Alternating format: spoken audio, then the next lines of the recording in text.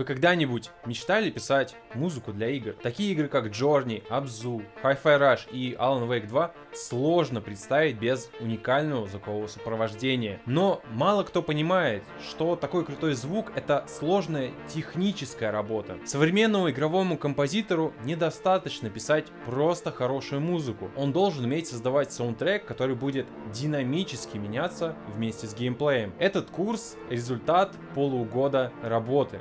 Это видео даст вам технические знания и навыки, которые являются критичными для работы со звуком в играх. Курс поделен на две части: теоретическая и практическая. Проект, который я буду показывать, это игра, над которой я сейчас работаю. Называется она Омут. На проекте я аудиодиректор и композитор. Поскольку курс бесплатный, то самой лучшей поддержкой будет добавление игры в виш-лист в Steam. Ссылка находится в описании и в закрепе. Обратите внимание, что сейчас у игры старое название Alder Choked, так что не удивляйтесь. Так, мы прошлись по проекту Вайза, хотя, наверное, эту часть я потом поставлю в хронологии, потому что, наверное, будет интереснее сначала посмотреть, как оно работает в проекте. Собственно, как я уже сказал, написать там классные треки в играх недостаточно, да, нужно, чтобы они постоянно динамически как-то поддерживали геймплей. И давайте посмотрим на одну сцену, которая, собственно, и подстраивается под прохождение, да. У нас есть вот такая сцена, в ней мы находимся в условном сне, и у нас этих снов 3. По мере того, как мы проходим эти сны, у нас музыка постоянно наращивается. То есть нагнетение у нас постоянно увеличивается. И у меня полетел, походу, ноутбук. Сейчас будет шумно. Надеюсь, это не слишком сильно будет отвлекать. Так, давайте посмотрим, собственно, как это все работает.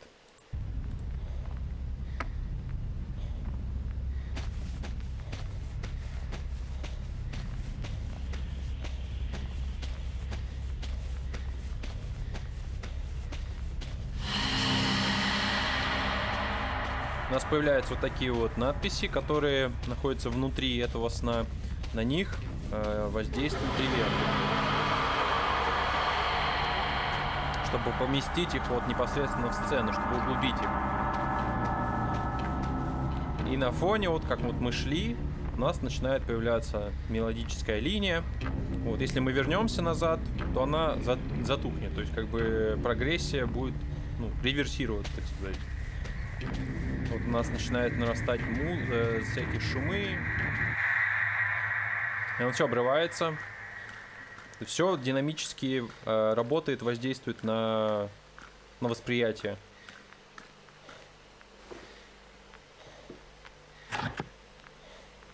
Так, давайте мы пропустим диалог.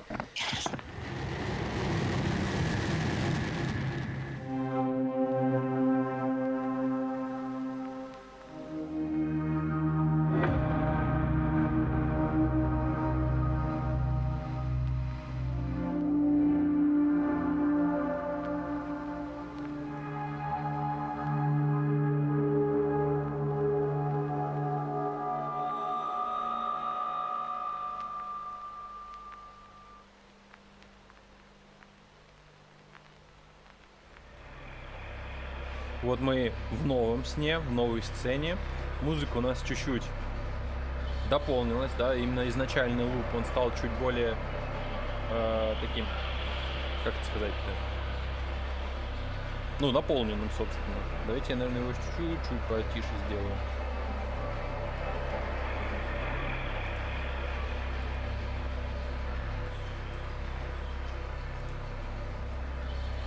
Хотя, наверное, можно было в OBS сделать. А, нет, я же тогда... Он мне тогда будет бить по ушам. Собственно, здесь такая же схема. Мы идем, прогрессируем по сцене. У нас музыка будет сейчас постепенно нарастать. Потому что вот у нас она такая плывучая, она отражает то, что происходит на заднем плане. Давайте же дальше пойдем.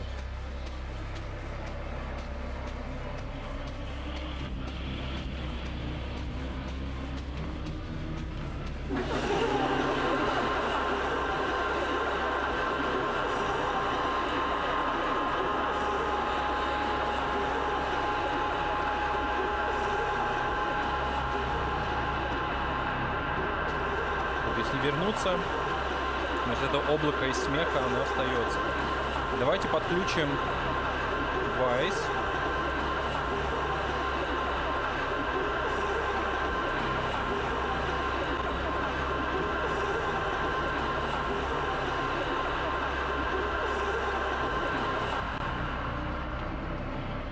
И посмотрим, что у нас здесь есть.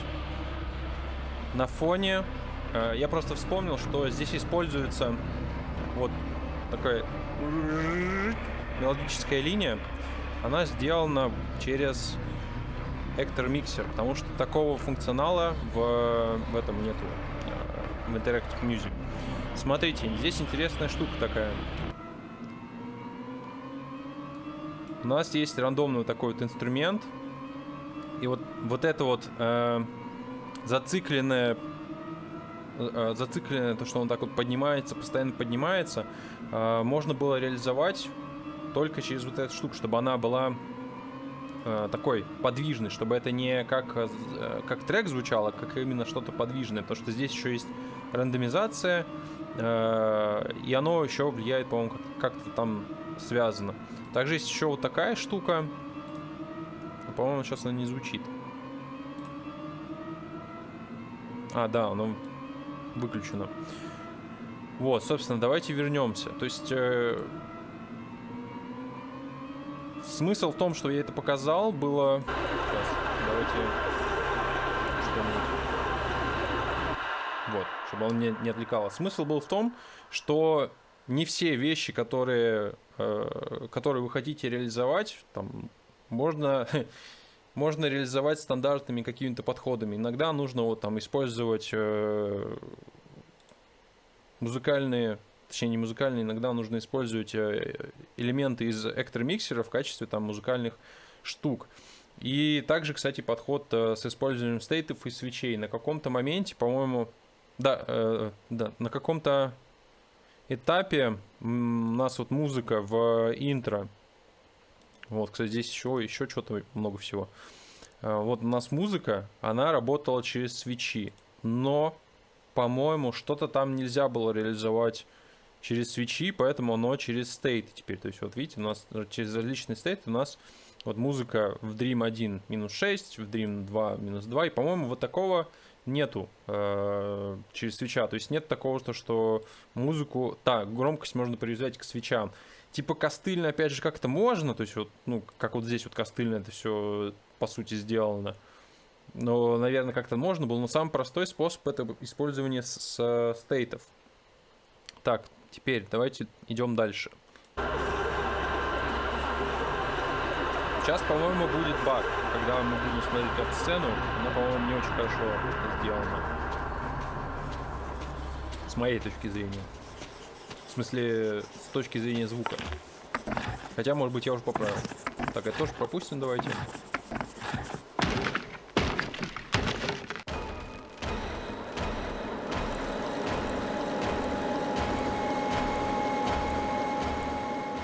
Да, там баги пошли. Ну и, собственно, опять у нас все еще больше наращивается музыка, и я начинаю кричать. Поэтому... Давайте я остановлю. Здесь у нас тоже опять все нарастает. Давайте посмотрим, как это все в итоге разрешается.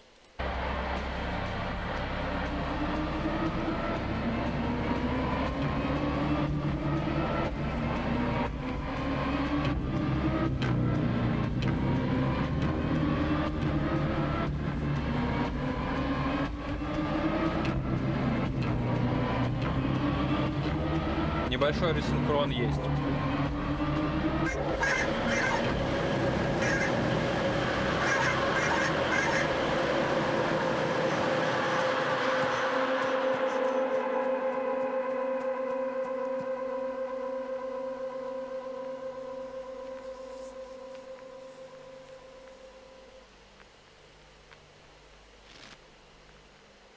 У нас подгружается вторая сцена.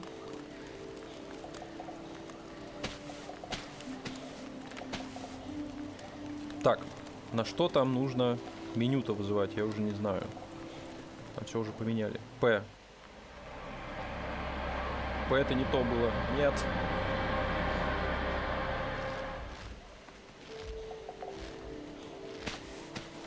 Так. Может на Z?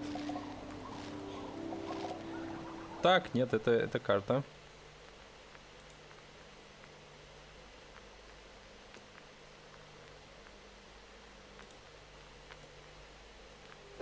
Во, точно, вот он. Ну а как теперь вернуться на обратно? Давайте тогда выйдем из сцены. Загрузим Forest. Так, сколько? 10 минут? Отлично. Еще времени есть, пока не остановится запись. Так, собственно, вот у нас есть, прислушайтесь, у нас есть звуки различные, да? И я вот рассказывал, при заходе в меню у нас все замедляется. Вот как это выглядит.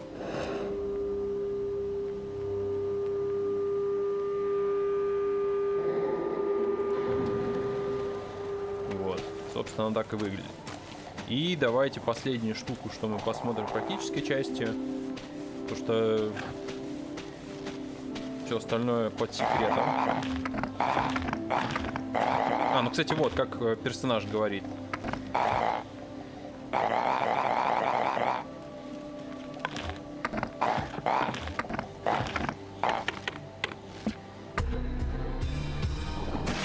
Вот примерно такие стрингеры я говорил, или буду говорить. Я просто не знаю, скорее всего, вот эту часть, она будет первее, чем, как я показываю, структуру проекта. Вот такие стингеры, они приглушают на заднем плане музыку. Вот у нас звучит, она приглушает. Не знаю, сейчас слышно было или нет, возможно, там не настроено, но оно будет в любом случае потом приглушать.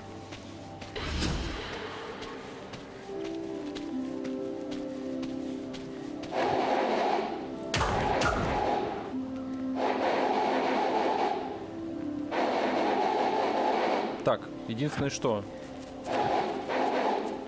я же, надеюсь, не бессмертен. Player Invisible, вот, давайте.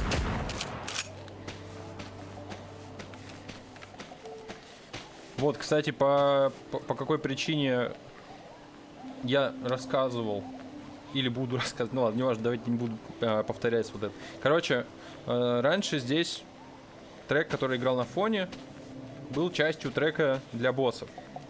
То есть мы сейчас вот ударим босса, и у нас заиграет музыка. Но нельзя было сделать, чтобы при заходе вот сюда у нас музыка заглушалась. Там были проблемы, поэтому пришлось разделить на два разных трека. Вот у нас отдельная музыка локации и отдельно музыка для босса. Вот. Соответственно, сейчас мы ударим босса, и заиграет музыка босса.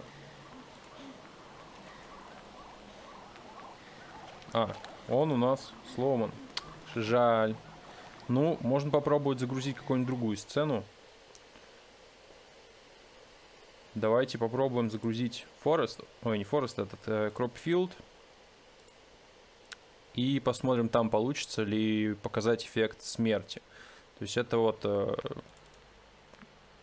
Почему я это показываю? Это не просто вот какие-то звуки, да, это звук влияет на... Геймплей влияет на звук. Что очень важно в играх.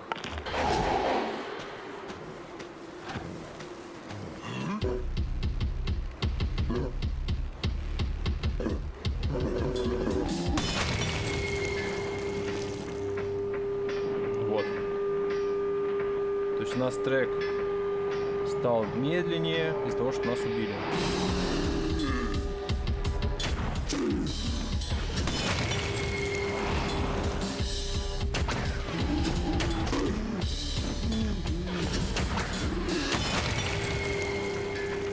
Собственно, это все, что я на самом деле хотел показать. Давайте я выключу. Суть вот этой практической части, которую я показывал проект, это именно, не знаю, каким-то образом постараться вдохновить вас относиться к звуку в игре как к подвижной части, которая влияет на то, как мы воспринимаем геймплей, да, то есть в первом случае со снами, да, у нас музыка постоянно, она прогрессирует, она постоянно наращивается. Там, на самом деле, это не один трек, это там несколько треков, там добавляются постоянно новые инструменты. Они взаимодействуют, там используется сайдчейн, кстати говоря, если вы там не слышали, то есть там у нас удары были, они как будто, знаете, вот пульсируют, делали пульсацию, такое сердцебиение, как будто у нас, не знаю, что-то такое у меня в голове было, что у нас вот как будто сердцебиение, оно пульсирует, у нас музыка вот так вот живая. Это раз. Вот. Второе, это вот использование различных манипуляций с аудиосигналом, чтобы там достичь вот замедления какого-нибудь, да, то есть мы умерли, у нас это не просто экран смерти, да, у нас оно становится, ну, мы отделяем через звук одну часть геймплея от другой, да, мы умерли, у нас все, у нас совершенно другая картина. Есть еще у нас другие сцены, которые я не буду показывать, которые тоже влияют на звук, да, мы заходим в них, музыка там меняется, музыка она постоянно живая, потому что, как вы видели, у нас мир живой, он постоянно на заднем плане что-то происходит, и именно это нужно, как мне кажется, воссоздавать через звук, чтобы звук постоянно тоже был живым, чтобы это все работало в совокупе. Собственно, это практическая часть. Здесь у меня нету сценария, поэтому может быть немного не связанное буду говорить. Вот, это особенность моей речи, что она немного не связанная. Вот. Зачем нужна практическая часть? Я покажу, как все то, что есть в теоретической части, точнее не все, что-то из того, что есть в теоретической части, можно применить на практике, потому что все применить не получится, потому что нет задач такой, нет таких задач иногда. У нас, допустим, нету динамических диалогов, да, в игре, поэтому я не могу показать, как оно работает. Вот, и имеет смысл это показывать, когда оно настроено, ну, как бы нормально и корректно, я считаю. Поэтому теоретическая часть, там я рассказываю по максимуму понятно, что каждый элемент из себя представляет. По возможности я постарался объяснить, как его настроить, но именно в проекте у меня не все из того, что я показал, есть. Вот. Но это не отменяет того факта, что, по идее, там все понятно в теоретической части. То есть все старался максимально доходчиво объяснить. Давайте, собственно, что у нас здесь за проект? Это игровой проект, над которым я работаю. Он называется Омут. У него старое название Alderchalk. Оно пока так и осталось. И в Steam оно тоже пока такое. И давайте посмотрим, как, собственно, он устроен. Первое, перед созданием проекта нам нужно, точнее после создания проекта, вот он у нас свеженький, нам нужно зайти в Project Settings и настроить некоторые вещи. На самом деле нам нужно настроить только одну, саундбанки, да, это делается до того, как вы начинаете работать с проектом. Здесь вам нужна будет, скорее всего, помощь либо программиста, либо геймдизайнера, да, то есть настройка этой вкладки важна в том плане, что где именно будут сохраняться банки. Есть два способа. Это сохранение в проекте Вайза, точнее даже три. Сохранение в проекте Вайза, сохранение в проекте Unity либо Unreal. И, собственно, это все нужно определить заранее, да, то есть чтобы у вас все четкая структура, она с самого начала была. Из того, что я бы вам посоветовал обратить внимание в самом начале еще, это include in metadata, да, то есть какую метадату вы будете посылать в саундбанки. Особенно max attenuation и estimate duration. Эти два параметра. Первый, он передает сферы аттенюации в проект, то есть если выключить, то вы сферы не будете видеть. И estimate duration, он будет показывать длительность аудиофайла, когда вы наводите где-нибудь. Я пока не встречал где. По-моему, в таймлайне, в анимационном таймлайне, в Unreal он будет показывать, в Unity, возможно, тоже будет показывать. Ну, короче, вот на это нужно обратить внимание, если вы хотите, чтобы там была длительность указана. Вот. Все остальные вкладки я здесь ничего не менял. Пока не вижу смысла в этом. Вот. Наверное, ну да, здесь по сути ничего нет. Мы только поменяли root output path и, по-моему, soundbank path. Вот. Теперь закрываем. Дальше переходим. Собственно, мы пройдемся по нашему проекту. Наверное, в иерархической структуре, правильно сказать. Потому что сначала, давайте рассмотрим, какие у нас есть аудиодевайсы. У нас пока один аудиодевайс и, скорее всего, останется один. На нем включено 3D аудио, для того, чтобы звук у нас по возможности использовал 3D аудио, да, то есть в документации написано, что включение 3D аудио не обязательно означает, что оно будет работать на конечном устройстве, потому что его нужно, чтобы устройство конечно, поддерживало 3D аудио. Вот. Здесь, по сути, ничего особенного нету. Эту вкладку эффекты я пока не настраивал, потому что это в самом конце, это мастеринг. Вот. Здесь можно настроить, собственно, мастеринг suite. Но, по-моему, она платная. То есть, по-моему, да. Ну, вот так, мастеринг suite, то есть здесь все настраиваете под какой-то проект, под какое-то устройство. Я это удалю, потому что мне пока не надо. Дальше двигаемся в мастер-миксер. Каждый что?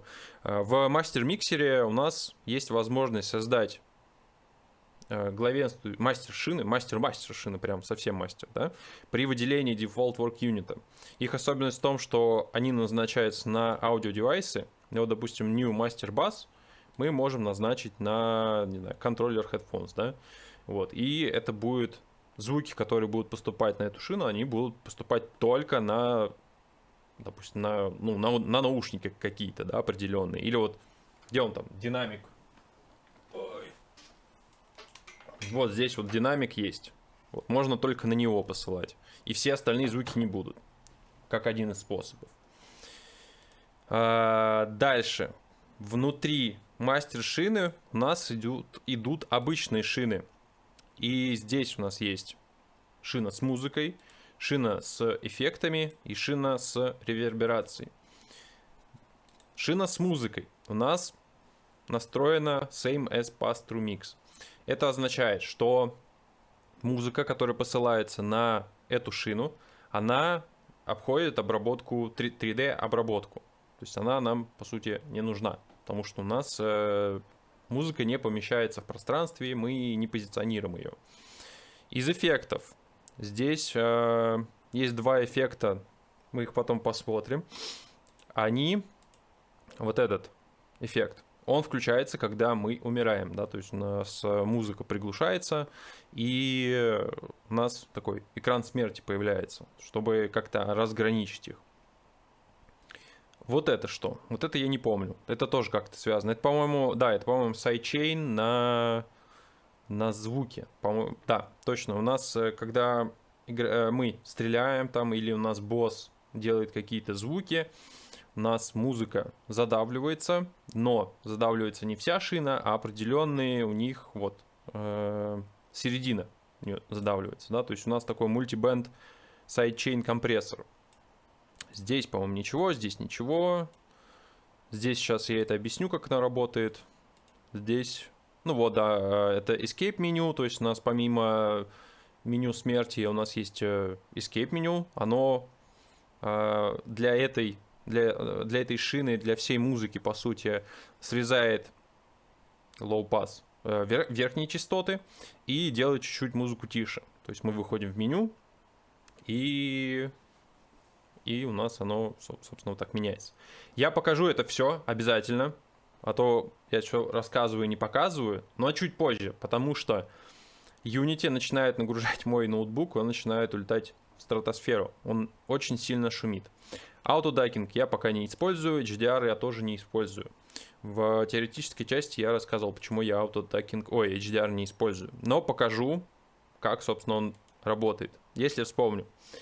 Вот, потому что очень много вещей в Wise, которые когда-то даже вот мог настроить, ты все разобрался, но потом через какое-то время ты просто забыл, как оно работает. Поэтому у меня здесь есть notes, записки, как это все работает и для чего это нужно. Собственно, давайте перейдем дальше. У нас внутри каждой шины с музыкой есть подшины. Это название сцен. То есть для каждой сцены у нас есть отдельная шина, и на нее посылается музыка. У них у всех стоит same as parent bus configuration, то есть он наследует вот этот same as pass true mix. Если какой-то трек я захочу специализировать, позиционировать, называйте как хотите, наверное, есть какая-то более правильная, но мы вообще все равно, как она правильно называется. Короче, если захотим позицию поставить для какого-то трека, повесить на какой-то эмиттер, да, можем, не знаю, поставить не pass-through mix, а main mix или audio objects, да, то есть нам нужно не pass-through использовать, потому что pass-through, как я уже сказал, он обходит обработку. Дальше здесь, по-моему, на шинах ни RTPC ничего нету, и эффектов тоже нету, да. Но внутри, кстати, тоже, вот я делю некоторые, ну, еще больше. То есть не знаю пока, зачем я это сделал, точнее не помню. Вот, но для чего-то оно нужно было. Давайте перейдем дальше. У нас есть вкладка, точнее шина SFX, и у нее уже другая конфигурация, Audio Objects. То есть сюда у нас все звуки, которые поступают, они могут выступать в виде аудиообъектов. Точнее, не могут, они выступают в виде аудиообъектов. И эффекты, по-моему, здесь тоже ничего нету. Но здесь вот есть синенькая такая штука. Это специальная шина, сайдчейн шина. Звуки, которые посылаются на эту шину, впоследствии приглушают музыку. Собственно, для этого у нас реализована такая штука. Мы должны вот сюда повесить на эту шину метр. Метр это, ну, собственно, это шкала громкости, да. Потом Вайс берет эту шкалу громкости и выводит ее в параметр игровой, то есть в числа. То есть он показывает, что вот у нас есть минус 48 число, ну, когда у нас звучит все, у нас минус 48, там, минус 12 и так далее. У нас громкость в виде параметра. Вот. Вот так вот он называется. Global Music Sidechain. Затем этот параметр используется вот здесь, на Bass Music. Вот он. И при помощи него мы делаем bass, вот этот вот volume, то есть громкость шины музыки уже, мы делаем тише вот на такое количество, да, то есть если у нас громкость звука на вот этой шине, так, стоп, вот на куда он делся? Вот на этой шине, если громкость звука у нас минус 48, то звук у нас там на сколько? На минус 0.5 или сколько там, ну, короче, на такое количество. Если громкость на шине со звуками достигает до 0, то звук уже вот настолько задавливается. Также здесь есть вот для некоторых этих стингеров внутри диалогов. У нас есть в диалогах мы можем включать такие подсвечивания, каких-то музыкальное подсвечивание фраз, вот, и когда они звучат, музыка полностью задавливается, потому что у нас в какой-то момент вот эти стингеры, они могут быть вообще совершенно другой тональности, чем трек, который играет на фоне, и, соответственно, будет не очень хорошо, когда они взаимодействуют, будет очень так коряво звучать. И здесь, кстати, зачем-то, я не помню зачем, но для чего-то нужна была такая функция, чтобы у нас bass volume, вот этот вот, он был представлен в виде отдельного RTPC, в виде отдельного геймсинка. Зачем-то нужно будет. Вот, я даже здесь пишу, не помню, зачем вывел громкость в отдельный RTPC. Вот, но для чего-то оно нужно было. Собственно, дальше здесь, наверное, больше ничего нету интересного. Вот, кстати, они диалог Stingers. но почему-то здесь... А, не, вот метр. То есть здесь тоже звуки, когда появляются, вот они выводят громкость в отдельный гейм-параметр, и оно задавливается вот здесь музыку. Вот. В остальном здесь, в принципе, ничего особенного нету, да, то есть все вот эти шины, они в виде аудиообъектов выступают. У нас даже вот UI World есть отдельные UI элементы, звуки, которые помещаются непосредственно в игровую среду, вот, и они как будто внутри этой среды находятся. Так, сколько там уже запись? 14 минут, нормально. Просто у меня лимит на камере на 30 минут, вот. Не знаю, может быть, какие-то проблемы будут с этим. Так, но вы заметили, скорее всего, что у нас есть бас SFX, и внутри него есть фильтр и unfiltered.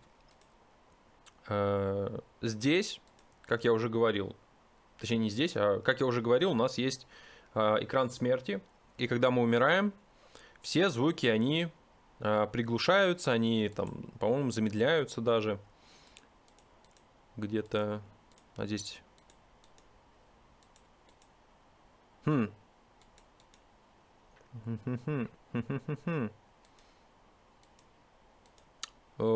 Так, нет, наверное, оно как-то странно работает. Что-то я не помню как. Может быть, он здесь... он через стейты, точно, вот. То есть здесь, когда никогда смерти, когда мы в escape меню. Да, вот, смотрите.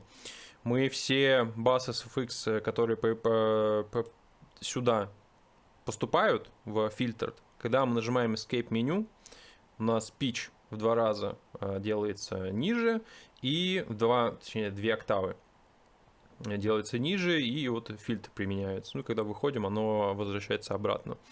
Вот, и поскольку у нас есть отдельный шум там, который на фоне всегда играет, и элементы UI, которые не внутри мира находятся, да, то есть, соответственно, к ним не должны применяться такие эти эффекты, они вот помещены в отдельную шину. Вот, ну и, собственно, у нас здесь есть отдельная шина, в которой хранятся все реверы. Все эти реверы — это, по сути, send, return обработка, как в любой DAW. То есть мы на эти шины посылаем сигнал, и на каждой шине у нас есть ревербератор с выкрученным на максимум, точнее, на минимум драй сигнала сухого, то есть на необработанного, чтобы он не дублировался. И все остальное — это обработанный сигнал. Вот здесь, наверное, по сути-то и ничего больше нету в Master Mixer Hierarchy. Опять же, повторюсь, все это я покажу, как оно работает, чтобы просто сейчас не шумело. Давайте перейдем в Actor Mixer. У нас здесь есть тоже мастер шина, которая это Actor Mixer, вот этот вот Actor Mixer объект. Вот, это нужно для того, чтобы была максимальная сегментация всех вообще элементов. То есть мы можем какой-то глобальный эффект повесить вот сюда, да, но не хотим его сюда вешать, да, то есть, ну, какие-то штуки мы можем делать только в Actor Mixer Hierarchy, и поэтому здесь есть мастер шина, на которой я все и посылаю. Например, вот, да, например, мы можем здесь в Advanced Settings Virtual Voice настроить, а здесь мы не можем уже, да, то есть если выберем здесь, даже вот объекты, у нас вот ограниченное количество настроек в Advanced Settings. Если мы выберем Actor Mixer, то у нас здесь появляется Virtual Voice. И пока что здесь не настроено, но вот я могу какие-то глобальные лимиты поставить, какие-то глобальные настройки здесь, и оно будет распространяться на все объекты, которые находятся вот внизу. Пока мы на этих объектах внизу не перепишем, так, все нормально, пока мы не перепишем их настройки. Так, ну это у нас здесь ничего интересного нету, это просто животные, короче, ну, объект на сцене. Боссы. Здесь, наверное, тоже ничего нету. Давайте посмотрим. Ничего интересного. Да, здесь вот у нас на боссе у них есть в position у них настроено вот так вот. Speaker Panic у нас стилинг, position, и на них на всех у нас изначально поставлена атенюация Boss Bass, да, то, чтобы они все звучали одинаково. Если оно звучит не очень в игре, то можно уже будет для какого-то конкретного босса перенастроить, потому что то, как камера близко или далеко от босса, у нас иногда бывает разные, поэтому нам нужна разная тюнюация. Вот. Почему я показываю position, а другие настройки не показываю, потому что, ну, по сути, на объектах в Actor Mixer Hierarchy самое главное это, наверное, position и advanced settings, потому что general settings, ну что здесь? Здесь громкости, посыл на шину, что тут скажешь? Ну, наверное, еще может быть вот этот параметр, да, то есть, как я уже сказал, вот у нас есть шины с реверберацией, мы можем двумя способами послать на эту шину звук через внутриигровые комнаты, да, то есть мы в них вступаем и звук применяется к звуку, либо перманентно, да, то есть мы здесь вот выбираем шину, и звук, вне зависимости от того, в какой среде находится, он на него всегда будет посылаться, он всегда будет посылаться вот на эту шину, и всегда на нем будет реверб. Вот. Поэтому здесь, по сути, ничего больше нету. Conversion Settings, эффекты, ну, эффекты пока тоже ничего не делал. Вот. С Playback Speed. Playback Speed. Я не помню, зачем нужно. Ну это, наверное, тоже, скорее всего, когда мы умираем, у нас звуки делаются ниже по питчу. Вот. Как-то тут, наверное, ну-ка, из самых последних. Ну, наверное, да. Давайте тогда пройдемся по различным контейнерам, которые у нас есть в Actor Mixer, да, то есть чтобы посмотреть, как они устроены. После вот Actor Mixer у нас идет Random контейнер. Они, по сути, всегда одинаково, наверное, настроены. Вот у нас основные настройки Random контейнера находятся вот здесь, да, то есть PlayType и PlayMode. PlayType — это то, как именно будут рандомизироваться звуки и будут ли рандомизироваться. Можем поставить sequence здесь и в этой части выставить плейлист точнее. Вот.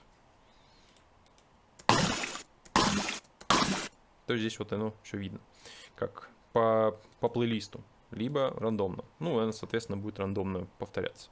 Здесь, наверное, тоже ничего такого интересного нету.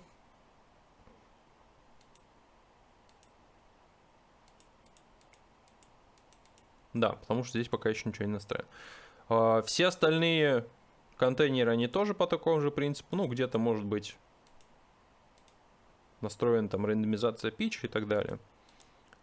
То есть какие-то такие базовые вещи, которые не как-то именно конкретно Wise не относятся. Так, сколько там? 22 минуты. Поэтому двигаемся дальше. После рандомного контейнера, собственно, у нас был sequence контейнер. Давайте посмотрим, как у нас свитчи работают. Вот следующий switch контейнер. Для его работы нам нужен switch. Это GameSync, который позволяет изменять звук в зависимости от того, какое положение свитча. Ну, самое простое, ну вот вообще самое простое. Switch — это вот банальный включить-выключить там свет, да. Два положения: включить и выключить. Также и здесь. Только по большей части такие свитчи используются там для персонажа. Вот, допустим, так, нет, не здесь, movement. Вот у нас есть player footsteps, и у него целых где?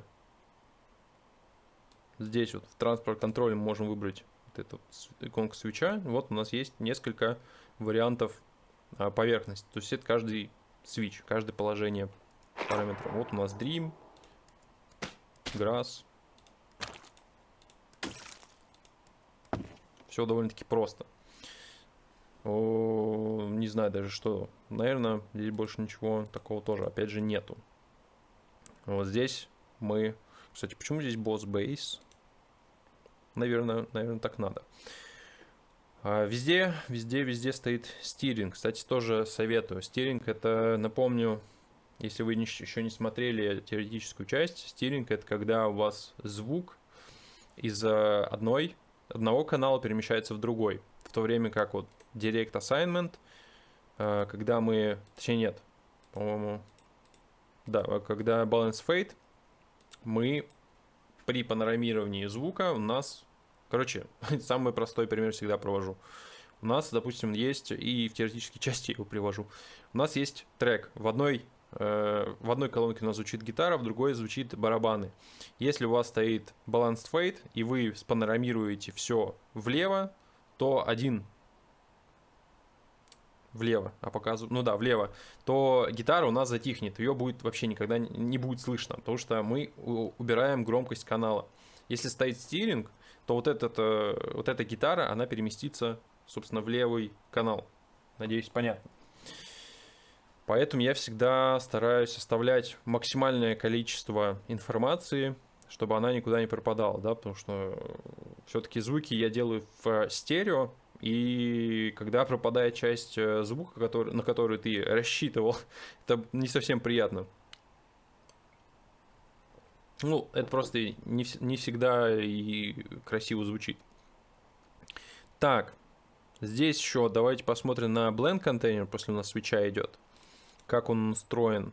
У нас есть NPC, у нас есть Пушновский, и у него есть речь. Но речь у него по-необычному сделана. У Пушновского есть параметр. Наверное. Или пока еще нету. Вот, да. Нет, но это другой параметр. Нет, все правильно, все правильно. У нас есть вот персонаж. Каждое нажатие на ивент, точнее на аудиообъект, проигрывает один звук, потому что у нас на каждую букву он будет говорить по одному звуку. И мы можем ему, кстати, менять то, с какой экспрессивностью он говорит. Вот. Пока это не используется, но я хочу это потом сделать. Вот. Можно еще, кстати, это сделать при помощи LFO, чтобы она рандомно менялась. Вот. Ну, собственно, задумка есть, надо будет ее потом реализовать. Это один из способов, да. Второй способ — это, собственно, как я уже много раз, наверное, говорил, это использование различных шумов ветра, да, то есть у нас здесь вот спокойный шум ветра, здесь средний шум и здесь сильный шум. Вот, то есть один из способов, как использовать blend контейнеры.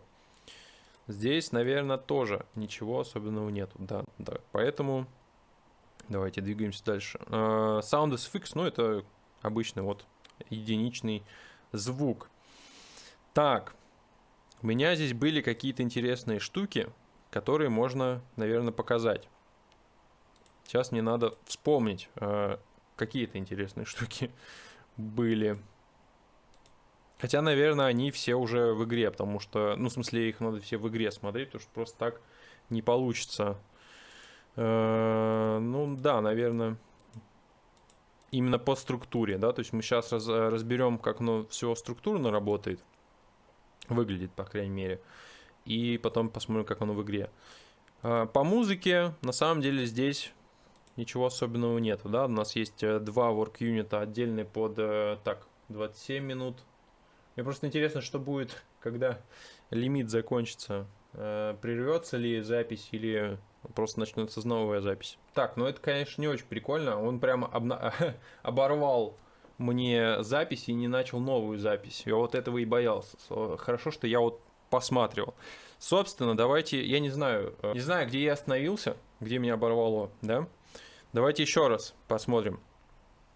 Собственно, у нас есть персонаж, босс, с которым мы бьемся, да?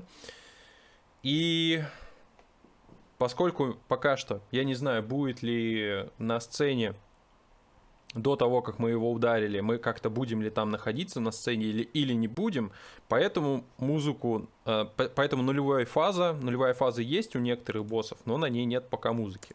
Вот, мы включаем, нет музыки, да, нажимаем там фаза 1, это когда битва начинается, и музыка начинает звучать.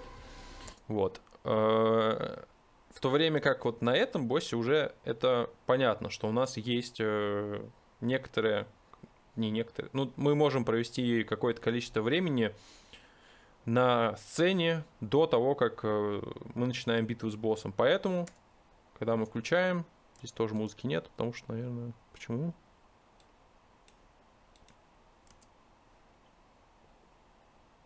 Это прикольно.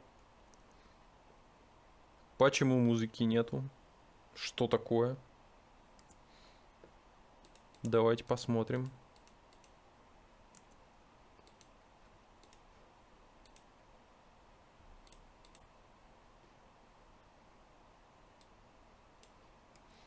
Так, здесь вот у нас есть классная штука Reset All. Оно возвращает все в дефолтное состояние, которое мы назначаем. Потому что здесь, скорее всего, ну-ка. Я надеюсь, вы не оглохли. Так.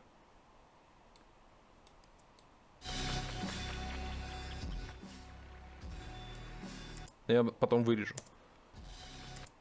Я знаю. Скорее всего, я разделил. Да, я, скорее всего, разделил. Вот у нас Forest. Да, у нас есть отдельно. Но до этого, короче, была такая тема. Мы ходили по лесу, то есть вот по Форесту, да, по сцене Forest. И там звучал трек. Он звучал такой, ну, эмбиентовый, вот такой вот.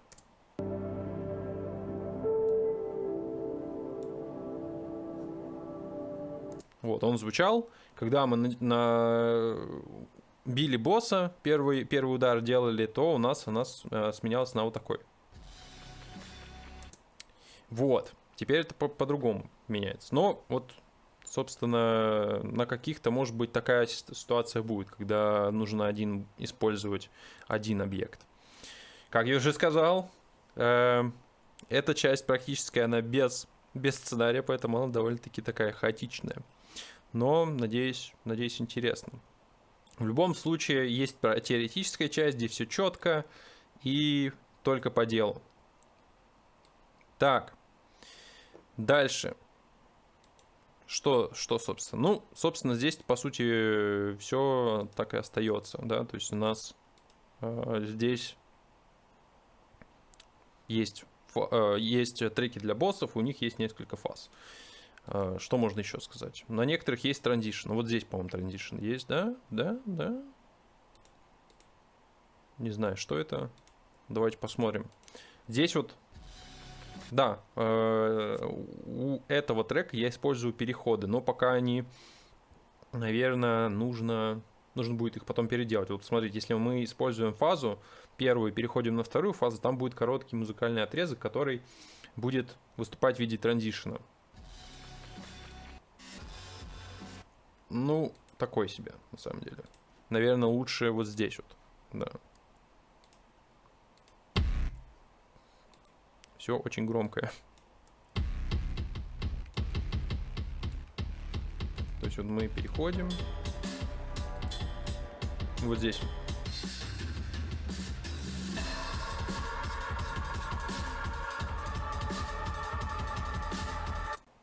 Собственно, тут используется небольшой транзишн. Давайте посмотрим, как это происходит. Вот у нас переход от фазы 3. Что? Ну да, это типа если ты обратно умираешь. То есть если ты на третьей фазе переходишь в первую фазу. Почему здесь два? Давайте опустим этот момент. Это из второй фазы в первую фазу ты переходишь битвы. Вот, и, собственно, используется транзишн. И наоборот, из второй в третью у нас тоже используется транзишн. Как мы, собственно, давайте мы послушаем еще раз. Вот у нас.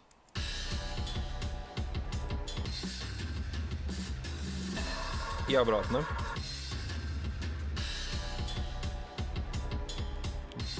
Ну, собственно, мы дальше двигаемся.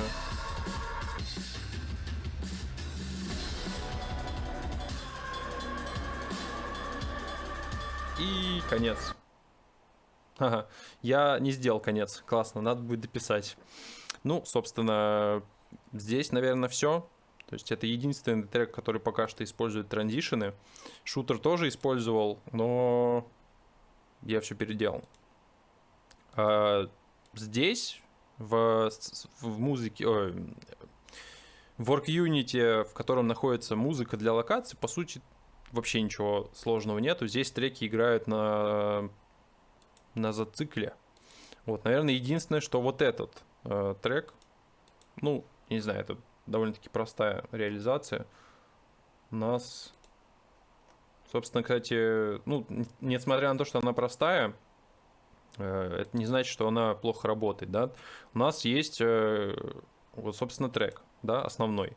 У нас есть основной трек, у нас есть раз, два, три, 4 подтрека. На каждом есть 2 вариации и вариация типа тишины. И здесь тоже 2 вариации, вариация тишины. Ой, здесь. Соответственно, что происходит? У нас каждый трек при проигрывании может, ну, как бы одна из вариаций проиграться. Таким образом, несмотря на то, что луп длится 32 такта, за счет того, что каждый раз у нас при цикле у нас может быть 3 возможных фразы, то есть одна фраза, вторая фраза и отсутствие фразы, у нас вот этот вот зацикленный отрезок, он более живой. То есть это намного интереснее, чем у вас вот эти вот 32 такта. Сколько это вот по времени? Ну-ка, секунды, да? Это минута. Несмотря на то, что минута музыки это довольно-таки большой отрезок, он все равно может через какое-то время надоесть. Вот, то есть вы слышите этот цикл, он зацикливается. Вот, и, ну, как бы, мне такое не очень нравится, поэтому я решил сделать небольшую рандомизацию инструментов. Так, здесь, по-моему, все, да, здесь больше ничего интересного нету. Давайте перейдем, ну, во вкладке ивенты, наверное, такого интересного ничего нет, наверное, разве что вот Automation, есть отдельные ивенты под автоматизацию различных параметров. То есть, поскольку у нас есть 2 способа изменять звуки, точнее, параметры в игре. Это либо через гейм-параметры, и их нужно привязывать, их нужно как-то там отслеживать, чтобы они работали, и вот это вот все. Либо мы можем большое количество вещей запихнуть вот просто в один ивент, да, то есть если у нас на старте сцены нам нужно сделать там определенную громкость у шины, то это проще, наверное, сделать здесь, чем через код или еще как-то. Поэтому, собственно, здесь оно и есть. Вот, ну, допустим, set music volume down, то есть мы полностью ее убираем. Или вот volume up, то есть как бы это все через ивент проще иногда сделать. В остальном, ну, кстати, вот еще, хотя нет, здесь ничего особенного нету. Да. Дальше, наверное, здесь все. Саундбанки, ну, саундбанки здесь под каждую сцену свой саундбанк, ничего особенного нет. Геймсинки, давайте посмотрим, у нас есть, на самом деле, здесь интересные вещи. Ну, собственно, для того, чтобы у нас музыка работала динамическая, да, нам нужно геймсинки. У нас для каждого вот босса есть список свитчей.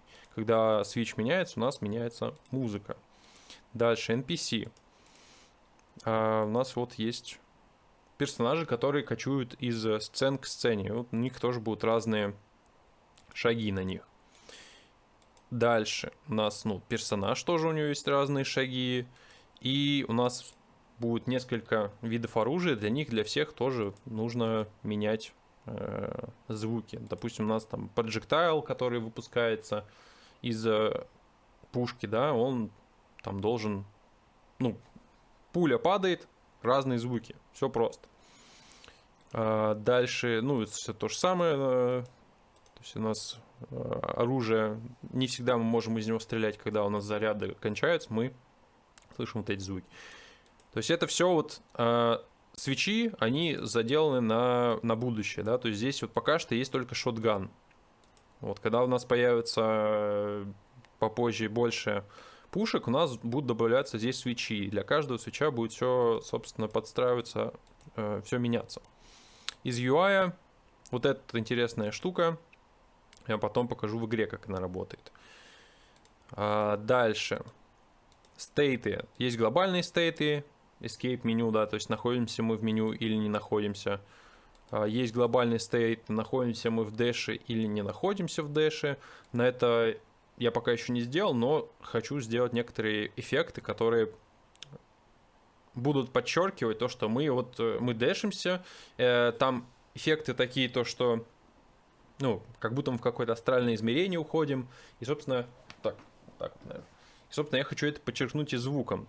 Для этого нужен, собственно, этот стейт. И у нас есть отдельный стейт на dead is not dead. Чтобы тоже это все... Ну, на это все завязано. У нас есть, как я уже говорил, экран смерти. Так, 12 минут, ну окей. Locations. Здесь сложно немного объяснить будет. Наверное, пропущу. Потому что у нас... Да, это надо, наверное, на примере показывать. Да и, в принципе, не знаю, стоит ли оно того или нет. И вот у нас по-интересному сейчас вот есть сцена со снами. Я ее покажу чуть попозже. Что у нас там есть 3 сна. И музыка, она постепенно наращивается после того, как мы вот переходим из одного сна в другой. Вот, это вот интересно выглядит, на мой взгляд. Ну, отдельные свечи под боссы, они пока не работают, потому что надо звуки доделать. И небольшая деталь.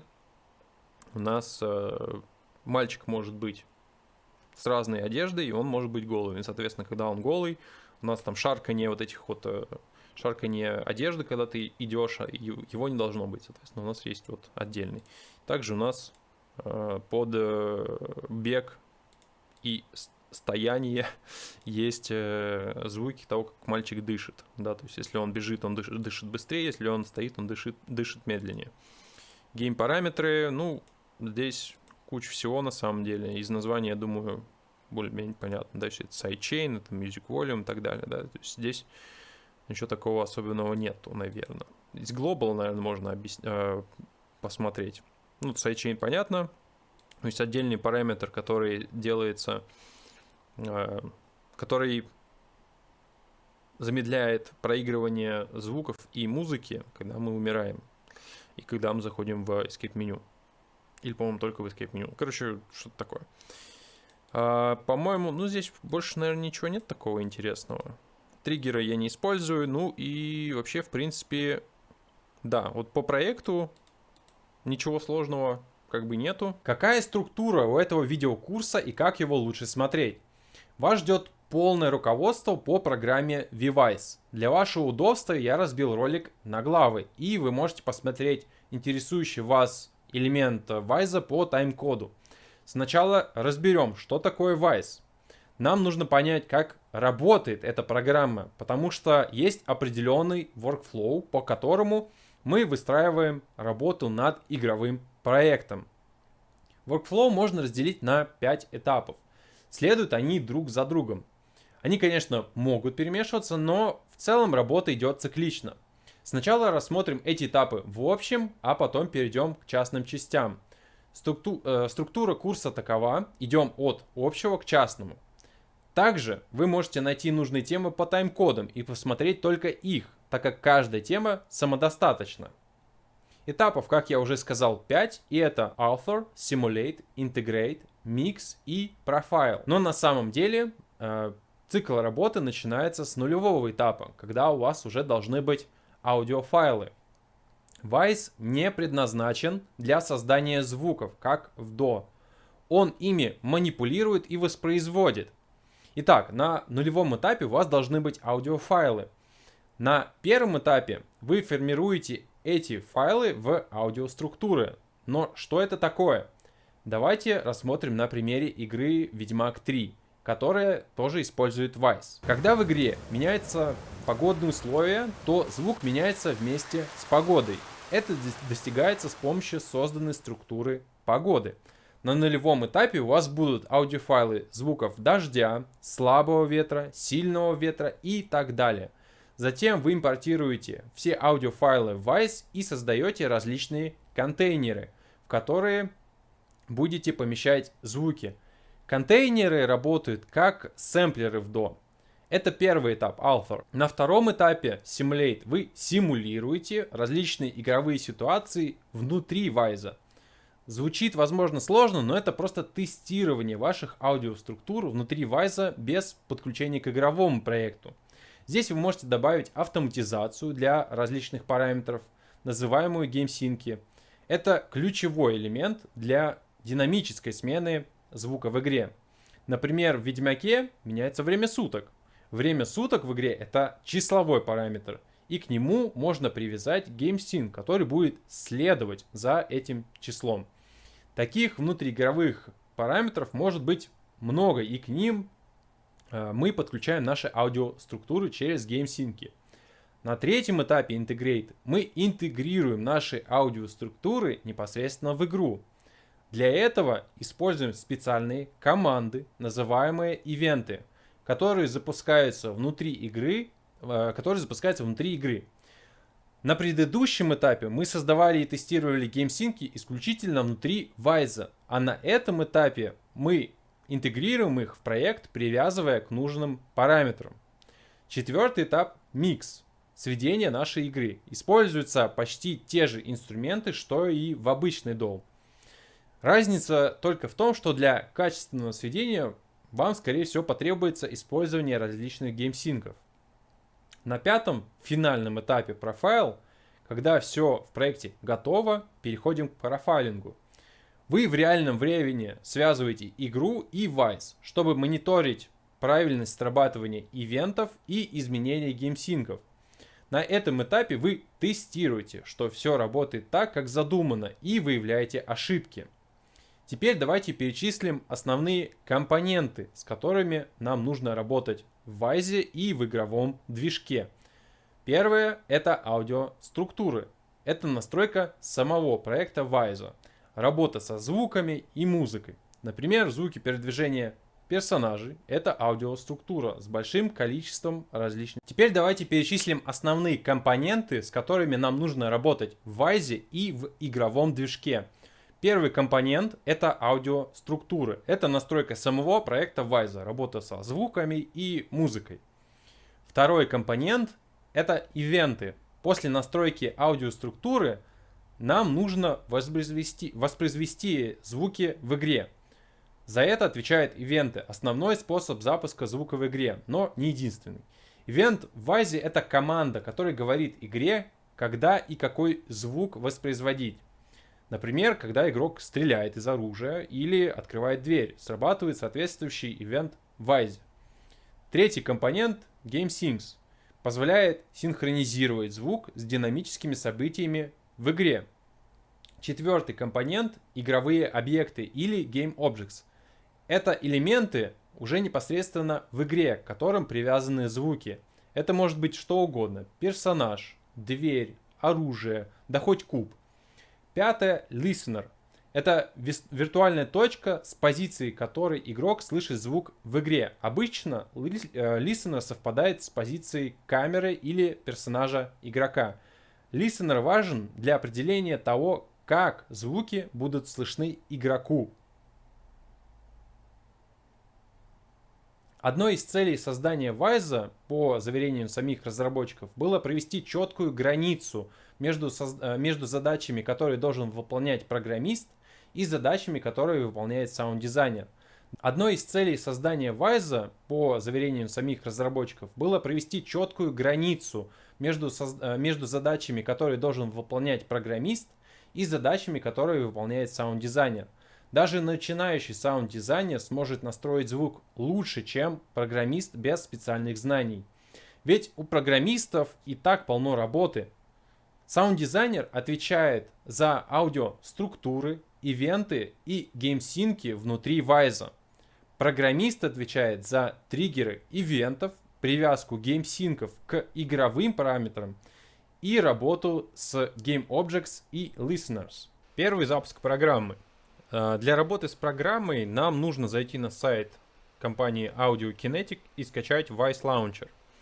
После скачивания в этой программе нам нужно нажать на вкладку Wwise и установить последнюю версию. Во избежание путаницы, во время изучения курса я буду использовать версию, и вам тоже советую именно ее использовать. Также при установке Wwise можно установить дополнительные плагины. На момент записи курса скачать без VPN не получится. При первом запуске вы увидите вот такое окно. Вам нужно создать новый проект. Я же в свою очередь буду использовать тот проект, над которым сейчас работаю. Далее Wwise попросит указать название вашего нового проекта, если вы открываете новый проект, точнее создаете, и указать путь, куда этот проект будет сохранен. Единственное, на что я обратил бы ваше внимание на данном этапе, это третья строчка Original Files. Этот пункт отвечает за то, куда будут сохранены аудиофайлы при импорте в проект. По умолчанию файлы будут сохраняться в папку Originals, находящуюся в папке с проектом Wwise. Однако, если вы хотите поменять это расположение, то вот на данном этапе это можно сделать. После создания проекта Wwise попросит указать лицензию для проекта. На данном этапе вам нужно нажать Close. Лицензии. Бесплатная версия Wwise имеет ряд ограничений, поэтому для работы над коммерческим проектом придется покупать лицензию. Поскольку этот курс про технические навыки, я не буду говорить про различные лицензии. Единственное, что для обучения вам хватит бесплатной версии. Интеграция Wwise в проект Unity и Unreal. Wwise — это внешний аудиодвижок, который заменяет внутренний движок в программах по разработке игр по типу Unity и Unreal Engine. Для корректной работы нам нужно связать аудиодвижок и игровой движок. При этой связке в движках появляются новые компоненты, которые нужны для работы самого Wwise. Как сделать, собственно, эту интеграцию? Wwise Launcher. Вы выбираете вкладку Unity или Unreal Engine, в зависимости от вашего проекта. Выбирайте ваш проект из списка. Если его нет, то вы можете указать путь к нему через кнопку Open Other. Далее появится окно с интеграцией. В нем все должно быть уже более-менее настроено и готово к интеграции. Единственное, что вам нужно убедиться, что выбраны все нужные платформы, на которые вы будете разрабатывать игру. Ниже в поле Wwise Project указать путь к проекту Wwise, то есть который вы только что, допустим, создали. И, соответственно, этот проект и будет интегрирован в проект Unreal либо Unity. Ниже в поле Unity Installation, допустим, нужно указать путь к редактору Unity. Не к проекту, а именно к редактору. После чего нажать на кнопку Integrate. Интеграция в Unreal Engine протекает по такому же принципу. Важно отметить, что часто на этом этапе, на этапе интеграции, выскакивают большое количество совершенно разных ошибок. И поскольку они могут возникнуть по совершенно разным причинам, а курс является изучением технических навыков, я не буду рассказывать, как решить эти проблемы, как решить эти ошибки в данном видео. Как решить вообще, в принципе, эти проблемы самим. Особенно если вы никогда не сталкивались с подобными вещами, да, потому что когда делаете музыку или, вообще, в принципе, работаете с аудио, не всегда, вообще никогда не возникает таких вещей. Первое, что нужно сделать, это скопировать код ошибки или текст ошибки. Обычно он будет выделен красным. Если кода ошибки не видно, можно зайти в лог. Там будет написано что-то типа лог файл и что-то такое. И в нем найти строчки с надписью fatal error или просто error. То есть мы ищем, что именно послужило причиной, а эту причину обычно Wwise указывает, что послужило причиной неудачной интеграции. Далее мы просто выделяем эту ошибку и просто вставляем в поисковик. Также можете вставить, не знаю, в чат GPT, он вам попробует объяснить, что случилось, что произошло на этапе интеграции, вот, и попытайтесь найти решение. Вот, обычно на самые распространенные ошибки в интернете уже есть ответ, как их решить. Основы интерфейса. Интерфейс Wise представляет собой набор из гибких окон. Каждое окно имеет определенное назначение и функцию. И большинство из этих окон контекстуальные. Это значит, что они становятся активными только когда вы выделяете объект, который связан с этим окном или редактором. Абсолютно все окна в проекте можно вызвать через меню Views. Рядом с вкладкой Views есть вкладка Layouts.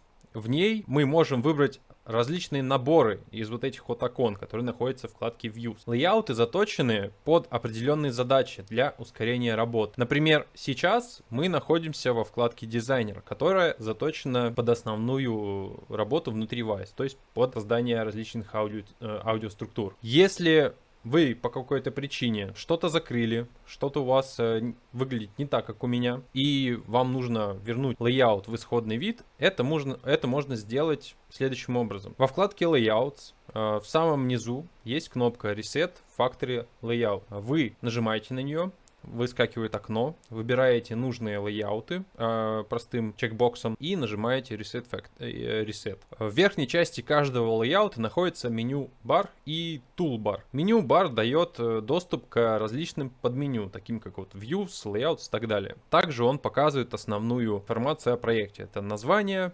проекта, который сейчас открыт, и версию Wise. Тулбар находится ниже. Первая кнопка в нем отвечает за выбор платформы. Некоторые игры, как вы, я думаю, догадываетесь, могут иметь разные настройки звука в зависимости от платформы. И даже там разные аудиофайлы. В них будут разные аудиофайлы. Самый простой пример. Представьте, что у вас есть игра, в которой есть обучение, в которой диктор говорит, там, нажмите пробел, чтобы прыгнуть. Такой кнопки на Xbox и на PlayStation нету. Соответственно, там будут свои аудиофайлы, которые будут говорить, там, нажмите на квадратик или нажмите на кнопку А или еще какую-то. Следующая кнопка, следующее меню, точнее, это меню выбора озвучки. То есть у нас точно такая же ситуация с озвучкой. У нас может быть их не только одна английская, у нас могут быть разные. И, соответственно, здесь мы меняем язык озвучки, над которым мы сейчас работаем. Когда мы меняем и платформу, и язык, у нас те изменения, которые мы в этих платформах и языках меняем, они могут быть уникальны только для этой платформы также. Дальше у нас идет измеритель громкости небольшой. Далее после него чуть правее идут кнопки соло и mute. Wise позволяет засолировать и заглушить отдельные как звуки, так и шины. Когда вы это сделаете, эти кнопки становятся активными. Первая кнопка убирает все ранее проставленные мьюты на объектах, а вторая кнопка убирает солирование объектов. Это полезно, так как объектов внутри проекта может быть большое количество, и этими кнопками мы можем все вернуть в исходное положение. Следующие элементы мы рассмотрим чуть позже на стадии профайлинга. Также на тулбаре есть индикатор логов. На нем отображается общее количество ворнингов, ошибок и других элементов из лога. Правее у нас идет строка поиска по проекту. Давайте сейчас рассмотрим меню-бар и первую вкладку Project. Первые 5 команд позволяют нам New создать новый проект, Open открыть проект на компьютере, то есть указав к нему путь. Open Recent открывает недавние проекты, список с недавними проектами, над которыми вы работали. Save сохраняет проект, Close закрывает проект. Я думаю, это в принципе все понятно. Следующие команды, которые находятся внизу, они относятся к настройкам проекта, который открыт в данный момент. Первая команда Load Unloaded Work Units. Команда загружает ранее выгруженные work юниты. Что это такое и вообще зачем оно нужно? Work unit — это условно архив внутри Wise. Мы можем разбить проект на множество work юнитов, например, отдельный для NPC, со звуками NPC, отдельный под звуки эмбиенса и так далее. Представьте, что у вас там большой проект, как Last of Us с 1000 аудиофайлов. Выгрузка work юнитов позволяет ускорить начальную загрузку проекта Wise. Если в данный момент вы работаете, допустим, только со звуками персонажа, то загрузка всего проекта вам попросту не нужна. Если посмотреть на любой проект, любой объект в Project Explorer, то он лежит в своем отдельном Work Unit, который так и называется Default Work Unit. Также особенность Work Unit, что они занимают реальное место на жестком диске или SSD. У вас есть возможность создать виртуальные папки, которые как раз таки не отображаются на файловой системе компьютера. Вот, а Work Unit соответственно отображаются и имеют реальный вес. Чтобы выгрузить, собственно, Work Unit, мы должны нажать на нем правой кнопкой мыши и нажать Unload Work Unit. И, соответственно, когда нам нужно загрузить их все обратно, то мы нажимаем Load Unloaded Work Units. Двигаемся дальше по меню Project. File Manager кнопка вызывает окно файлового менеджера. В нем нам интересно на самом деле только вкладка Source Files, на которой мы видим аудиофайлы, которые используются в проекте и которые не используются. Это очень полезно, когда вы переделываете какую-то фичу в игре по несколько раз, и у вас уже скопилось порядком ненужных файлов. При выделении объекта в этом окне нажимаем правой кнопкой мыши, выбираем нужное действие. Также тут можно организовать, в принципе, ваши файлы, раскидать их по папкам. Но папки нужно создавать самому непосредственно на диске, то есть через файловый менеджер не получится. Следующая команда Import Audio File. Команда открывает окно Audio File Importer, в котором мы можем, собственно, импортировать наши аудиофайлы. В этом окне у нас есть первое. Import Mode. Позволяет выбрать несколько вариантов того, как именно будут импортированы файлы. Create New Objects. При импорте файлы помещаются в новые аудиообъекты во вкладке Audio Project Explorer. Дальше у нас есть команда Replace Audio File. Позволяет заменить аудиофайлы в проекте. Допустим, у вас уже настроен какой-то аудиообъект, и вам нужно заменить только звуки в нем, аудиофайлы, чтобы сам аудиообъект заново не настраивать. Localize Languages позволяет импортировать аудиофайлы как вариант локализации. Чтобы была возможность импорта, такого импорта, в вашем проекте должно быть как минимум 2 языка локализации. При выборе первых 2 режимов мы можем выбрать, в какие объекты потом будут помещены новые аудиофайлы. То есть это в Import As. У нас есть два варианта: Sound SFX и Sound Voice. Sound SFX этот тип подойдет для всех аудиофайлов, которые не голос персонажа. А соответственно Sound Voice это голоса персонажей. Destination Language. При импорте озвучки можно выбрать язык, собственно, этой озвучки. Однако выбрать язык не получится, если импорт мод стоит на Create New Object, так как в этом режиме все голоса импортируются под основной язык озвучки, который вы выбрали. Выбрать язык можно только при выборе Replace Audio Files и Localize Languages. Audioфайл Destination, здесь указывается путь, куда будут сохранены импортируемые файлы. Object Destination. После импорта файлов, если будет создаваться новый аудиообъект, здесь можно указать, в какой Work Unit его поместить. Вы можете импортировать в проект как один файл, несколько файлов. Для этого надо нажать Add Files. То есть мы либо один, либо нет. Также мы можем целые папки, соответственно, импортировать, нажимая на Add Folders. Есть возможность загрузить одновременно 1000 файлов путем добавления таблиц, похожей на Excel, но не Excel. В этой таблице должны быть указаны все необходимые параметры аудиофайлов для корректного импорта.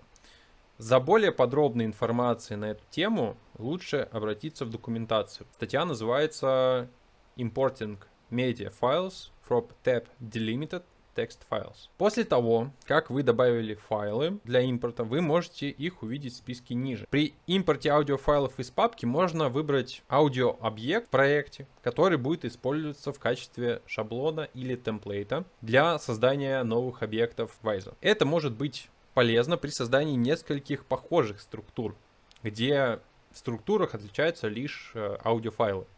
Типичный пример. Допустим, вы создаете несколько структур автомобилей. Как только вы настроили поведение структуры, как будут работать различные параметры у машины, как они будут звучать в игре, вы можете скопировать эту структуру и заменить просто аудиофайлы, чтобы не настраивать всю аудиоструктуру с нуля для нового автомобиля. Аудиоструктуры идентичны, различаются только аудиофайлы. Если вам пока тяжело вот эту вот связь уловить, то пометьте этот момент в курсе и вернитесь потом, потому что это очень может пригодиться в будущем и сократить время при работе. После того, как вы, собственно, все настроили, нажимаем кнопку импорт. Далее команда у нас идет voice asset importer. Так же, как и в audio file importer, в этом меню мы можем импортировать ассеты через специальную текстовую таблицу. Но только, как понятно из названия, в этом окне мы импортируем аудиофайлы, относящиеся к озвучке. Так как файлы озвучки могут составлять 1000 файлов, если взять, допустим, Red Dead Redemption, там, наверное, и больше. Как составлять, собственно, эти таблицы? Можно, как я уже упомянул, посмотреть в статье Importing Media Files from Tab Delimited Text Files. Следующая команда Import Factory Assets. У некоторых встроенных плагинов и сторонних плагинов, которые подключаются к Wise, есть возможность импортировать пресеты. Эта команда открывает окно, с помощью которого, собственно, их можно и импортировать. Convert all audio files. Эта команда конвертирует все аудиофайлы, которые есть в проекте, основываясь на настройках конвертации по умолчанию, которая располагается в меню File, далее Project Setting, далее Source Settings, далее Default Conversion Settings. Clear Audio File Cache. Когда вы работаете в Wise, программа создает файлы кэша в папке .cache проекта, которые не удаляются автоматически, их нужно чистить вручную. Эта команда, собственно, открывает окно, в котором мы можем удалить кэш. Мы можем удалить кэш Only Orphan Files. Это те файлы, которые в данный момент не связаны ни с какими объектами внутри Wise. Также мы можем нажать All Converted Files, очищает все, весь кэш, по сути, весь кэш, который у нас есть. Далее, Remote Connections вызывает одноименное меню, в котором мы можем подключить к проекту в реальном времени, над которым мы работаем. Игровой проект. Это полезно и нужно для профайлинга. После интеграции в данном окне будет отображаться ваш компьютер, который подписан как localhost. Все, что нужно для подключения к игре после запуска, это, соответственно, запустить игру в эдиторе и здесь выбрать ваш компьютер, нажать Connect. Насколько я понимаю, вроде как можно подключиться к проекту, который запущен не на этом же компьютере, на котором вы работаете. Вот. Я так, если честно, не делал. Не знаю, как это работает. Лучше это посмотреть в документации. Статья называется Remote Connections. Далее, Project Settings. Эта команда вызывает настройки для открытого проекта в данный момент. Давайте подробнее остановимся на этом меню. Начнем со вкладки General. Первый пункт отвечает за то, как будет себя вести, как будут вести себя фильтры низких и высоких частот. В Wise иерархическая структура, что означает, мы один объект можем вложить во второй, и таким образом от объекта выше по иерархии будут передаваться настройки ниже по иерархии, в том числе и настройки фильтров. Допустим, у вас есть звуки шагов, которые вы положили в рандомный контейнер. Это контейнер, при проигрывании которого будет выбираться один из нескольких звуков шагов, положенные в этот, собственно, рандомный контейнер. Мы можем выставить настройки low-pass фильтра на каждом звуке на, допустим, 20, да? И потом на самом контейнере поставить значение 10. Если у вас стоит sum all volumes, как здесь стоит по умолчанию, то настройки фильтров будут суммироваться. И в итоге будет срезать не 10 пунктов и не 20 пунктов, а 30, так как настройки фильтра с каждого звука будут сплюсованы, точнее не с каждого звука, со звука будет сплюсованы и с объекта выше по иерархии. Вот. Однако, если вы выставите в этом меню Use Highest Value, то в итоге будет браться самое большое значение фильтра, и срезаться уже будет не 30, а 20, так как это наивысшее число из двух. Source Control. Если вы используете систему контроля версий, то тут можно настроить интеграцию с Perforce и Subversion. Конечно, никто не запрещает вам использовать Git. Этим пунктом я не пользовался, вот Source Control, но я так понимаю, что интеграция этих систем контроля версий позволяет открыть какие-то новые фичи. Здесь лучше обратиться к документации. Если вы саунд-дизайнер и не программист, и еще не знаете, что такое система контроля версии, то рекомендую углубиться в эту тему по запросу «Как работать с Git». Вы найдете на YouTube, я думаю, большое количество видео, где доходчиво объяснят. Дальше. Original Audio Files. Здесь можно выбрать, куда именно сохраняются ваши аудиофайлы при импорте в проект. Если вы работаете не один на проекте, над проектом, в смысле Wise, то тут можно выбрать папку для конкретного пользователя, куда будут сохраняться файлы. Это полезно в следующих ситуациях. Вы временно не имеете доступ к папке Originals. У вас, допустим, нет прав на изменение содержимого в папке Originals. Либо необходимо создать временное место для папки Originals, не изменяя положение папки Originals непосредственно в самом проекте. Далее. Cache Audio Files. Аналогично и с файлами кэша. Мы можем выбрать, куда будут сохраняться файлы, как в целом, так и для конкретного пользователя. Event Creation. Когда мы создали аудиообъекты во вкладке аудио, следующим этапом будет создание ивента во вкладке Events с этим аудиообъектом. Эта настройка позволяет добавить действие, совершаемое с объектом либо в начале имени, либо в конец. Допустим, у вас есть объект с шагами персонажа, player, нижнее подчеркивание, footsteps, ну, к примеру. Вы нажимаете правой кнопкой в мыши по нему, потом там выбираете New Event и выбираете команду Play.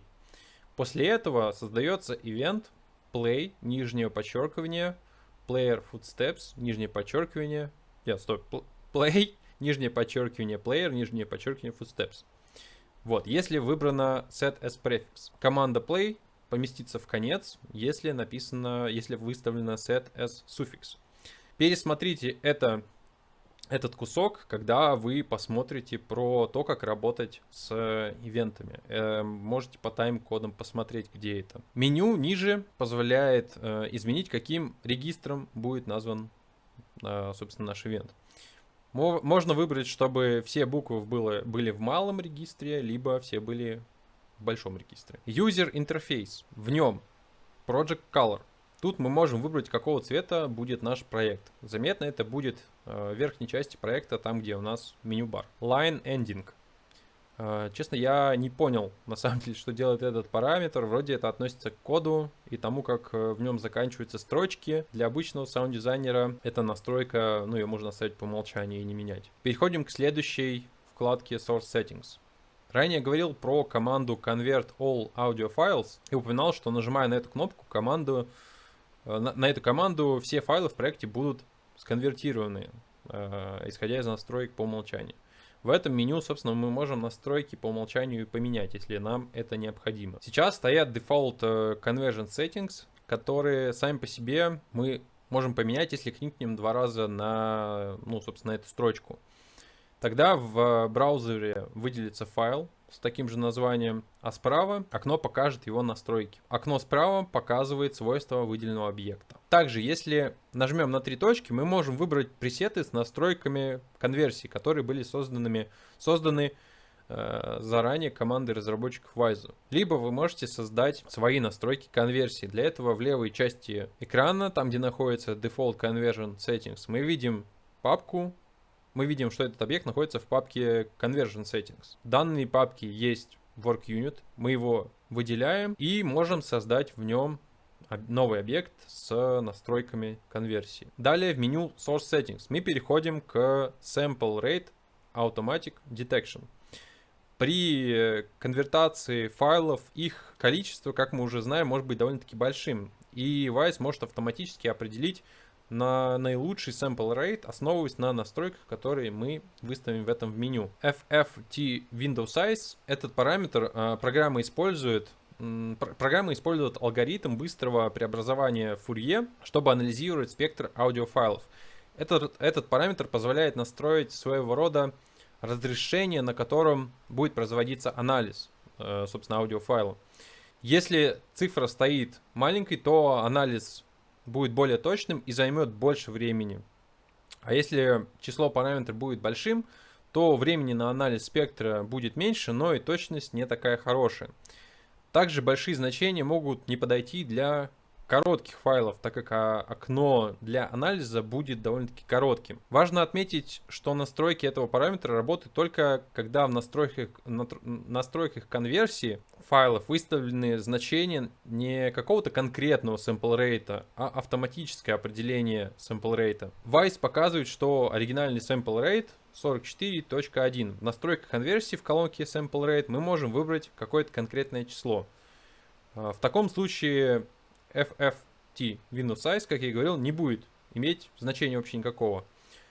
Но мы видим, что в этом меню также есть несколько автоматических режимов. При выборе любого из них Wise проанализирует каждый файл и подберет для каждого свой sample rate. Давайте теперь выберем настройки sample rate на Auto Low.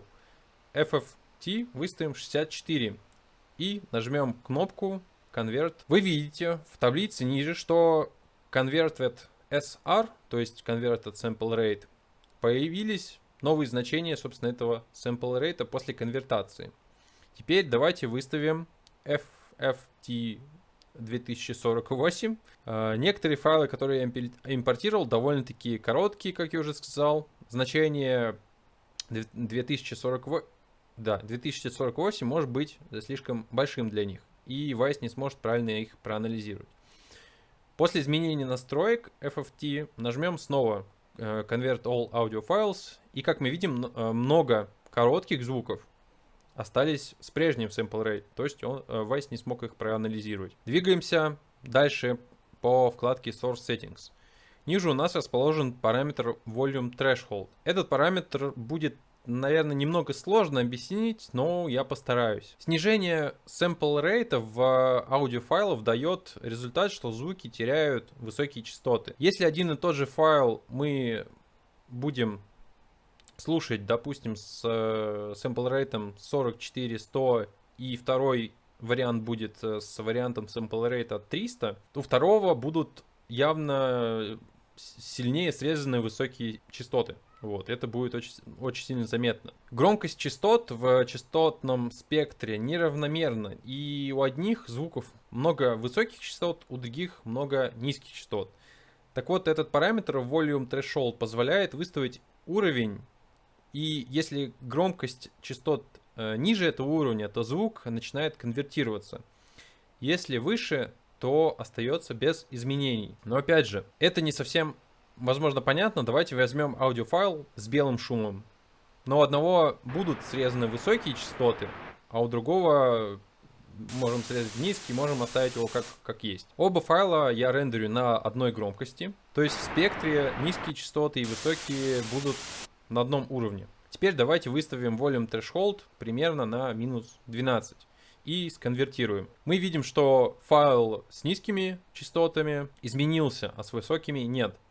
Почему же так произошло? Wise проанализировал, собственно, спектр и услышал, основываясь на настройках Volume Threshold, что в нем есть высокие частоты, поэтому он не стал сжимать sample rate. Так как мы знаем, что при понижении sample rate у нас пропали бы высокие частоты. А так как во втором файле высоких частот нет, и понизил, собственно, sample rate, потому что он их не нашел. Значит, можно даунгрейдить. Надеюсь, на вот этом конкретном примере стало более-менее понятно, зачем нужен и что делает Volume Threshold. Последнее, что нужно уточнить, в настройках мы можем выставить автоматическое определение sample rate. Так вот, эти параметры Volume Threshold работают только с ними. Хотя, возможно, я это уже сказал. Так, собственно, следующая вкладка Soundbanks. В ней мы настраиваем все, что связано с банками проекта. Куда они сохраняются и что в них сохраняется. Опция Enable Auto Define Soundbanks настраивает, будет ли Wise автоматически создавать саундбанки для ивентов. Это полезно, если требования к организации банков трудно заранее предсказать. Также полезно, если медиафайлов нужен высокий уровень сегментации, чтобы не засорять память, чтобы не занимать много памяти. Также один из вариантов использования, если под каждый ивент нужно создавать отдельный саундбанк. Я бы не рекомендовал использовать эту функцию, так как, на мой взгляд, всегда лучше вручную делать менеджмент своих ресурсов. Если вы включаете эту опцию, то вы, на мой взгляд, должны четко себе дать, во-первых, ответ, зачем она вам нужна, и, во-вторых, вы должны четко ответить, что эта функция делает. Да? То есть не нужно включать что-то только потому, что оно звучит круто. Дальше. Copy Loose Streamed Media. Если эта функция включена, Wwise копирует медиафайлы для генерируемых саундбанков из папки кэш в выходную папку media. Create subfolders for generated files. Эта настройка позволяет создать подпапки для генерируемых файлов. Remove unused generated files. Эта опция позволяет убрать неиспользуемые файлы, созданные в процессе генерации банка. Неиспользуемые, в смысле, дальше в игре, но необходимые на процессе именно генерации банка. Use source control for generated files. Если вы используете одну из систем контроля версий, которую вот мы ранее рассматривали на вкладке General, то эта опция влияет, будут ли показываться измененные файлы банка. Дальше. Use soundbank names for file names. Если эта опция включена, то название банков оно будет таким же, как они названы в проекте Wwise. Если эту опцию отключить, то имена будут в виде ID этих вот банков, да, то есть это будет набор цифр. Это может быть в ситуациях, это будет полезно. Allow sound banks to exceed maximum size. Для каждого банка мы можем установить максимальный размер. Если эта опция включена, то при достижении максимального размера банк сгенерируется. Если выключить эту функцию, то, соответственно, банк не сгенерируется. Так, это были настройки, относящиеся к самим банкам. Теперь переходим к настройкам метафайлов. Metadata files. Generate all banks metadata file. Создает один файл, в котором перечислена информация для всех сгенерированных саундбанков. Этот файл включает информацию о названии банков, путях, языке, включенных в него ивентах и файлах. Generate per bank metadata files. Здесь же, когда опция включена, позволяет сгенерировать metadata файл под каждый банк, соответственно. File types. Здесь можно выбрать типы файлов, которые будут сгенерированы с метаданными. Include in metadata. Здесь можно выбрать, какие данные будут включены в метаданные. Object GUID добавляет глобальный уникальный ID. Object Path добавляет путь объекта. Max Attenuation. Этот параметр очень важный на самом деле. Если вы хотите, чтобы в движке отображались сферы аттенюации звука, то если вы хотите, то этот пункт надо обязательно включить. Estimated Duration. Этот параметр добавляет длительность ивента к метаданным. Тоже полезно, да, чтобы вы в проекте Unity или Unreal могли увидеть, какой длительности тот или иной ивент. Root Output Path. Это глобальная папка, куда будут сохраняться сгенерированные данные. Важно, что банки сами не обязательно идут в эту папку. В этой папке хранится header файл. Вот, если вы выбрали опцию, чтобы он генерировался, и файл также сюда идет файл с метаданными project.info. Чтобы header генерировался, нужно нажать Generate Header File. Generate Bank Content TXT Files. Создает файлы со списком содержимого каждого саундбанка. Файлы включают информацию о ивентах, шинах, стейтах и свечах, а также полный список потоковых и находящихся в памяти медиафайлов. Soundbank Path. Здесь можно указать пути, куда будут, собственно, сохраняться банки для каждой платформы. Pre-Generation Step. Здесь можно задать различные команды, которые будут производиться до генерации банков. Post-Generation Step. Здесь можно задать различные команды, которые будут производиться после генерации банков. Двигаемся дальше, вкладка Logs. Здесь можно настроить, какие события будут идти в логи, и можно назначить или переназначить степень их важности. Допустим, у вас какая-то ошибка была ворнингом, вы захотите ее поменять на error. Вот, соответственно, здесь можно это поменять. Следующая папка Abstraction Occlusion. В данной папке вы можете настроить поведение громкости и фильтров на звук, когда на звук воздействует окклюзия и препятствие, то есть когда преграждает источник звука что-то. По умолчанию здесь идет линейная зависимость. Да? Если у нас источник звука закрыт, допустим, на 50%, тогда и громкость падает на 50%. Также у звука срезается верхняя частота на 50%. Если вам нужно изменить такое поведение, да, вот в этой вкладке это можно сделать. Двигаемся ко вкладке External Sources. Здесь можно указать местоположение файла списка с внешними источниками файлов, которые не импортируются непосредственно в Wwise. Это специальный XML файл, который содержит в себе информацию об аудиофайлах, которые будут использоваться плагином External Source, включая их расположение и настройки конвертации. Также необходимо указать выходную папку, в которой будут сохранены аудиофайлы внешних источников для использования в игре. Вкладка Network. Здесь можно настроить порт, который будет использоваться для связи с игрой. Вкладка Custom Properties. Здесь можно сделать кастомные настройки для звуков и объектов. На этом мы закончили рассматривать меню Project Settings. Перемещаемся дальше по меню Project. Platform Manager. В этом меню мы можем настроить количество платформ, на которых будет наша игра. Для этих платформ мы можем задать Volume Threshold. Если звук опускается ниже выставленного значения, то его дальнейшее поведение будет определяться настройками, которые мы выставляем на аудиообъекте во вкладке Advanced Settings. Перемотайте чуть вперед на курсе, чтобы посмотреть про эту вкладку. На данный момент вам нужно знать, что есть 3 сценария, что будет со звуком, если он опустится ниже целевого значения. Первое. Аудиообъект продолжит играть. Аудиообъект уничтожится. Аудиообъект отправится в список виртуальных голосов. Даже если голос продолжает воспроизводиться или становится виртуальным, он будет не слышен, пока его громкость ниже порога. Также в этом меню мы можем выставить максимальное количество голосов на платформу. Для примера, если мы выставим 1, то в игре будет звучать только 1 голос, даже если мы триггерим несколько. Пока первый голос звучит и он не будет уничтожен, другие не заиграют. Двигаемся дальше. Language Manager вызывает окно, в котором мы, собственно, можем добавить дополнительные голоса для нашей игры, в смысле голоса озвучки. Здесь также можно сделать глобальные изменения громкости для каждого языка, точнее для какого-то конкретного языка, и выставить главный язык в принципе на проекте. Дальше. С License Manager вызывает окно, в котором мы можем указать лицензию для проекта.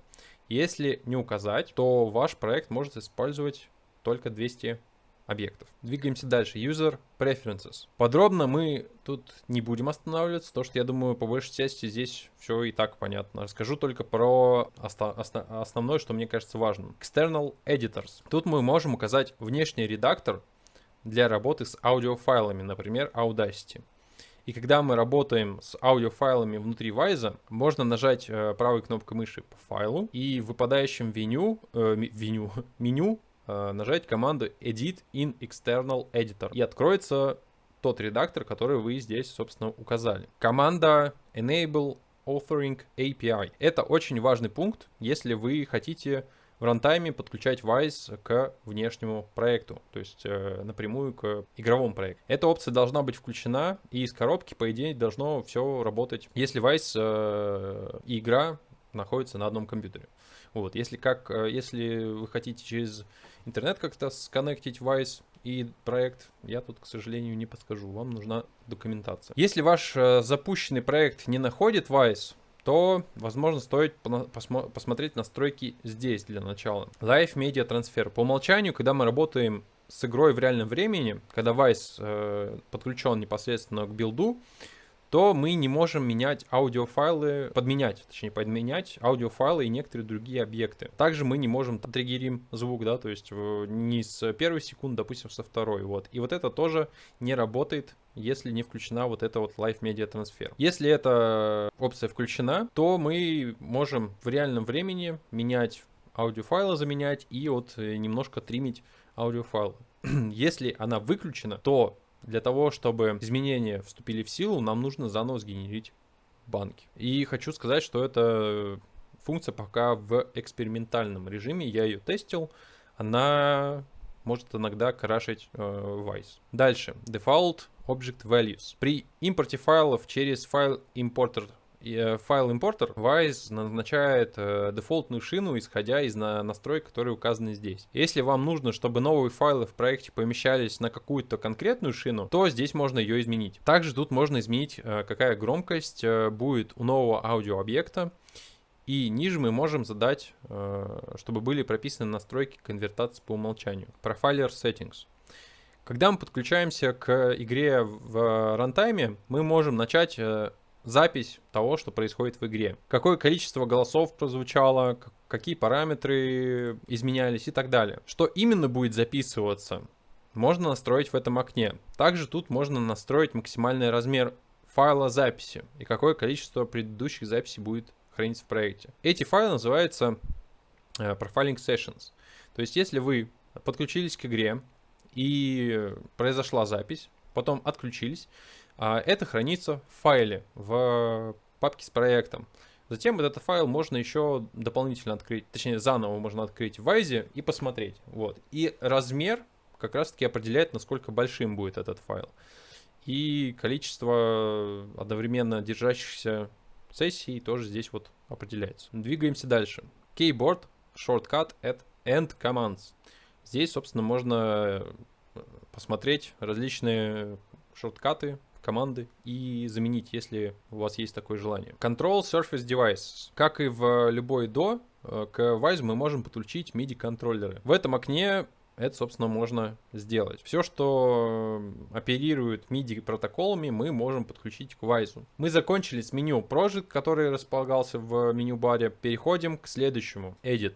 Здесь расположены команды, которые обычно используют через шорткаты. Первые две команды — это undo и redo. Ниже тоже знакомые команды copy, paste, cut. Однако есть команда, которая позволяет вставить атрибуты, скопированные из какого-то файла. Допустим, вы настроили один аудиообъект, и вы нажимаете на нем copy или Ctrl-C. Затем выделяете новый аудиообъект, нажимаете команду Paste Properties. Таким образом вы можете вставить в новый объект настройки предыдущего объекта.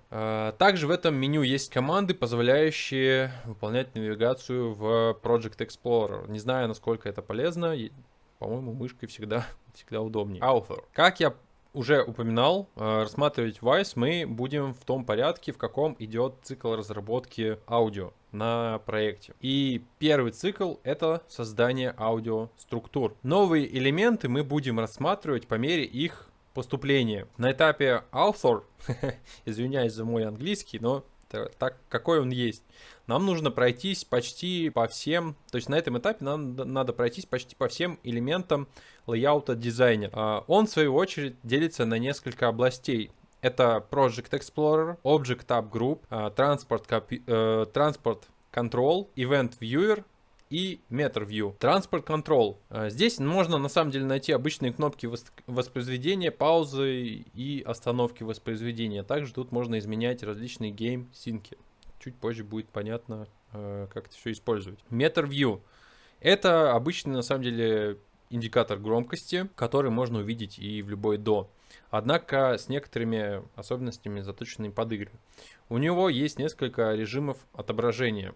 Peak, True Peak, RMS и 3D Meter, которые как раз таки уникальны для игр. Рассмотрим Project Explorer и Object Tab Group, потому что они работают в связке. Первый, я думаю, вы догадываетесь, что такое Project Explorer, а вот Object Tab Group — это динамическое окно, которое меняется в зависимости от выбранного объекта. Оно, в свою очередь, состоит из двух окон: Property Editor и Contents Editor, которые находятся во вкладке Views. Особенность этого окна в том, что при выделении какого-то объекта в проекте он показывает свойства этого объекта. Поэтому, когда мы будем выделять любой объект из Project Explorer, в Object Tab Group будет отображаться редактор конкретно этого объекта. И все эти редакторы Я по возможности буду говорить, как называются, и они находятся во вкладке Views Editors. В Project Explorer собрано все, что находится в вашем проекте, рассортированное по различным категориям. В этом окне есть несколько вкладок. Вкладка «Аудио» — это основная область работы с ассетами или по-другому аудиофайлами. В игре, собственно, они все находятся. На вкладке «Аудио» есть 4 основные иерархии. Audio Devices. Здесь находятся все аудиодевайсы или выходы, через которые мы можем слышать игру. Игры можно запускать на наушниках, домашних кинотеатрах, телевизорах и так далее. И для каждого девайса мы можем настроить звук конкретно под этот девайс, чтобы звук максимально раскрылся на нем. Но это не все возможности. Допустим, вы разрабатываете игру на PS5 и хотите, чтобы определенные звуки воспроизводились через динамик контроллера, например, там, звук рации. Для этого вам нужно создать отдельный аудиодевайс и направить все соответствующие звуки на этот аудиодевайс. При выделении аудиодевайса активируется редактор Audio Device Editor. Первая настройка Allow 3D Audio. Если этот параметр выбран, аудиоустройство получает разрешение на активацию функции 3D Audio на конечном устройстве, где будет запущен проект, или по-другому игра. Однако выбор этой опции не гарантирует, что 3D звук будет активирован. Это зависит от поддержки 3D звука платформой. Эта функция также нужна для работы некоторых окон на этапе Profiler, поэтому в теории ее можно всегда включать. Main Mix Configuration for Я, наверное, не прочитаю это, если честно. Binauralization. Да, вот, смог прочитать. Эта опция работает только при включенном 3D аудио. Она позволяет оптимизировать микс игры для бинаурализации, например, при использовании наушников. Main Mix Configuration for Home Theater также работает только при включении 3D аудио. Оптимизирует микс для прослушивания на домашнем кинотеатре. Обычно мы оставляем эти две настройки по умолчанию, либо выбираем одну из конфигураций устройства. Allow System Audio Objects. Эта опция позволяет, точнее, она, во-первых, она работает только при включенном 3D аудио. И, честно, я не совсем до конца понимаю, на самом деле, что она делает и как она связана с 3D аудио. Параметр ниже тоже относится к этой опции. Если снять галочку, выбор числа будет недоступен. Далее идет раздел Effects, который дублирует на самом деле вкладку Effects, которую вот вы можете видеть вот здесь вот. Здесь мы можем добавлять настройки мастеринга. Настройки мастеринга могут быть добавлены только на аудиоустройстве. Для этого нужно нажать правой кнопкой мыши и выбрать Add Effects. Затем выбрать пресет. Либо нажать на значок плюса.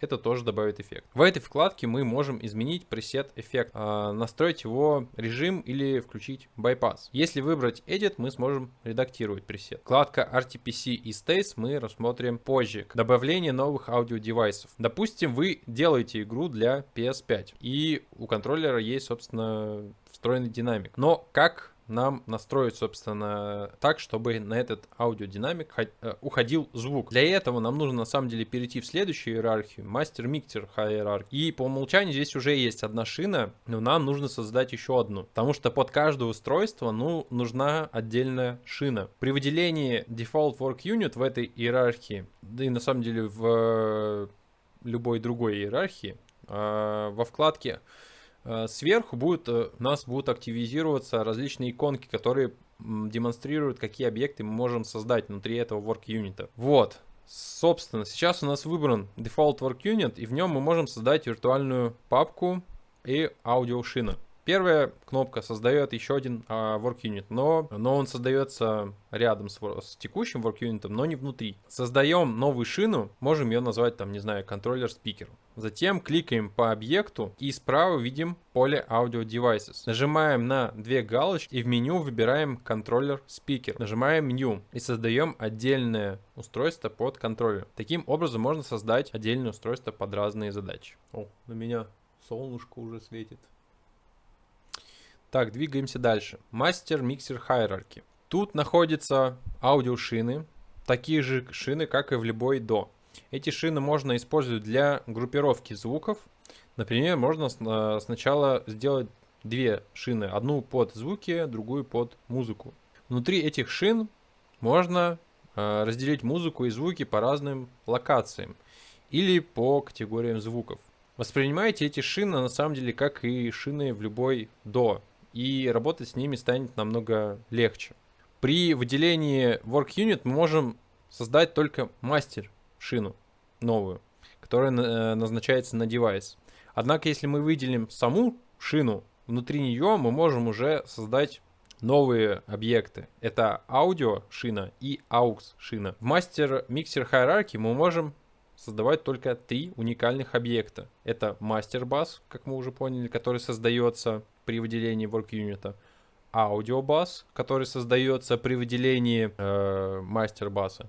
И aux бас, который может создаваться как внутри мастер баса, так и внутри обычной шины аудиобас. Может быть немного запутано, но просто посоздавайте шины, и вы сами поймете, где что может создаваться.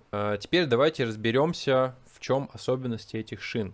Выделяем объект и первая вкладка General Setting. Master Bus — это главная шина, находящаяся на вершине иерархии. Все остальные втекают в нее. Создание несколько мастер-шин имеет смысл, как я уже сказал, если у вас есть несколько аудиодевайсов. Это и отличительная особенность шины. Также при выделении этой шины у нас немного другой мониторинг громкости. Доступно сразу 4 шкалы. Также все параметры, которые здесь есть, мы рассмотрим на примере аудиобас, так как мастер-бас имеет несколько урезанный функционал по манипуляции с аудио. Main Mix.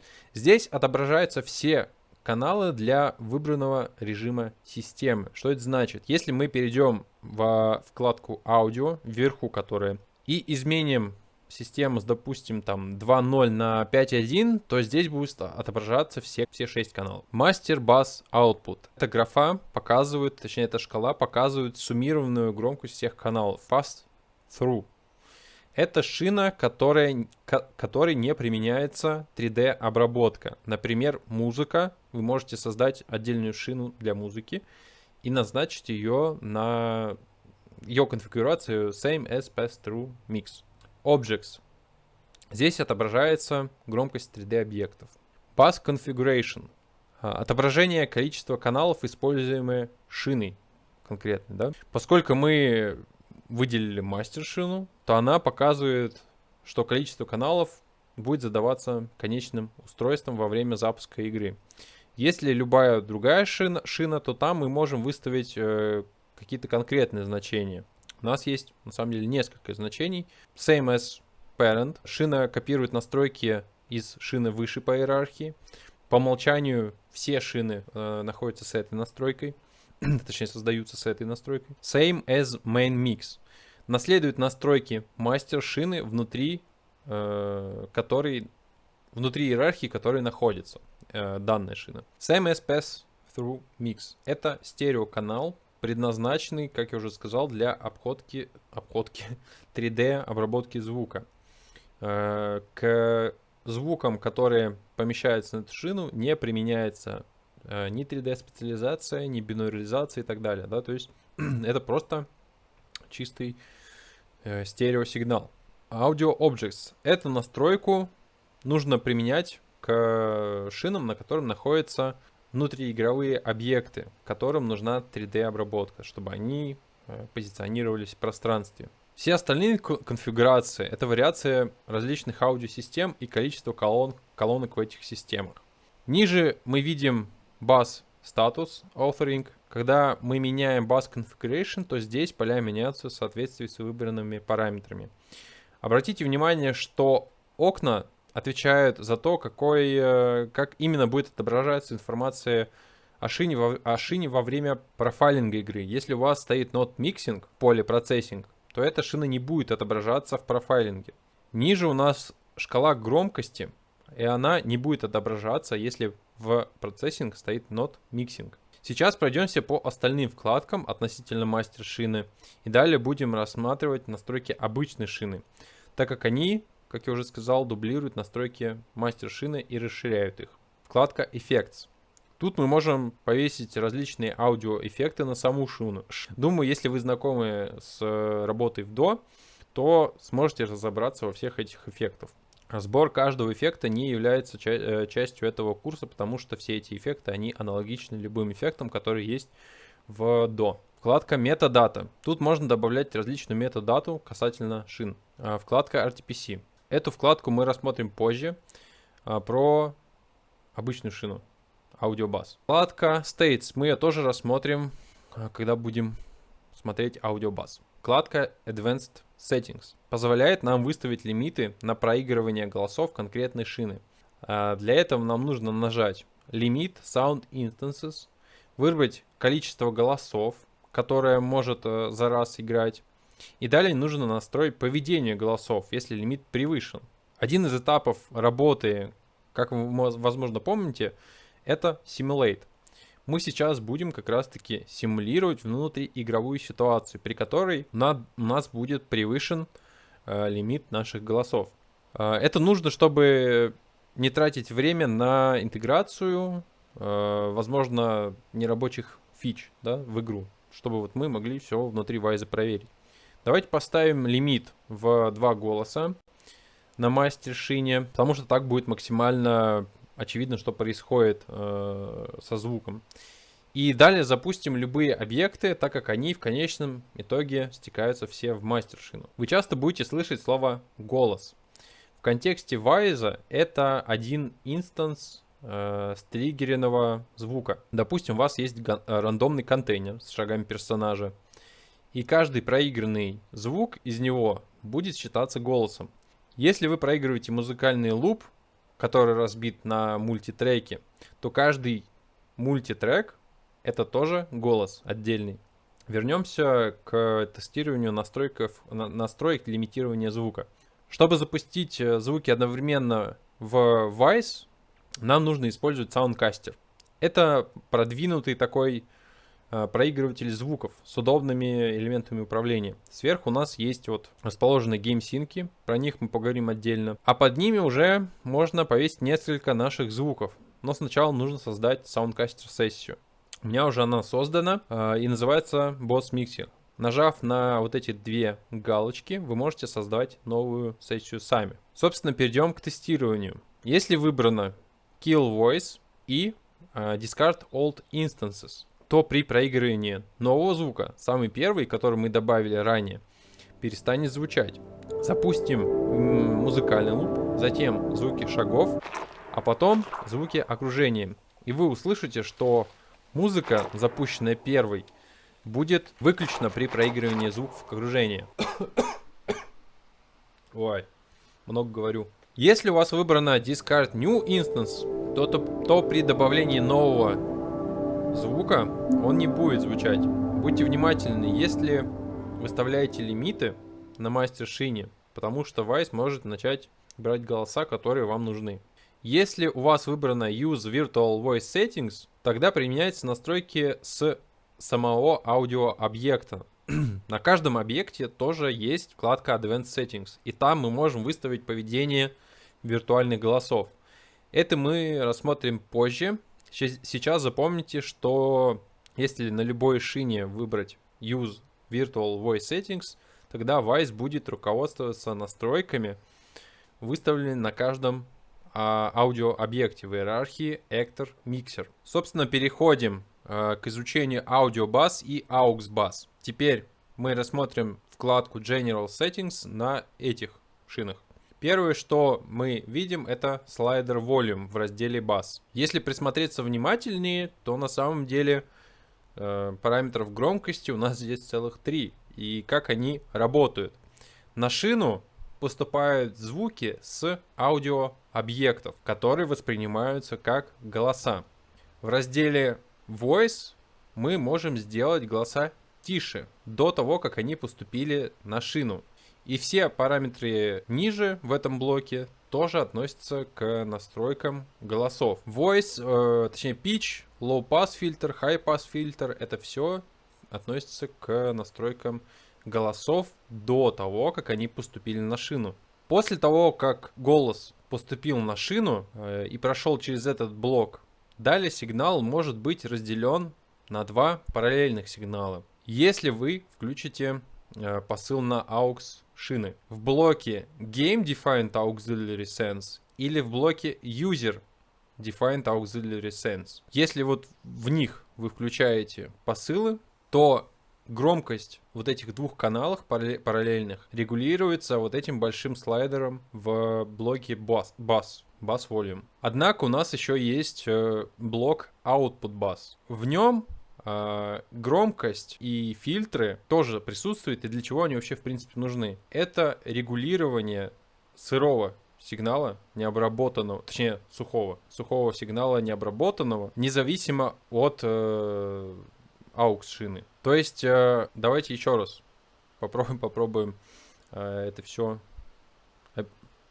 объяснить, если я плохо с первого раза это сделал. До поступления сигнала на шины мы можем задать ему настройки громкости либо фильтров в блоке Voice. Все параметры из этого блока применяются до того, как сигнал поступает на шину. Затем сигнал делится на два параллельных. Один сигнал уходит в Output Bass. Это наш сухой необработанный сигнал. Другой сигнал уходит в блок с AUX посылами. Включать эти посылы или не включать, это уже другое дело. Но сигнал разделяется и идет туда. После того, как сырой сигнал прошел, точнее сухой сигнал пришел в Output Bass, а обработанный сигнал сырой, соответственно, пришел в AUX, общую громкость этих двух каналов, голосов, как угодно, сигналов, мы регулируем слайдером Bass Volume. Ну и соответственно мы можем регулировать сигналы по отдельности в своих блоках. Собственно, давайте перейдем к настройкам AUX шин. Как и в любой DAW, чтобы послать наш сигнал, нам нужно сначала создать соответствующий трек. Кликаем на мастер шину и нажимаем Create AUX Bass. На эту шину мы можем повесить любые эффекты. В нашем случае мы повесим, точнее, я выберу уже готовую шину, вот, и на ней уже есть ревербератор. Далее есть два способа, как мы можем использовать эту шину. Первый способ — это перманентно отправлять звуки на нее вне зависимости от того, что происходит в игре. Этот способ называется User Defined AUX Sense. То есть мы, юзеры, мы решаем, что будет с этой шиной. Либо мы можем применить сенды в зависимости от того, где в игре находится игрок, либо какой-то объект. Для этого мы используем Game Defined AUX Sense. То есть игра решает, в какую шину там мы посылаем и сколько сигналов мы посылаем. Потому что шин мы можем в игре расставить бесконечное количество, по сути. Что в первом и что во втором случае мы можем регулировать количество посылаемого сигнала через параметр Volume. То есть это Send Volume. Для работы внутриигровых посылов, то есть если вы хотите в игре определять, чтобы какое количество посылов посылалось, нужна будет помощь программиста. Несмотря на то, что в блоке Use Game Defined Auxiliary Sense есть Volume, мы можем также этот параметр переписывать внутри игры. Двигаемся дальше. Думаю, вы знаете, что у реверберации есть позднее отражение и есть раннее отражение. Ниже можем настроить отдельную шину под раннее отражение. Настраиваем мы ее точно так же, как и обычную AUX шину. Ниже расположена кнопка Mute for Background Music.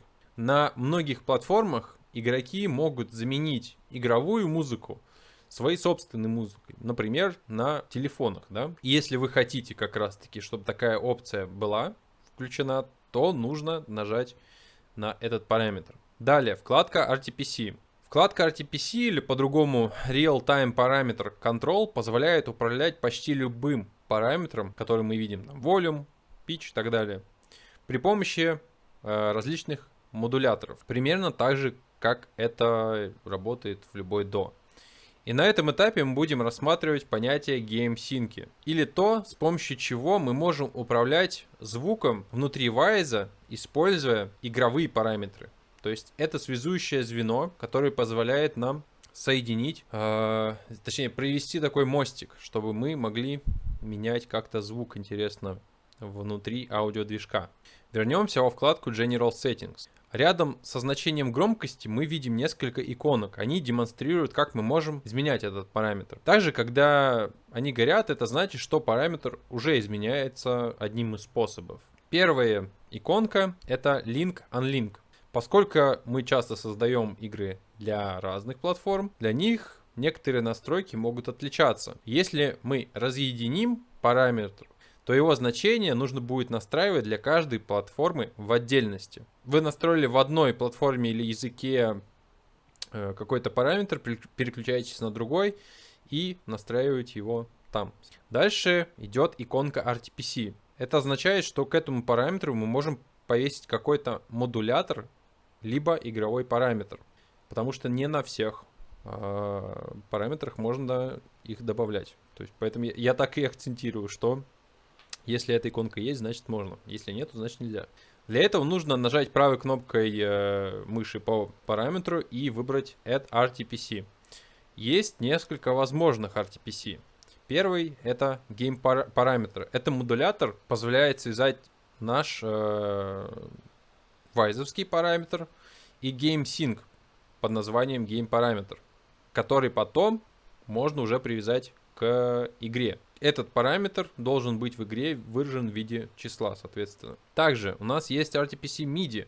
Мы можем назначать параметры к различным MIDI командам.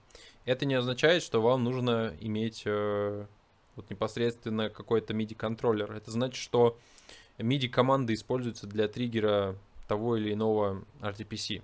Ну, точнее, не триггера, а взаимодействия. LFO позволяет привязать, соответственно, генератор LFO к параметру.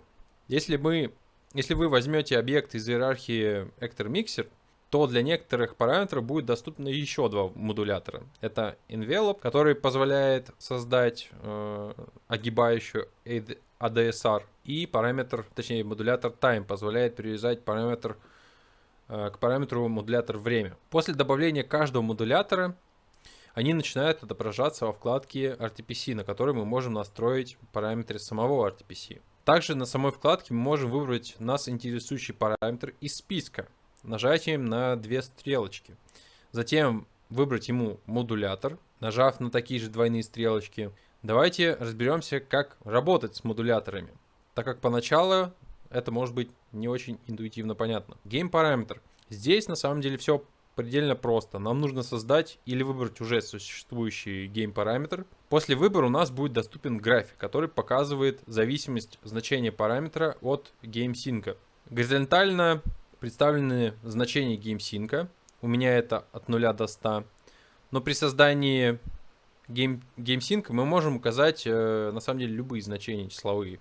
Например, давайте поменяем на другой GameSync, на котором нижнее значение -8, а верхнее 66. Как вы видите, нижняя шкала поменяла цифры в соответствии с новым параметром. Внизу справа видно название игрового параметра. А вот вертикальная шкала отображает значение параметра, к которому мы применяем данный RTPC. Также название параметра, в нашем случае Voice Volume, отображается в верхнем левом углу. При наведении курсора на сам график мы можем настроить его кривизну, если нажмем правой кнопкой мыши. При выделении нашего RTPC справа мы можем видеть его настройки. Simulated Value. Чтобы проверить работу RTPC внутри Wise без подключения к игре и игровому параметру, мы можем работать с виртуальными значениями GameSync. Помимо того, что мы его здесь можем изменять, изменение доступно также в Transport Control внизу, если нажать на иконку Game Parameter. Вот, вы можете видеть, что изменение в обоих местах значения будет как-то одновременно будет изменяться. Interpolation Mode. Значение нашего параметра не всегда плавно может изменяться внутри игры. Очень часто мы внутри игры задаем четкие значения, допустим, там 100 или 30. Этот скачок нужно как-то сгладить. И для этого нам нужно настраивать Interpolation Mode. Этот параметр позволяет плавно как раз таки перейти от одного значения к другому. И называется это, собственно, интерполяцией. По умолчанию она включена. Если мы включим один из видов, точнее, по умолчанию она выключена, извиняюсь. Если мы включим один из видов интерполяции, у нас появятся два дополнительных пункта: атака и релиз. Атака в данном случае регулирует, как быстро изменяется параметр, если он идет от меньшего значения к большему значению, а релиз регулирует движение параметра от большего значения к меньшему значению. Продемонстрировать, к сожалению, это я не могу, потому что для этого нужно очень много манипуляций внутри игры, и проверить будет сложно довольно-таки. Все это лучше, на самом деле, естественно, тестировать в игре, как оно работает на слух. Bind to built-in параметр позволяет привязать RDPC к какому-то игровому встроенному параметру. По такому принципу работает аттенюация, которая уменьшает громкость, основываясь на дистанции до объекта.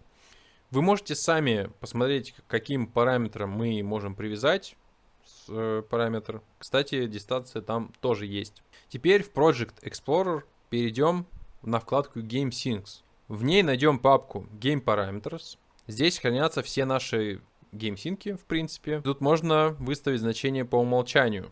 При инициализации сцены в игре будет использоваться именно это значение. MIDI — это следующий модулятор. Философия этого курса в том, что я не рассматриваю концепты, которые встречаются не только в Wwise. Так как если вы решили изучать Wwise, у вас должна быть довольно обширная база знаний по работе с аудио в цифровой среде. Работа с MIDI сигналом тут идентична, как и в других программах. И нет каких-то уникальных особенностей, поэтому рассматривать работу с MIDI мы не будем. Если вы хотите узнать, как работать с MIDI командами, то это можно найти в других роликах на YouTube. Мы далее в курсе рассмотрим некоторые особенности касательно Wwise и MIDI, но это будет довольно поверхностно. LFO. Дальше идет модулятор LFO. Аналогичная с ним ситуация. Концепция LFO, я думаю, вам уже должна быть знакома. Однако, что уникально для Wwise, это пункт Scope. Мы можем выбрать, как именно будет работать LFO, а точнее, на какие объекты он будет распространяться. Voice LFO воздействует на каждый голос в отдельности.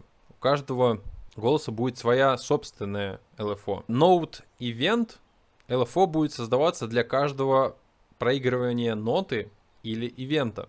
Отличие в том, что при проигрывании вы можете стригерить несколько голосов, и для всех них будет один общий LFO. Если вот вы один раз триггерили, на все голоса будет один LFO, при следующем триггере LFO будет новое для всех этих голосов. Далее, Game Object. При этом режиме LFO будет создаваться для каждого игрового объекта. Если вы на одном объекте запускаете множество голосов, множество ивентов, то неважно, какое количество там будет и голосов, и ивентов, LFO для них будет всех одинаковое. Но если те же самые голоса и ивенты вы запускаете уже на другом игровом объекте, то для них уже будет также как бы своя LFO. И последняя настройка — это Global. Для всех игровых объектов, для всех голосов, ивентов в игре будет один общий LFO. Так. Envelope. Модулятор Envelope позволяет использовать, собственно, огибающую для изменения каких-либо параметров. Здесь есть все базовые настройки огибающие, которые не характерны для Wwise. И есть те, которые, соответственно, характерны. Давайте мы их и рассмотрим. Общий принцип работы, на самом деле, может показаться немного неинтуитивным, в отличие от работы в DAW. Во-первых, график, вот этот вот, тут иллюстрирует процент влияния огибающей на звук. Если левая точка будет в нуле, а правая в 100, то огибающая будет работать как обычно они работают. Если взять атаку, атака будет постепенно наращивать звук. Ну, допустим, давайте громкость скажу. То есть атака будет постепенно увеличивать громкость. Но если график поменять, и слева будет 100, а справа будет 0, тогда огибающая инвертируется. И атака уже будет действовать наоборот. Сначала у нас будет громкий звук, а потом он будет спадать. Параметр Attack Curve.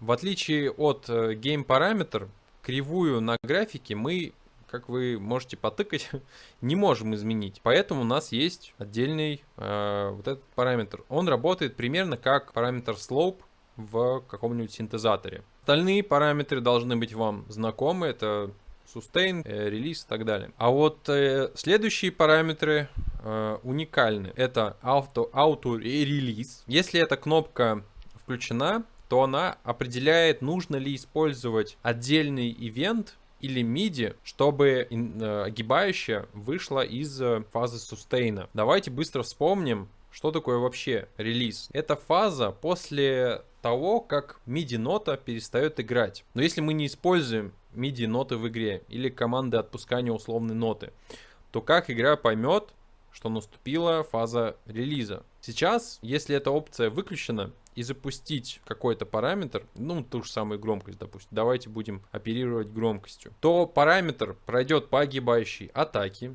дикея и остановится на сустейне, и будет так висеть вообще до бесконечности. И как же нам, собственно, выйти из этой фазы сустейна? Мы можем использовать либо MIDI ивенты, либо отдельный action ивент по отпусканию сустейна, который называется release envelope. Но если мы не используем ни MIDI, ни action ивенты, тогда мы можем использовать, собственно, эту функцию auto-release и выставить максимальное время сустейна. В таком случае у нас будет фиксированное время сустейна, после которого произойдет фаза релиза. Дальше. Stop, playback, after release. Этот пункт останавливает воспроизведение голоса после релиза. Удобно, если вы изначально используете зацикленный звук, и чтобы после релиза он не проигрывался до бесконечности, будет полезно выставить этот параметр. Trigger on. Этот пункт позволяет выбрать, что именно будет триггерить модулятор. Либо само проигрывание объекта, либо note off. Это когда мы, собственно, отпускаем MIDI-ноту. Scope. Мы уже рассмотрели ранее, тут нет ничего нового. Двигаемся дальше. Модулятор time. Мы можем и им работать примерно так же, как и envelope. Здесь есть ряд отличий, правда. Первое это то, что мы сами можем нарисовать уже огибающую на графике. И второе то, что тут нету фазы сустейна. График в этом модуляторе показывает, что будет происходить с параметром во времени, в отличие от модулятора envelope. Горизонтальная шкала отражает время в секундах, а вертикальная шкала, как и везде на остальных модуляторах, показывает значение параметра, который мы изменяем. Так, вроде солнце светит на меня, но вроде оно... во. Ну ладно. Надеюсь, будет нормально смотреться. Потому что переписывать я это не буду. Дальше. Параметр duration — это то, сколько будет длиться этот модулятор. Instance, то есть одна единица этого модулятора. Playback rate выставляет выставленное тут число, умножается на число, выставленное в duration. Мы можем увеличить duration при помощи playback rate. Delay выставляет задержку, прежде чем начнется выполнение модулятора. И, я думаю, здесь понятно, да, то есть прежде чем у нас начнется работа модулятора, у нас произойдет некая задержка. Loops — это то, сколько раз модулятор пройдет по графику. Stop, playback at end позволяет остановить аудиообъект после того, как модулятор завершил работу. Примерно то же, как и в envelope. Ниже вы видите такие же параметры, что и в envelope. Мы прошлись по всем модуляторам. Обратите внимание, что многие параметры модуляторов можно повесить, точнее, на многие параметры модуляторов можно повесить дополнительные модуляторы. Например, вы можете сделать так, чтобы у LFO изменялся рандомно его frequency. На этом мы закончили с вкладкой RTPC, двигаемся дальше. Однако мы не рассмотрели один модулятор под названием рандомайзер. Он обозначается небольшим кружочком рядом с параметром. Если нажать правой кнопкой мыши по параметру, то можно выбрать пункт Enable Randomizer. И тогда откроется окно рандомайзера, соответственно, которое можно найти также во вкладке Views, которое работает следующим образом. Если у вас какой-то параметр выражен в виде числа, то можно настроить ему минимальное и максимальное значение рандома. Однако есть небольшой нюанс, как оно, оно работает. Когда вы выставляете значение в min offset, то есть minimal offset, можно выставить только негативные значения, а в max offset можно выставить только позитивные значения. Это потому, что данные цифры не диапазон, внутри которого будет рандом, а те числа, которые вы тут выставляете, будут отниматься или прибавляться к базовому значению. Например, у вас есть значение 1, и вы выставили minimum offset минус 0,5. А max offset 0,5. Диапазон рандома в данном случае будет от 0,5 до 1,5, то есть 1,5. Так как значение offset суммируется с начальным числом. Рандом можно настроить на большинство параметрах, но не на всех. Что такое? Грязь. Дальше у нас идет вкладка States. States, так же как и Game Parameter, является GameSync. Это то, что мы привязываем к чему-то в игре. Но зачем нам нужны стейты и как их использовать? State лучше всего использовать для каких-то глобальных событий. Например, жив игрок или мертв, находится он там под водой или нет. Помимо State есть еще один GameSync, который называется Switch. Его, в свою очередь, можно использовать для каких-то локальных вещей по типу поверхности, на которую наступает игрок. State и Switch имеют разные настройки, и они немного отличаются в работе, но концептуально они примерно одинаковые. То есть, что и там у нас есть какое-то состояние, точнее, какая-то группа, в которой есть несколько состояний. Вам нужно, на самом деле, самим понять, что будет лучше работать в каком-то конкретном случае. Для создания Switch и State нужно перейти во вкладку GameSyncs в Project Explorer, выбрать папку либо State, либо Switch и внутри создать необходимый элемент. Затем его нужно выбрать и внутри него уже создать дополнительные стейты и свитчи. Давайте выделим созданный мной Switch Group. Мы видим, что вверху есть параметр Use Game Parameter. Если его включить, то в нижнем углу мы можем указать Game Parameter, который будет управлять данной группой свитчей. Такого функционала внутри State нету. Теперь давайте выберем группу State. В ней мы видим вверху Default Transition Time. Это время, за которое будет сменяться один стейт на другой. Мы также можем указать уникальное время перехода для каких-то особых случаев. Как вот примерно у меня и здесь есть. В поле From мы указываем, из какого стейта будет переход. И в поле To мы выставляем, в какой стейт будет переходить. То есть из какого в какой. В последнем поле мы можем выбрать, чтобы время перехода было идентичным в обе стороны, потому что настройка From To работает только вот в одну сторону, если не нажать на эту кнопку. Вернемся во вкладку State на аудиошине. Создав группу со стейтами во вкладке GameSyncs, здесь мы можем ее добавить и сразу увидите параметры, которые можно назначить на разные стейты. Допустим, на одном громкость будет 0, а на другом минус 6. Таким образом, как только стейт поменяется, поменяется и этот параметр. А время перехода мы задавали на предыдущем этапе.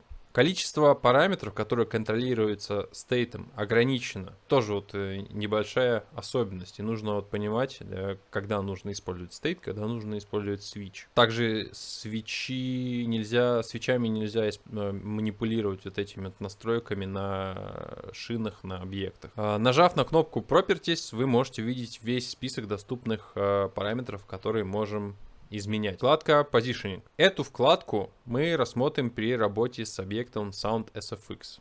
Перемотайте на соответствующий раздел в курсе. У нас есть две новые вкладки. Это Auto-Ducking и HDR, которые характерны только для обычных шин. На мастер-шине и на AUX-шине их нету, и на других объектах тоже нету этих. Нет, HDR есть на аудиообъектах, но там другое наполнение, то есть они там по-другому выглядят. Сейчас все разберем. Вкладка Auto-Ducking.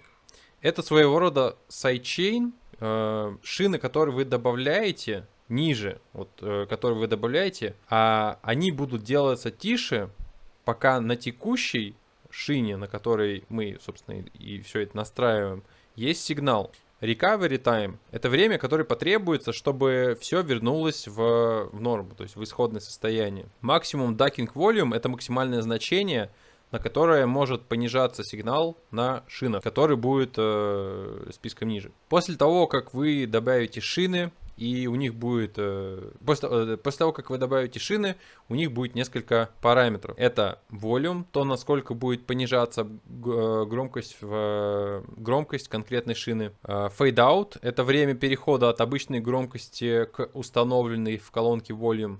Fade in — это время перехода от задавленного звука к обычному. Не перепутайте, главное, эти два параметра. Хотя, это довольно-таки неинтуитивно. Далее. Curve — это огибающая, по которой будет работать и понижение, и возвращение. Target — конечная цель. Тут можно задать либо громкость голоса, либо громкость шины. Вкладка HDR. Здесь я бы попросил, на самом деле, полного внимания, так как работа HDR, возможно, будет сложно объяснить, но я постараюсь, насколько получится. Аудио с высоким динамическим диапазоном или HDR аудио — это техника создания микса, позволяющая приблизиться к тому динамическому диапазону, к которому мы привыкли в реальном мире. В реальном мире слышимый динамический диапазон может варьироваться от очень тихо до почти невыносимого слуха. Допустим, комар, если он в метре от вас летает, вы его не слышите, да? А если взять какой-нибудь самолет, то рядом с ним может быть даже, по-моему, опасно для слуха. И этот динамический диапазон очень сильно, то есть реального мира, очень сильно отличается от того динамического диапазона, который есть в цифровой среде.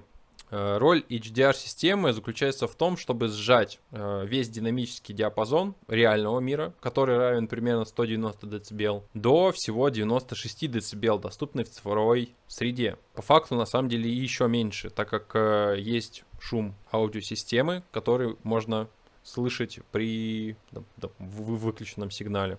Вот, если я сейчас все выключу, останусь в комнате без работающего компьютера и освещения, то я буду слышать вот этот шум. И я думаю, вы тоже можете в наушниках услышать и так далее. Собственно, HDR работает на самом деле динамически. Он подстраивается под самый громкий звук в данный момент времени. Если попытаться упростить работу HDR, то на самом деле это компрессор или, наверное, даже лимитер с автоматическим выравниванием громкости. Эта система HDR также ищет самый громкий пик и выставляет его в 0 дБ, чтобы избежать клиппинга. И что важно понять, все звуки остальные делаются пропорционально тише относительно этого самого громкого звука. Но когда громкий звук стихает, допустим, вот какой-нибудь выстрел, да, то через время новый громкий звук выравнивается под 0 и подстраивает HDR-система. И таким образом даже звуки окружения могут вывестись в 0, если нет других более громких звуков. Поэтому настраивать HDR нужно очень внимательно и очень аккуратно, потому что те звуки, которые с выключенным HDR у вас были довольно-таки тихие, с HDR они станут громкими, потому что они примутся за 0 дБ. Если вы на каком-то звуке, кстати, выставите make-up gain на максимум, он начнет клиповать. Но при включенном HDR и правильных настроек Vice определит его как самый громкий и выровняет в 0. И, соответственно, все остальные звуки тоже пропорционально уйдут в 0. Ой, не в 0, а пропорционально сдвинутся вниз. Вот, надеюсь, более-менее понятно. Как настроить, собственно, HDR? Первое, что нужно понять, что HDR при включении будет воздействовать на все шины, которые ниже по иерархии. Также, если две параллельные шины работают с HDR, то они никак друг на друга не влияют. Первое, что надо настроить, это какой громкости будет самый тихий звук. Для этого вверху нажимаем Project, далее Platform Manager и выставляем значение для каждой платформы. Мы здесь уже, собственно, видели это все. Можете погуглить, какие сейчас стандарты динамических диапазонов, потому что они могут меняться, и они они меняются в зависимости от конкретной платформы. Второй способ — это как понять, какой динамический диапазон выставить, да, какой самый тихий звук, какой самый громкий. Ну, громкий это у нас будет 0 в любом случае. То есть второй способ: возьмите игру, которая является референсом по звучанию, запишите минут 10-30 геймплеем и проанализируйте динамический диапазон при помощи плагинов. Важно, что нужно записать выход с непосредственной игры, потому что если вы возьмете ролик с YouTube, это будет не совсем корректный анализ, потому что YouTube очень сильно сжимает качество и динамического диапазона и всего остального, поэтому надо записать непосредственно с игры и его проанализировать, этот сигнал. Далее нам нужно выставить threshold, как и при обычном компрессоре или лимитере. При достижении этого порога HDR начнет срабатывать. Далее у нас идет ratio. На самом деле это такой же параметр, как у любого компрессора, пусть вас не смущает цифра 100. Просто по умолчанию, но здесь такое. Любая цифра в этом поле это 1 к этому числу. То есть здесь 1 к 100. Можем выставить там 1 к 2, 1 к 5 и так далее. Вот, то есть это можно, ну, как я уже сказал, это можно как лимитер работать, а может как компрессор. Дальше у нас идет релиз. За какое время у нас будет перестройка от одного громкого звука к другому. Если сейчас у вас там прозвучал выстрел, то в данный момент времени он самый громкий, и его нормализует 0 дБ, а все остальные пропорционально ниже. Но через какое-то время выстрел стихнет, и самым громким звуком станет какой-нибудь другой звук, и он будет выставлен уже в 0. И вот, соответственно, релиз отвечает за это. Давайте посмотрим, как иногда HDR может выдавать результат, который совсем нежелательный. То есть тихие звуки становятся слишком громкими.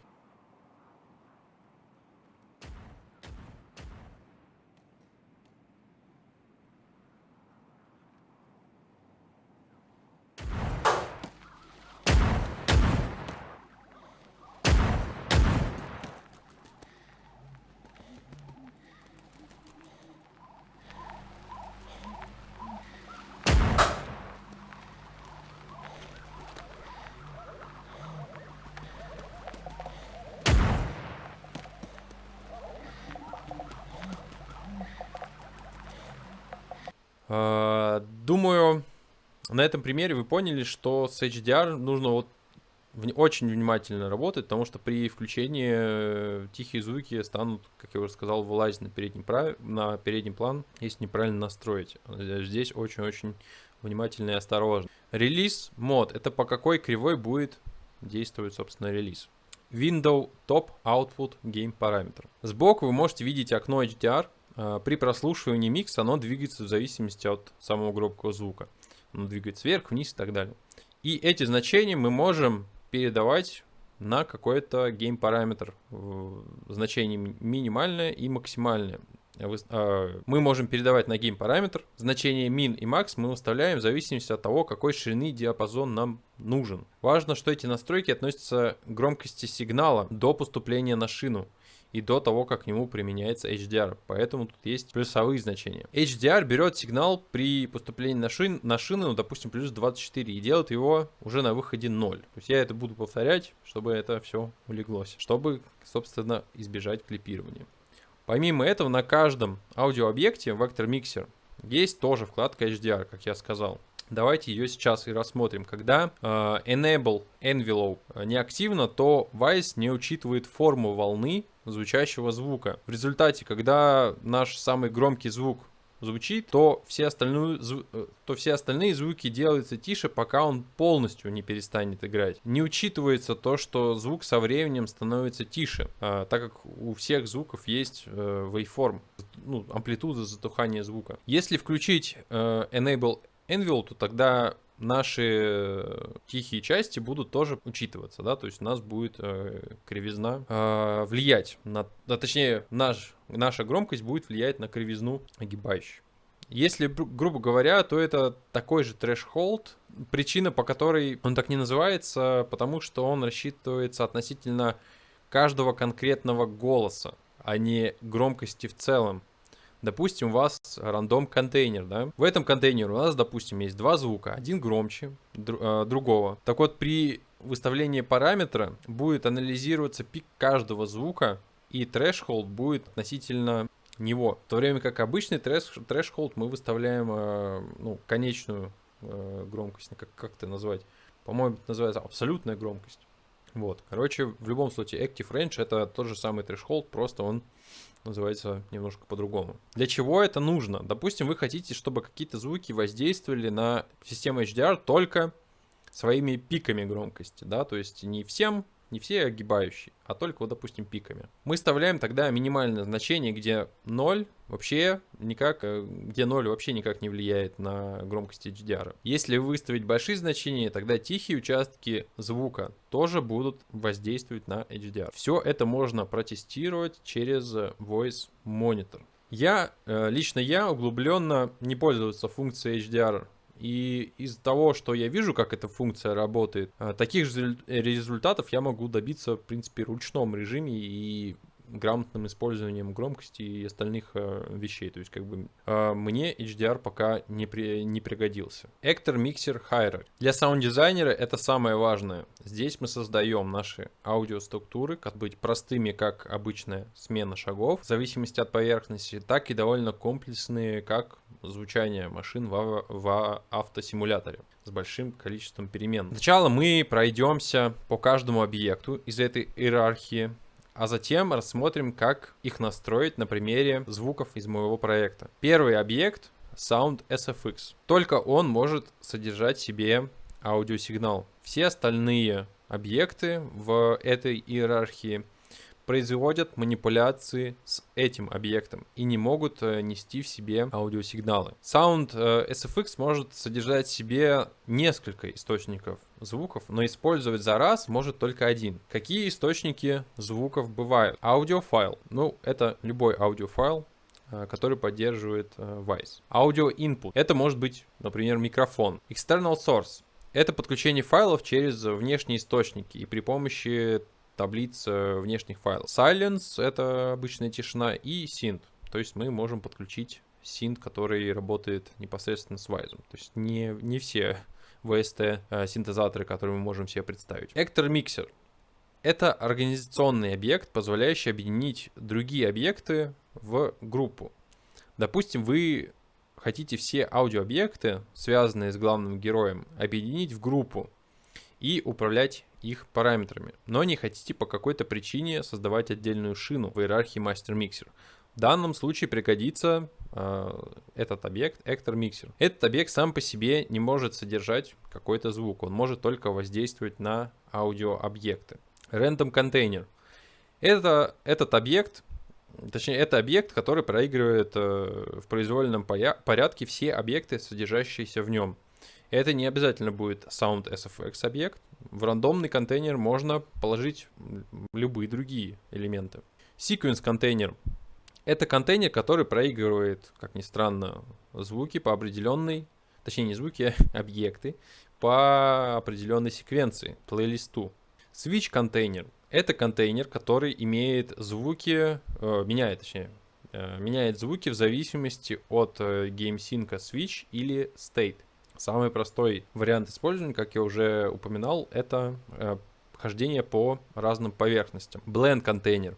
На самом деле этот контейнер может работать примерно как Actor Mixer, но отличие в том, что в миксере миксер не может запускать звуки в объекте, да, то есть если мы выделим объект Actor Mixer и нажмем play, то ничего не произойдет. А здесь мы можем поместить несколько звуков, и они будут одновременно запускаться. Помимо этого, этот контейнер позволяет делать кроссфейды и не только между разными звуками, основываясь на GameSync гейм-параметр. Один из вариантов использования данного контейнера у вас, допустим, есть несколько лупов разной интенсивности силы ветра. И вы делаете плавный переход между этими лупами, основываясь на гейм-параметре. Теперь вернемся к нашему самому базовому объекту Sound SFX и рассмотрим, как устроен, собственно, этот объект. Начинаем мы с General Settings. В этой вкладке мы можем настроить громкость, фильтры, и так далее. У многих параметров в иерархии Actor Mixer встречается пункт Override Parent. И вообще, в принципе, он много где встречается. Поскольку это иерархия, то каждый ниже стоящий объект наследует настройки объекта, которые находятся выше по иерархии. Если вы хотите для какого-то объекта задать уникальные настройки в обход родительского объекта, то нужно включить override parent. Следите за этим пунктом, потому что если по неосторожности его включить и забыть, потом можно потратить очень много времени, чтобы понять, почему звук работает не так, как вы хотите. Большинство параметров мы уже рассмотрели на примере аудиошин. Давайте перейдем к параметрам, которые раньше не встречались. В разделе Output Bus здесь мы можем выбрать, на какую шину в иерархии Master Mixer будет посылаться этот аудиообъект. Initial Delay. Этот параметр задает задержку, которая будет применяться каждый раз при старте этого аудиообъекта. Loop. Если ваш звук зацикленный, то нужно включить этот параметр. Вы также можете настроить количество лупов, либо выставить бесконечное значение. Stream. Включение этого параметра позволяет обойти упаковывание аудиообъекта внутрь саундбанка. И вместо этого игра будет считывать файл напрямую из диска. При включении этого параметра мы можем настроить несколько пунктов.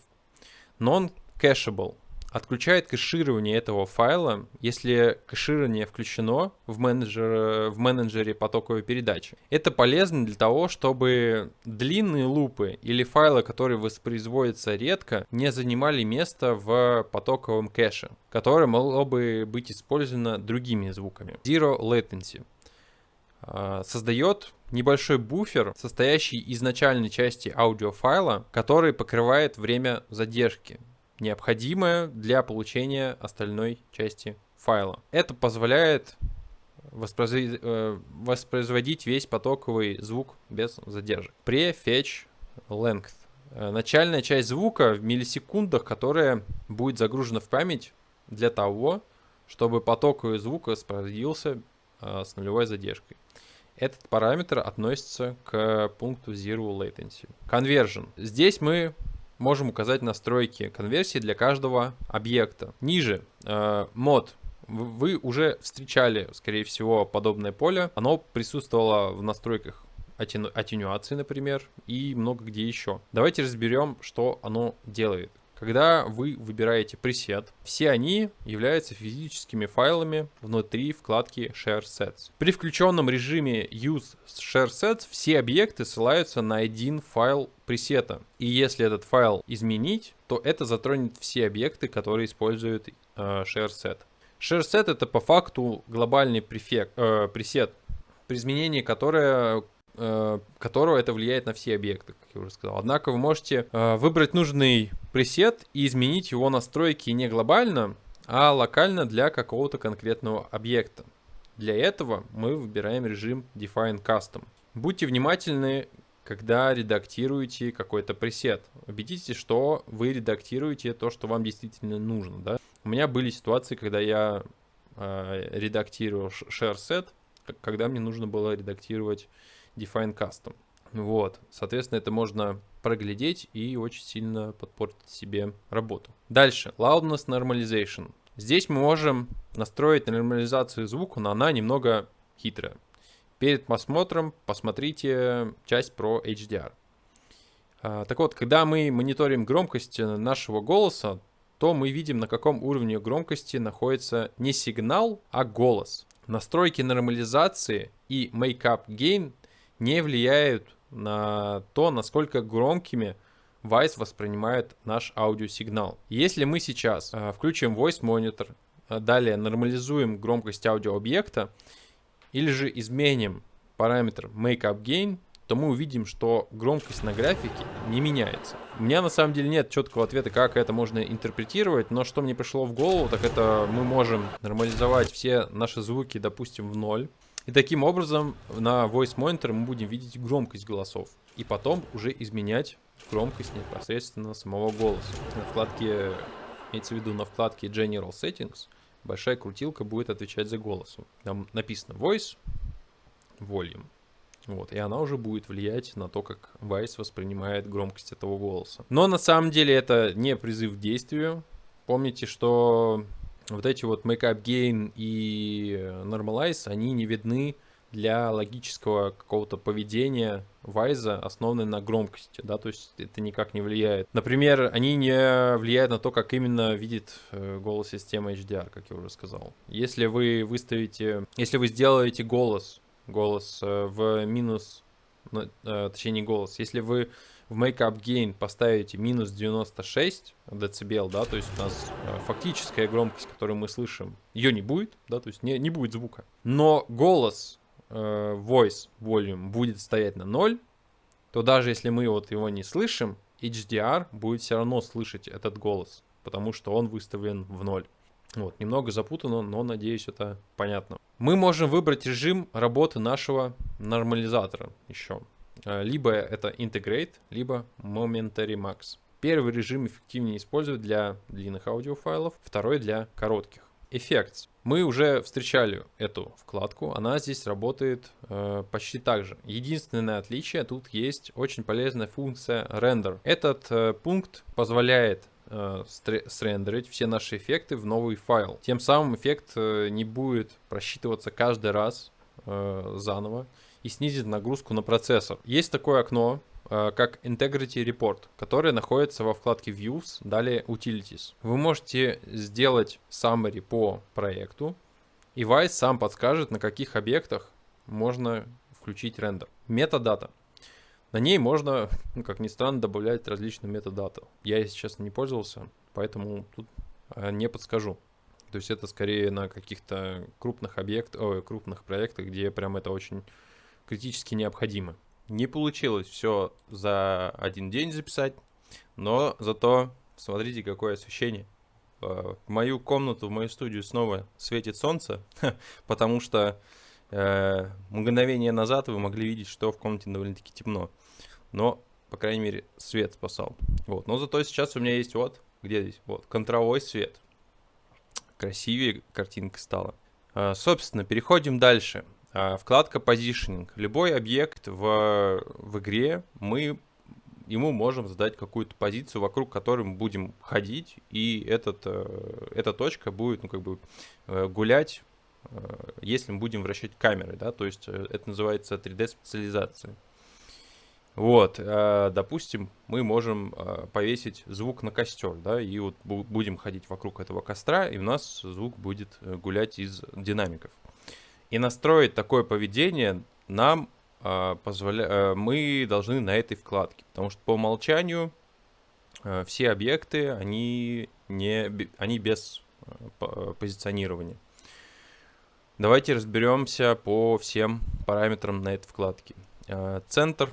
Это параметр работает по-разному в зависимости от настроек, которые находятся ниже. Он регулирует количество или процент сигнала, который проходит через центральный динамик. Если у вас нету центрального динамика, то настройка будет затруднена на самом деле. При панорамировании с помощью Direct Assign назначение центр применяется только для монообъектов, выводимых на шину с центральным каналом. Объекты Actor Mixer, точнее из Actor Mixer Hierarchy являются моно, если их аудиофайл, WAV или любой другой, да, находится в моно. Объекты Master Mixer Hierarchy являются монообъектами, если в их Bus Configuration установлено значение 1.0. При панорамировании динамиков с применением Balance Fade и 3D Specialization значение центр применяется только для выхода с центральным каналом. Например, моно 3.1, 5.1 и 7.1. Этот параметр всегда ищет центральный канал, который находится там, где у нас экран. Чтобы на этот канал можно было, допустим, отправить диалог. Так как диалоги в некоторых ситуациях не панорамируются. Да? То есть бывают такие ситуации, когда нам это не надо. Вот, и они отправляются на центральный канал. Также на центральный канал отправляются те звуки, вообще в основном диалоги, чтобы они были максимально прослушиваемые, то есть на этот канал отправляются только диалоги, с них мы слышим только диалоги, соответственно, они не конфликтуют с другими звуками. Так, дальше.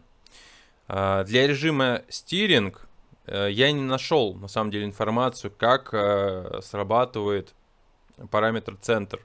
Вот, ну и, соответственно, проверить я, к сожалению, не могу, потому что у меня 2.0 конфигурация. Все эти режимы можно поменять ниже, вот, то есть у нас есть вот отдельный пункт, где они меняются. В Speaker Panning по умолчанию стоит режим Direct Assignment, который не позволяет панорамировать. Панорамирует в том плане, что мы можем открыть Speaker Panning, точнее Speaker Panner, вот, и в нем сделать настройку панорамирования. То есть если мы включим Balance Fade и Steering, у нас активируется кнопка Edit. Он как раз таки вызывает Speaker Panning. Мы в нем можем сделать предустановку такую для того, чтобы мы отпанорамировали звук. В чем разница между этими режимами? Между Balance Fade и Steering? Представьте, что у вас есть звук в левом канале, играет гитара, а в правом у вас играют барабаны. Вот, то есть только в левом и только в правом. Если спанорамировать жестко такой звук влево, то при режиме Balance Fade вся информация из одного канала полностью исчезнет. То есть мы один из инструментов не будем слышать. Но если выбрать Steering, то тогда информация из одного канала перетечет в другую, и она сохранится. Вот, это очень важный параметр, поэтому знайте об этом. Также Speaker Panning не работает, если включена 3D Specialization и параметр Speaker Panning / 3D Specialization Mix выставлен на 100%. Этот параметр позволяет настроить Crossfade между этими режимами. Вот. Двигаемся дальше. Да, то есть то, что я говорил про offset, оно работает, если значение меньше 100. Двигаемся дальше. Listener Relative Routing как раз таки и включает возможность позиционирования аудиообъекта в пространстве. 3D Specialization имеет несколько режимов. None означает, что звук не будет позиционироваться относительно слушателя. Да? То есть, если мы будем ходить вокруг нашего костра, звук будет всегда в одном месте. Да? То есть в стерео, на самом деле, он будет всегда. Если включить Position, означает, что объект будет позиционироваться в пространстве, учитывать его положение по 3 осям X, Y и Z. Режим Position плюс Orientation значит, что помимо вот этих 3 координат будет учитываться также и вращение объекта по своей оси. Это работать на самом деле будет только на многоканальном файле. Стереозвук или там 5.1 или все, что выше. На монозвуке это работать не будет. И также это будет работать, если значение spread будет больше нуля. Что это за параметр spread, мы чуть позже запомним. Точнее, не запомним, поговорим. Вы просто запомните, что работает, если spread больше нуля.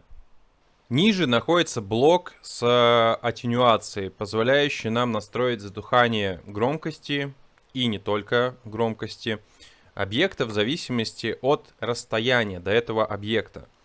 Первое поле позволяет выбрать заранее созданную или создать новую аттенюацию. Если мы нажмем на 2 стрелочки, мы можем выбрать либо там, None, New, Default Custom, либо выбрать одну из уже созданных. При нажатии на кнопки с такой стрелкой непонятной открывается редактор аттенюации. Ниже мы видим режим работы пресета аттенюации, работу которого мы рассмотрели во вкладке Conversion, да, то есть Define Custom и Use Share Sets. Вот. Если мы нажмем кнопку Find, то мы сможем найти выбранную аттенюацию в Project Explorer. Давайте откроем редактор аттенюации и посмотрим на его функционал. Этот редактор называется Attenuation Editor. Этот редактор играет на самом деле ключевую роль в настройке акустических характеристик. Пресеты аттенюации можно создавать в разделе ShareSet в папке Attenuations. Если в ShareSets выбрать аттенюацию, то если перейти во вкладку ShareSets и там выбрать аттенюацию, то в Object Tab Group у нас откроется как раз таки редактор Attenuation Editor. Помимо регулировки громкости, в этом редакторе мы можем настроить работу фильтров в зависимости от расстояния. Также мы можем настраивать параметр Abstraction и Occlusion специально для каждой аттенюации, что позволяет индивидуализировать настройки. Настройка на самом деле довольно простая. В редакторе первым параметром является drive, определяющий, от чего зависит изменение звука. Первый из них это distance, а следующая колонка property показывает, какой именно параметр меняется драйвером. Например, это будет у нас volume. То есть расстояние до объекта будет влиять на громкость. Выделив эту строку, мы можем видеть график ниже, который позволяет нам определить, как будет изменяться громкость. Или другой параметр, любой. График может быть настроен по желанию, как угодно. Можно добавить дополнительные точки и можно изменить кривизну. По большей части в окне аттенюации все, что изменяется не дистанцией, можно оставить нетронутым. Поведение этих параметров, как я уже сказал, определяется внутри Project Settings в вкладке Occlusion Abstraction. Однако все, что изменяется при помощи дистанции, мы рассмотрим. Первый — это громкость, которая довольно-таки, я думаю, очевидна. Затем идут два aux-сенда. Чем дальше вы от объекта, тем меньше посыла идет на шины. Это происходит, потому что параметр Corv установлен на Use Distance Volume.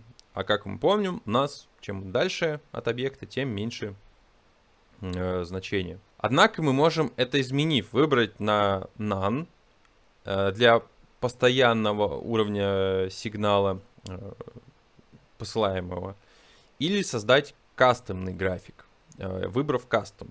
Далее идут два фильтра низких и высоких частот, которые также можно настроить в зависимости от расстояния от расстояния. Теперь перейдем к двум параметрам, которые могут быть несколько сложными для понимания, но давайте попробуем. То есть несколько концептов в Wise, которые довольно-таки сложные для понимания с первого раза. Это spread и фокус. Spread — это эффект, при котором звук распространяется на соседние колонки. Если мы выставим значение 0%, то звук всегда будет звучать только в одной колонке за раз, даже если мы крутим камерой. В таком случае звук будет прыгать от одной колонки в другую, прям вот по пикселям. То есть один пиксель будет даже решать, на что вот у нас хоп, и звук перепрыгнул.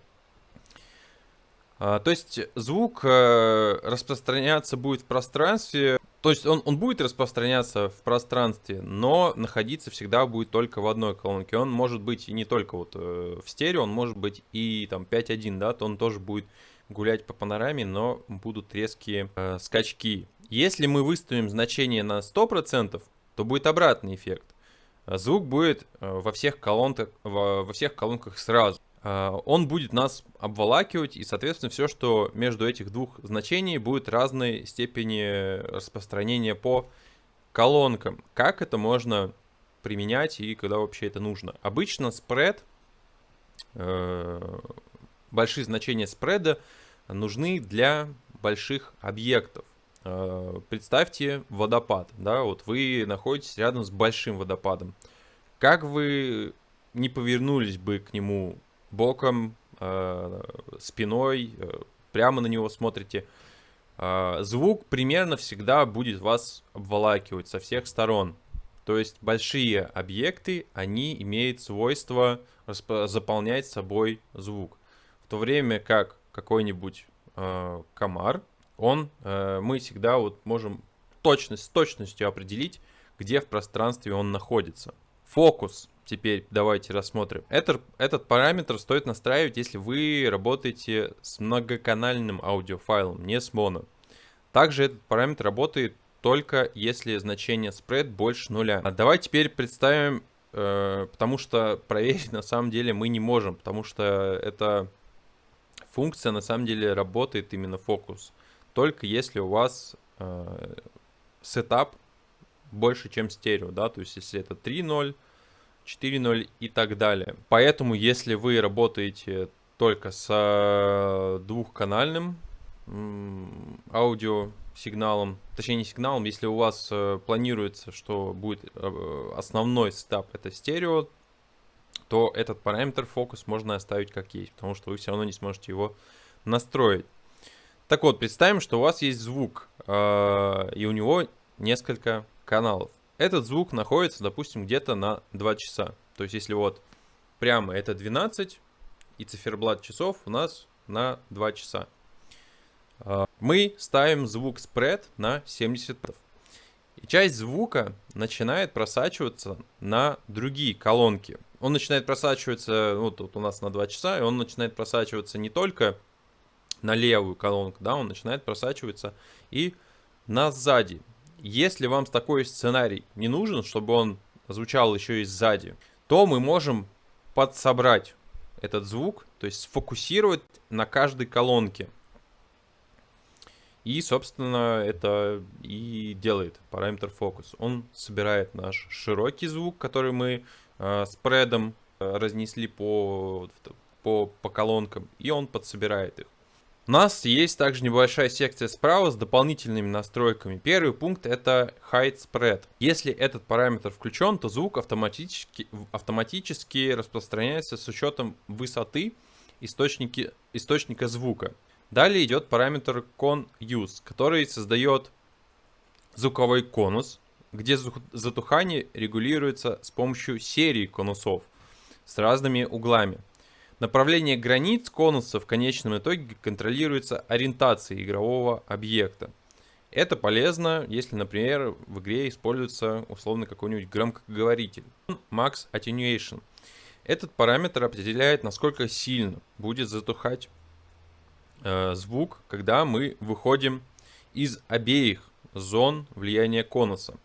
Если установить значение минус 96, то даже если мы окажемся за конусом, но вплотную к нему, мы не услышим звук. И он начнет проявляться только после того, как вернемся во внешнюю зону. Con Inner Angle это внутренний конус, в пределах которого громкость не уменьшается, когда мы двигаемся влево и вправо относительно источника звука. Однако, если мы двигаемся вперед-назад, звук все равно будет затухать. Con Outer Angle, когда мы покидаем внутренний конус, мы входим во внешний конус. И по мере приближения к его границе звук начинает затухать. 3D Position. Двигаемся дальше по блоку 3D Position. Как я уже говорил, каждый аудиообъект имеет точку в игре, куда мы его помещаем и из которой он, собственно, издает звук. Здесь мы можем выбрать, как именно будет издавать звук этот объект. По умолчанию стоит эмиттер, что значит, что звук будет исходить из одной конкретной точки, куда мы ее, собственно, и поставили. Если мы выбираем эмиттер with automation, то мы можем нарисовать автоматизацию для этого эмиттера. Звук будет исходить не из этой точки, а из разных точек вокруг этой вокруг этого эмиттера. Там кто-то шумит. Самый простой пример это куча с мусором, вокруг которой летают мухи. Мусор это наш условный эмиттер, вот, и мухи, соответственно, летают вокруг него. Listener with Automation делает то, что, собственно, написано, да. Мы вешаем звук на самого слушателя. Несмотря на то, что исходный аудиообъект будет находиться где-то в пространстве, сами звуки будут находиться вокруг слушателя, да, и ходить вместе с ним.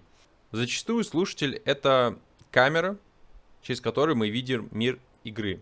Но важно, что сам игровой объект, как я уже сказал, будет всегда находиться на одной координате, несмотря на то, что звуки ходят вместе со слушателем. Как настроить автоматизацию? Для этого нам нужно при выборе одной из возможных режимов, вот этот Listener with Automation, либо Emitter with Automation, нажать на кнопку, собственно, Automation, и откроется редактор Position Editor. Для его работы нам нужно создать хотя бы один путь автоматизации. Для этого нажимаем New, называем как угодно. Однако окно справа стало активным, и в нем мы можем нарисовать путь, по которому будет следовать звук. Простым двойным нажатием мы добавляем еще одну точку. Теперь при каждом проигрывании нашего звука он будет за 5 секунд проходить от первой точки к последней. Почему за 5 секунд? Напротив имени пути указана его длительность. Ее мы можем поменять, если нажимаем Configure Timeline. В поле Length вводим числа, которые как раз таки будет длиной. Эти числа — это секунды. Мы можем выставить, допустим, длительность в 10 секунд. Сейчас при добавлении каждой новой точки таймлайн будет делиться равномерно между этими точками. И, соответственно, звук будет равномерно двигаться по точкам в рамках заданного времени. Однако, если мы хотим, чтобы позиционирование было неравномерным, движение от точки к точке было разное по времени, то нам нужно включить Linear Mode. Теперь каждая точка будет добавляться на таймлайн через равные промежутки времени, установленные в поле Insert Key Every Frame. И эти точки мы уже можем двигать как нам угодно. И, соответственно, отрезки временные будут между ними разные. Далее, для более разнообразного поведения звука мы можем добавить несколько путей, по которым будет происходить позиционирование. Представим, что у нас, допустим, есть оружие, у которого падают гильзы. Гильзы от оружия могут, например, падать как слева от нас, так и справа. Когда у нас несколько путей, нам нужно настроить, как именно эти пути будут сменяться.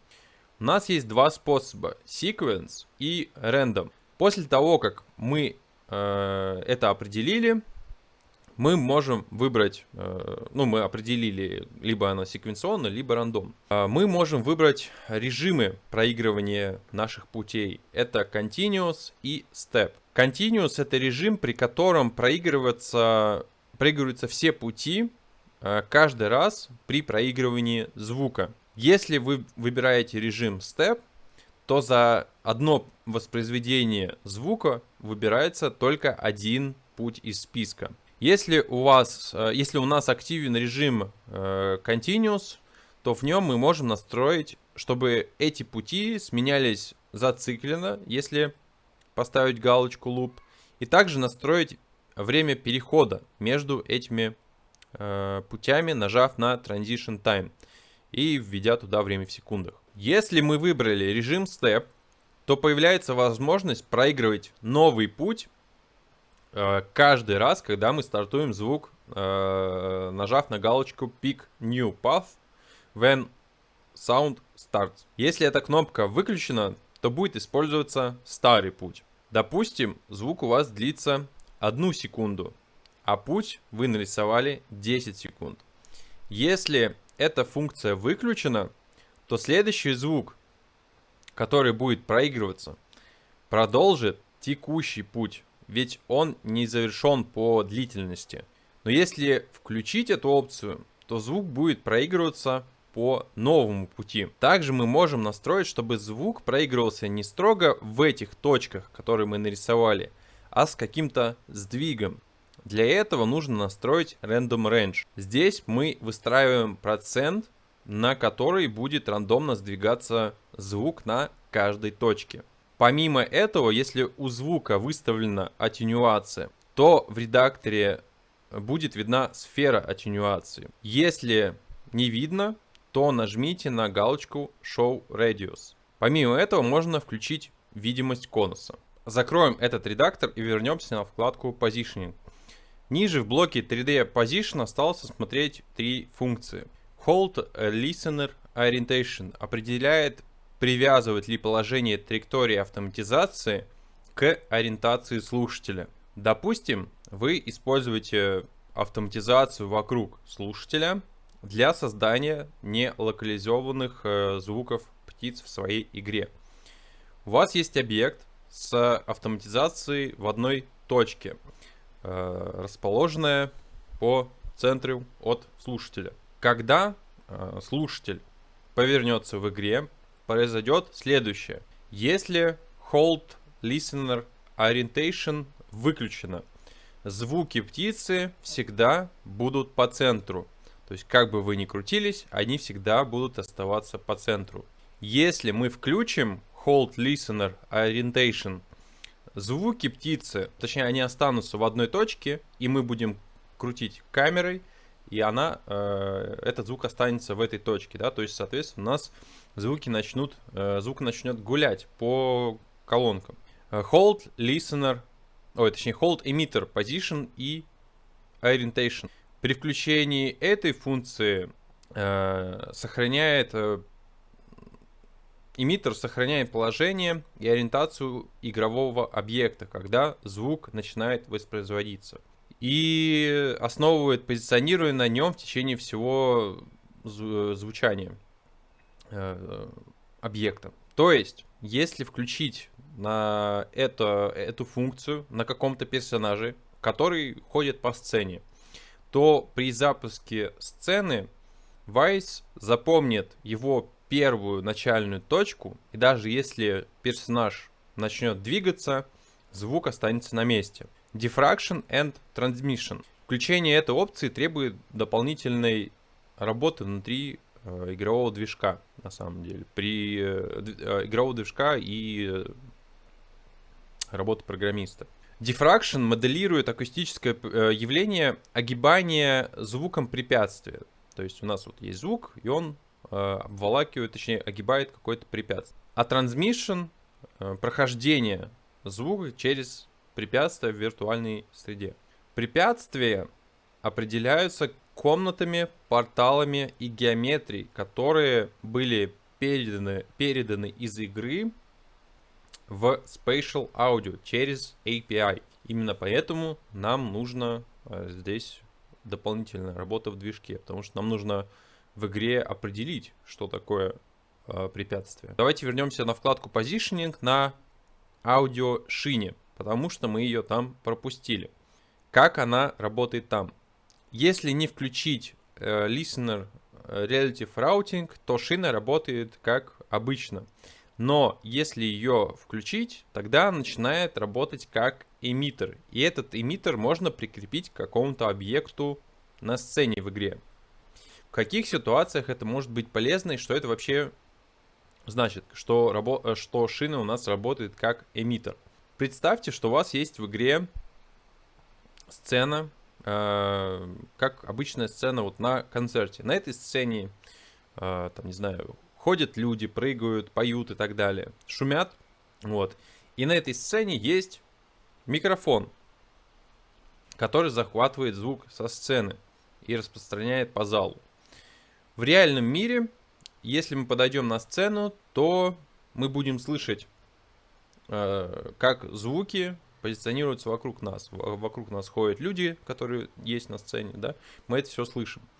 Однако, если мы отдалимся в зал, то из каждой колонки, поскольку на сцене есть микрофон, мы будем все те же самые звуки слышать, но через колонки. И колонка в данном случае у нас выступает как вот эта вот шина. То есть она собирает звуки с одной точки, точнее с одного источника, и все их выводят через условный динамик.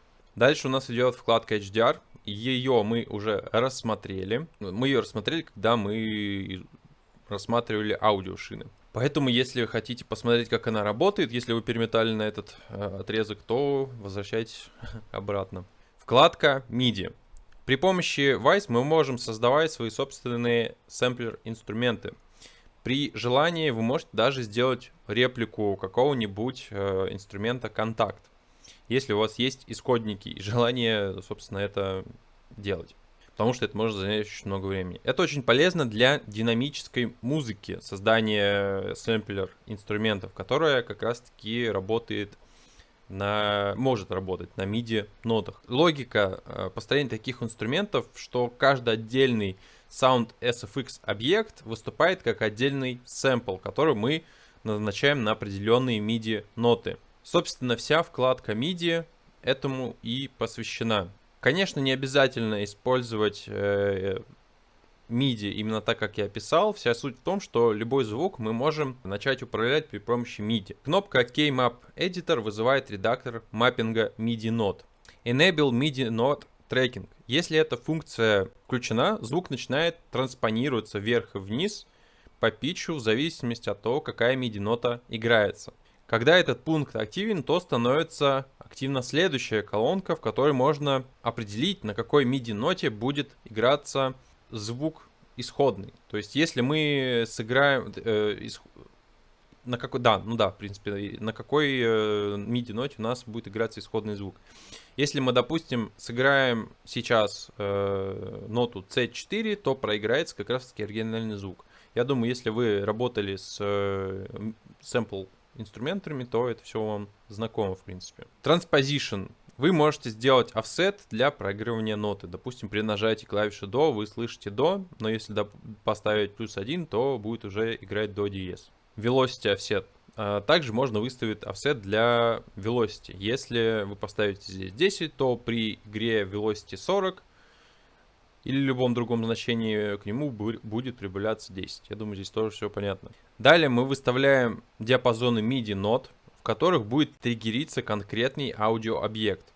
Если объект не попадает в эти значения, то он, соответственно, и не проигрывается. Мы можем выставить фильтры для нот по высоте и velocity. Закрыв этот редактор, мы можем увидеть, что на MIDI вкладке все параметры ниже, они дублируются то, что мы видели в редакторе. Единственное, чего нету в редакторе, это блока MIDI Events. Play On, этот параметр диктует, как будет проигрываться аудиообъект. Есть два варианта. Play On. Этот параметр диктует, когда будет проигрываться аудиообъект. Есть два варианта. Когда вы играете ноту, либо когда вы отпускаете ноту. Например, у вас есть отдельный сэмпл на релиз. Вот, и, соответственно, он будет триггериться на релизе. Параметр Break On Note Off. Если включить эту функцию, то зацикленный луп, который мы триггерим на нажатии кнопки, будет остановлен при отпускании этой кнопки. Вкладка Advanced Settings. Мы ее раньше уже встречали, но на аудиошинах. Здесь она немного отличается. Появилось несколько новых функций. Давайте мы сейчас их и рассмотрим. Первое, что мы видим, мы можем конкретизировать, на что именно выставляются лимиты.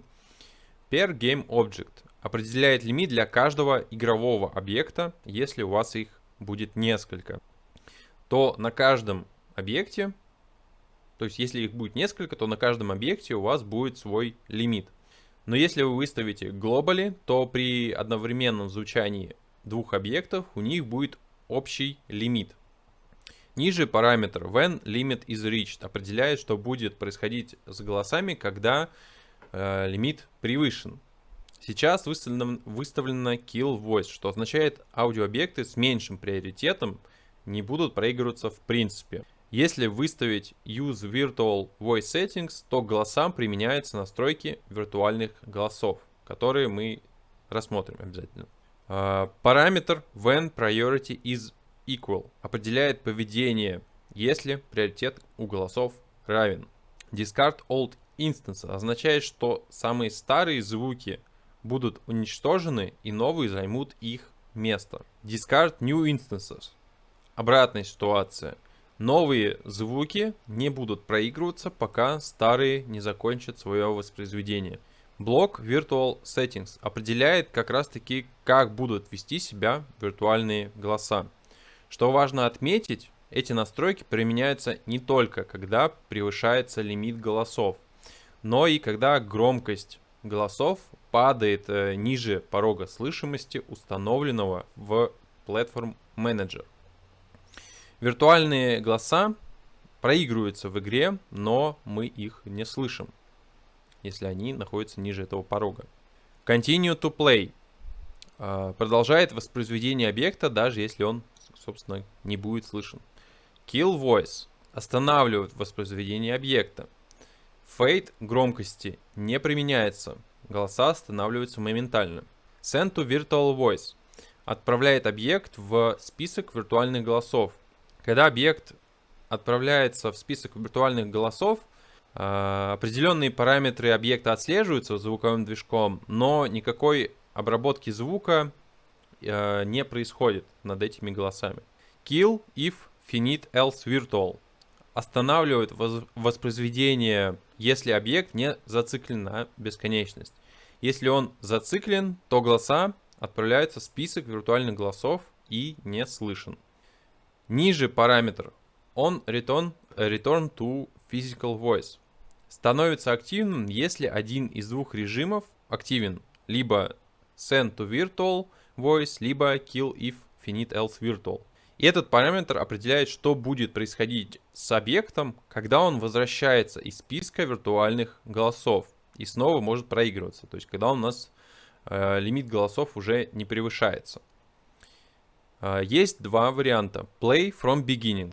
Объект играется с самого начала. Например, если это зацикленный аудиообъект, loop стартует сначала. Play from elapsed time. Эта опция делает так, что звук как будто и не останавливался. Как будто он играл, но просто ему выключили звук. То есть, если у вас есть луп длиной 10 секунд, точнее, если у вас есть луп длиной в 10 минут, не знаю, какое-нибудь большое число, да, и он отправился в список виртуальных голосов на 10 секунд, то Vice отсчитает эти 10 секунд, и когда голос вернется, то как раз-таки будет прохождение вот этих вот 10 секунд на лупе, да, то есть мы пройдем эти 10 секунд. Важно отметить, что этот параметр не имеет точности до сэмпла, что может быть критично при триггере музыки. Другими словами, может появиться рассинхрон при возобновлении проигрывания аудиообъекта. То есть нужно на это всегда обращать внимание. Resume. При переходе в список виртуальных голосов звук становится на паузу. Из этой опции он, собственно, возобновляет свое воспроизведение с места паузы.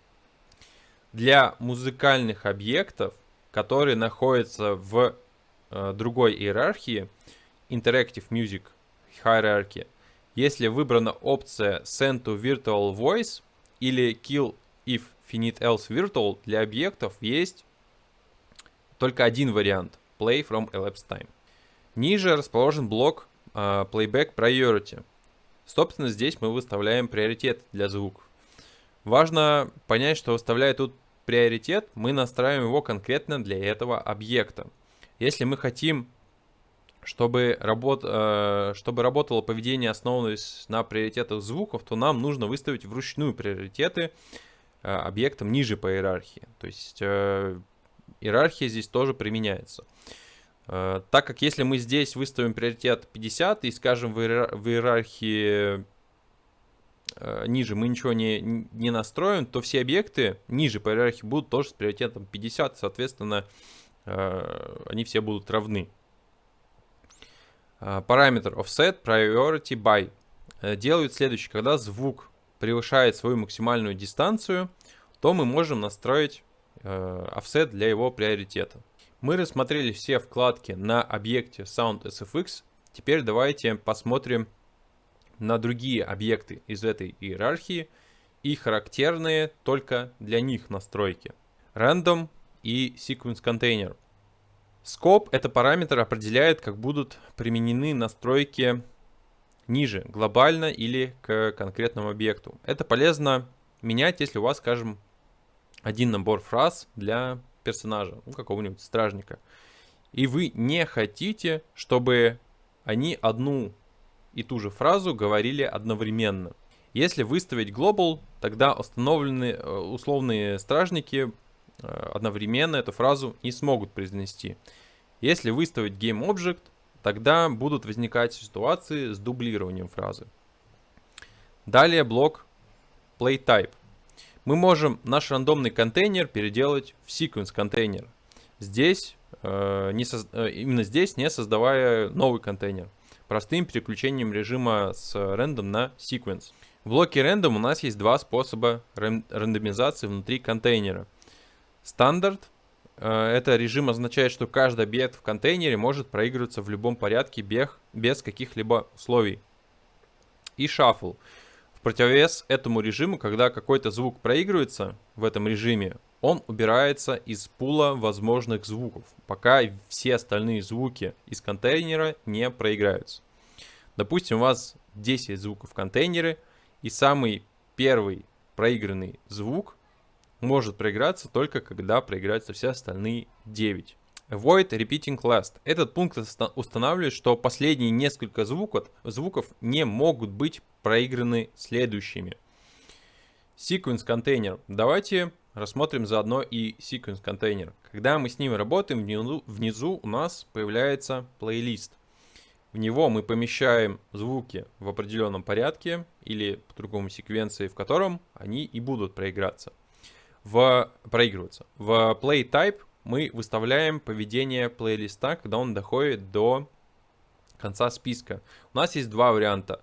Restart, у нас плейлист проигрывается заново, либо Play in Reverse Order, плейлист проигрывается в обратном порядке.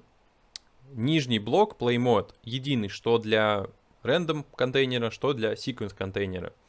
Есть два режима работы. Это Step и Continuous. Step означает, что при проигрывании контейнера будет проигрываться один звук за раз. Continuous означает, что при проигрывании контейнера проиграются все звуки из этого контейнера. Когда выбран режим Continuous, мы можем настроить два параметра. Будет ли контейнер проигрываться зацикленно и сколько циклов у него будет. Бесконечное или какое-то конечное количество. Я думаю, здесь, в принципе, все понятно. А вот второй блок Transition нужно рассмотреть подробнее. Этот блок определяет переходы от одного звука к другому в рамках контейнера. Xfade, в скобочках amp, добавляет crossfade между двумя объектами, используя амплитуду, то есть amplitude. Xfade Power добавляет crossfade между двумя объектами, используя постоянную мощность. Delay добавляет задержку между объектами. Sample Accurate создает плавные переходы без задержки между объектами. Trigger Rate определяет скорость воспроизведения новых объектов в контейнере. То есть это время, через которое будут повторно триггериться новые звуки. Если поставить, допустим, 0.5, то звук будет триггериться каждые полсекунды. И, соответственно, наслаиваться друг на друга. Переходим дальше к switch контейнеру. Для его работы нам нужно заранее создать GameSync State, либо switch.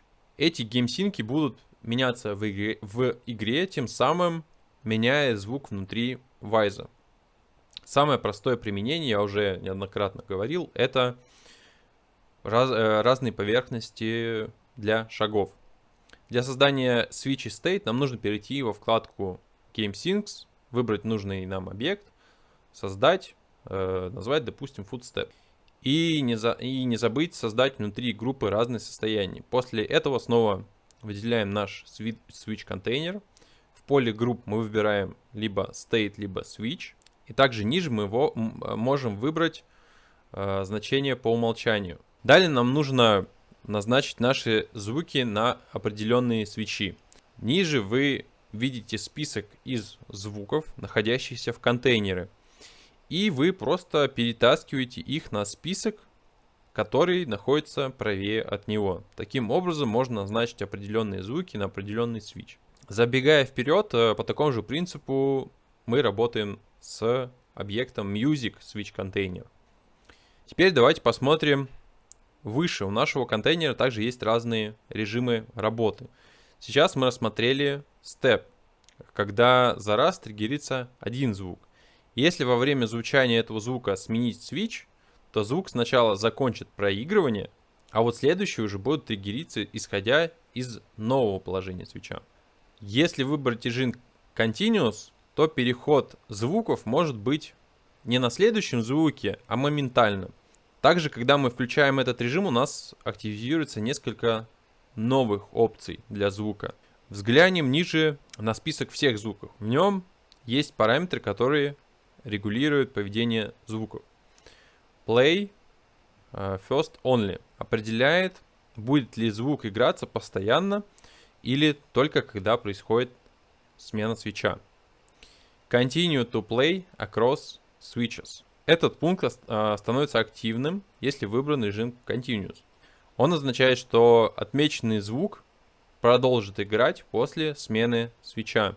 Если выключить эту опцию, то звук может прерваться и начать играть заново. Параметр Fade определяет время перехода между звуками. Двигаемся дальше. Blend Container. При выделении этого контейнера может показаться, что он ничем не отличается, потому что нам сначала нужно создать в нем Blend Track и поместить на него хотя бы два звука. Для этого внизу нажимаем на Blend Track. Тем самым мы открываем Blend Track Editor, который также можно найти во вкладке Views. Нажимаем дальше New Blend Track. Затем мы можем переименовать трек по своему усмотрению. Давайте его назовем Wind. После этого нужно перенести наши звуки на Blend Track. Делаем это простым перетаскиванием аудиофайлов во вкладке Contents. Поскольку треков, Blend треков может быть много, следите за тем, чтобы вы помещали их на нужные треки. Есть два способа работы с Blend треками. Они переключаются галочкой Crossfade. Давайте рассмотрим режим с включенной галочкой. После ее активации нам нужно указать Game параметр, который будет управлять кроссфейдом. У нас есть два аудиофайла с разной интенсивностью ветра. Мы выбираем параметр Wind Power и видим два блока справа, представляющих наши звуки. Под ними шкала от 0 до 100, отображающая значение параметра Wind Power. Если сила ветра от 0 до 50, проигрывается один звук. Если от 51 до 100, другой звук. Однако эти два файла мы можем наложить между собой, и они будут, собственно, кроссфейдиться. Это делается простым перетаскиванием границ. Теперь рассмотрим второй способ работы с Blend треком. Для этого отключаем галочку, добавим второй Blend трек и переместим один из наших звуков на новый трек в вкладке Contents. Под пунктом Crossfade мы видим две галочки. Из списка мы можем выбрать интересующий нас параметр, который будет изменяться на основе Game параметра. У Blend Track контейнера также есть два режима работы: Step и Continuous. Step в этом режиме при воспроизведении контейнера все его аудиофайлы начинают играть одновременно. Continuous, в то время как этот режим запускает аудиофайлы только на стыках кроссфейдов. Дальше. Объект Sound Voice. В этот объект помещаются аудиофайлы с голосовой озвучкой актеров. Он работает по такому же принципу, как и Sound SFX. Отличие только в том, что для каждого объекта мы можем выбрать разные варианты локализации. Interactive Music Hierarchy. Работа в этой иерархии посвящена работе с интерактивной музыкой. Отличие работы с аудиофайлами здесь в том, что для аудиофайлов мы можем выставить темп и тактовый размер, чтобы потом можно было при помощи сетки делать плавные переходы по тактам, по битам и так далее. Давайте рассмотрим первый объект, он называется Music Track. Он нужен, чтобы в рамках одной композиции можно было разделить трек на несколько инструментов. При рендере вашей композиции вы рендерите их поканально, и все треки импортируете в эти объекты. На Music Track мы, конечно же, не обязательно должны класть только мультитреки. Да? Сюда можно добавлять и обычные треки, полностью готовые. Music Track мы не можем использовать сами по себе, и создать его, в принципе, мы можем только внутри другого объекта Music Segment. У этого объекта Music Track есть несколько особенностей, которые не встречались раньше. Когда мы нажимаем кнопку Stream, то можно выбрать Look Ahead Time. Вы можете определить, какие музыкальные фрагменты будут воспроизводиться из памяти, а какие с Blu-ray или жесткого диска. При потоковой передаче музыки или стриминге с диска у вас также есть возможность избежать задержек воспроизведения и проблем с синхронизацией, используя комбинацию следующих параметров. Look Ahead Time — это резервирование определенного времени, чтобы звуковой движок мог искать потоковые данные. Это время определяет задержку дорожки. Prefetch Length создает небольшой звуковой буфер, который покрывает время задержки, необходимое для получения остальной части файла. Мы раньше уже рассматривали эти параметры со стримингом. Вот здесь они конкретно для музыкальных объектов. И здесь они настроены, точнее, настройка их позволяет как раз-таки избежать рассинхронизации. Поэтому объекты в Actor Mixer Hierarchy нужно, если вы будете использовать в виде музыкальных объектов, ну так тоже можно, потому что никто не запрещает в обычный SoundSFX запихнуть музыкальный трек, да. Но вот нужно всегда помнить, что там работа под это не так хорошо заточена, как здесь. Двигаемся дальше. Track Type позволяет изменить способ проигрывания объекта. Если поставить любой режим, кроме Normal, тогда на эти аудиообъекты можно назначать несколько музыкальных треков, которые будут меняться в зависимости от выбранного типа проигрывания. Давайте, допустим, поставим Random Step и нажмем на вкладку Music Segment. Внизу у нас откроется редактор Music Segment Editor. Допустим, вы сделали несколько вариаций одной мелодии, и в треке хотите, чтобы каждый новый луп триггерил новую рандомную вариацию. Для этого на треке нажимаем правой кнопкой мыши и выбираем Random Step, если до этого вы не выбрали его в Track Type. После этого нажимаем тоже правой кнопкой мыши, далее Add Subtrack, и вариации мы помещаем на эти подтреки. Также мы можем сделать не рандомный, а, допустим, sequence. То есть каждая вариация у нас будет триггериться при каждом новом лупе или проигрывании. И еще один вариант — это switch. Если у вас есть какой-то настроенный switch, то, основываясь на нем, можно менять музыкальные треки. Допустим, вы хотите, чтобы мелодия оставалась одна, но менялся инструмент в зависимости от дня и ночи. Настроив switch в игре, настроив switch в Wise, подключив к игре, к нужным параметрам, можно этого всего добиться. Пройдемся по оставшимся моментам. Вверху мы можем настроить, к чему будет магнититься курсоры лупа и конечный курсор по тактам, по кьюшкам или по окончанию трека или лупа. Справа можем настроить видимость кривых фильтров и громкости. Включив их, они появляются на треках, которые мы импортировали. Вот можно видеть небольшие такие графики. Сами треки мы можем укорачивать, естественно, и удлинять, и делать им фейды. Красные и зеленые маркеры — это границы лупа. Также мы можем поставить кастомный курсор внутри трека. Его назначение может варьироваться от нужд. При помощи кастомного курсора можно проиграть стингер или изменить какой-то стейт. Также в начале трека есть старт курсор и в конце end курсор. Иногда эти два курсора могут создавать не совсем очевидные проблемы с воспроизведением треков. Если вы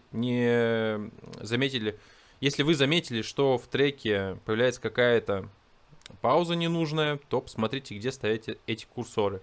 Чуть позже мы рассмотрим параметры, которые на это могут влиять. Music Segment — это следующий объект в этой иерархии. Хранит в себе один или несколько music треков.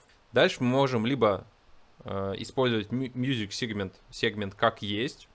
Это будет как отдельный трек, но его нельзя зациклить сам по себе. Поэтому его нужно помещать в плейлист контейнер.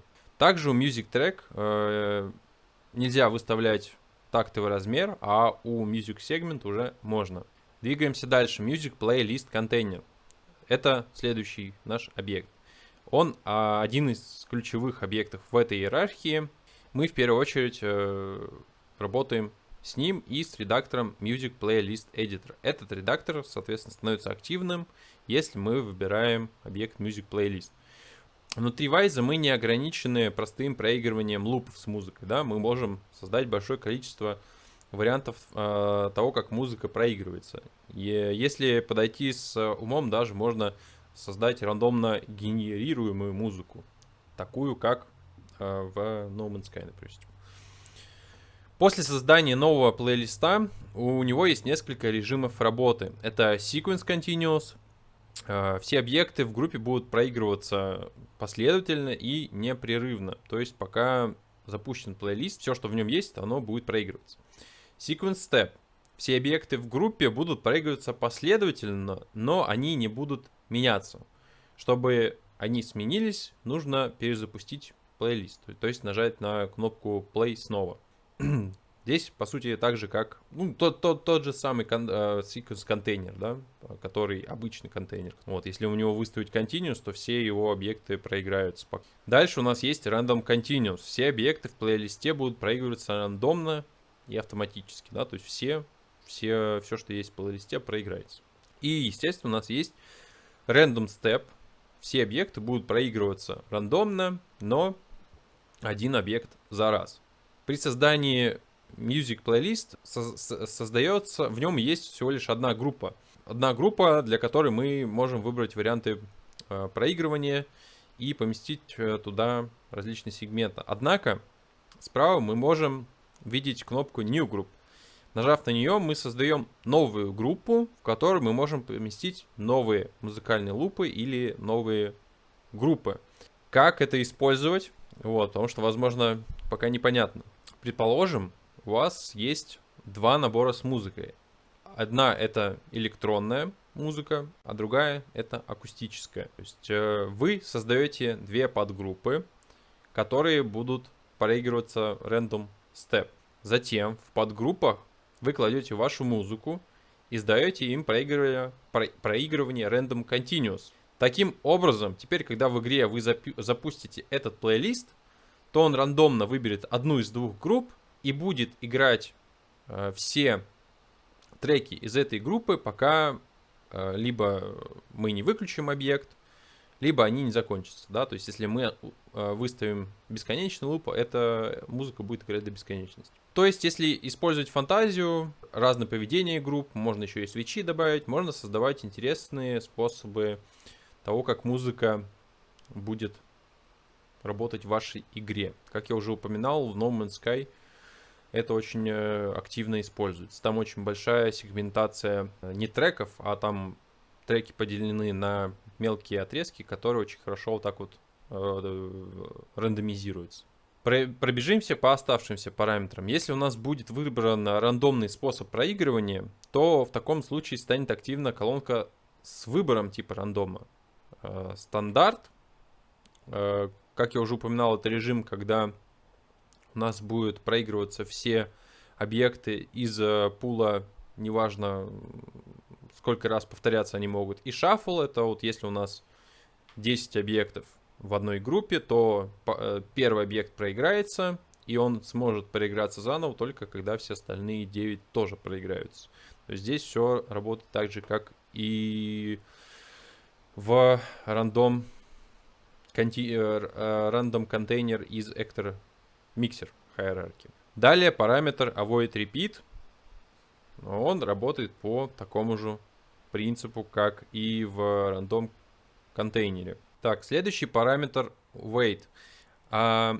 Мы можем настраивать, по сути это приоритет, то есть мы настраиваем, какой элемент важнее, какой менее важный, да, то есть в зависимости от веса или по другому приоритета будут выбираться один или другой объект. То есть один более вероятнее, чем другой, если у него выше приоритет. Параметр loop count. Количество воспроизведений группы или объектов внутри группы.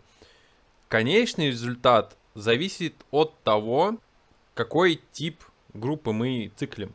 То есть если у нас выбран sequence continuous group, счетчик циклов определяет, сколько раз будет воспроизводиться вся группа при каждом воспроизведении.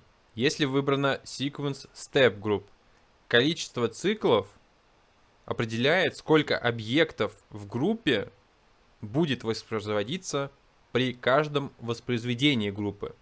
Например, группа с 6 лупами и количеством циклов 2. Воспроизводить будет сегменты сначала 1 и 2 при первом воспроизведении группы, затем сегменты 3 и 4 при втором воспроизведении группы.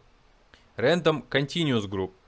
Счетчик циклов определяет, сколько раз будет воспроизводиться вся группа при каждом воспроизведении. Random Step Group. Счетчик циклов определяет, сколько объектов в группе будет воспроизводиться при каждом воспроизведении группы. Music Switch Container. Сейчас мы рассмотрим одновременно два объекта, так как они похожи. Это, собственно, Music Switch Container. И второй объект относится к работе с динамическими диалогами. Начнем мы с динамического диалога. Dynamic Dialog Editor. Давайте перейдем во вкладку Events. Там мы видим папку Dynamic Dialog. В ней создадим event и выделим его. При выделении ивента справа в Object Tab Group становится активным редактор динамических диалогов, собственно, Dynamic Dialog Editor, который идентичен Music Switch Group с несколькими исключениями, что у Music Switch Group нету функции Probability. Я заранее записал несколько аудиофайлов, чтобы продемонстрировать, как именно можно использовать динамические диалоги. В игре у нас есть заранее записанные строчки диалога, которые проигрываются либо в катсценах, либо во время какой-то сценки на движке игры. Это обычные диалоги. А тут мы видим приписку «динамические диалоги». И это неспроста. Представьте ту же самую FIFA или любой другой спортивную игру, где есть комментатор.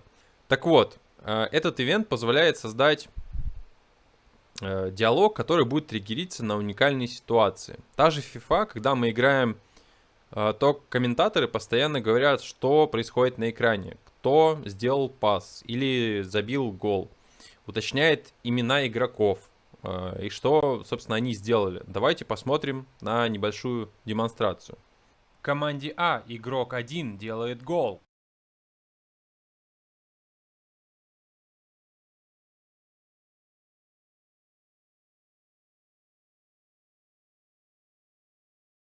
В команде А игрок 1 делает гол. В команде А игрок 4 делает гол. В команде Б игрок 3 делает пас. У нас есть стоит с командами и switch с тем, что эта команда делает. Мы можем создать путь в этом ивенте. Если в игре Team B сделала гол, то мы можем выбрать на это определенный звук. Чтобы сделать этот путь, нам нужно создать стейты или свитчи, как у меня. Создать их можно, я думаю, знаете вы уже где. Теперь давайте по порядку рассмотрим этот редактор. В самом верху у нас настройка вероятности. Если мы проиграем этот ивент в игре, то с какой вероятностью он запустится, определяется этим значением. Ниже у нас есть кнопка Add Generic Path. Она добавляет общий путь, если в игре любое сочетание стейтов и свечей. Дальше кнопка Add Path Pass. Add Path Pass. Очень сложно с TH, с произнесением. Эта кнопка активна, если мы выбираем какой-то путь, и она добавляет этот путь в список ниже. Также мы можем в этом списке выбрать какой-то путь и изменить ему state и switch, нажав Update Path, чтобы, собственно, его обновить. Также мы можем удалить выбранный путь, нажав Remove. Чуть ниже мы можем выбрать режим работы. По умолчанию у нас стоит Best Match. То есть мы выбирает путь, который наилучшим образом соответствует свечам или стейтам, запущенным во время выполнения. Также есть второй режим, Weighted, который мы уже рассматривали. Да? То есть это банальное оперирование на основе приоритетов. Если у одного пути вес, допустим, 10, а у второго 90, то второй будет намного чаще проигрываться. После параметра Weight стоит строчка, куда мы можем поместить аудиообъект, который будет проигрываться, если определенный путь в игре сработал. И, собственно, по такому же принципу работает и Music Switch Group. В некоторых объектах этой иерархии Interactive Music Hierarchy, господи, у меня язык уже запинается, появились две новые вкладки. Это Transition и Stingers. Поскольку мы можем разделить наши треки на зацикленные музыкальные сегменты, иногда нам нужно настраивать переходы между этими сегментами. И, собственно, это мы и делаем на вкладке Transition. По умолчанию уже создан один переход, который срабатывает от any к any, что означает, из любого сегмента мы можем переместиться в любой другой сегмент. И при выделении этого перехода внизу у нас станут активны следующие опции.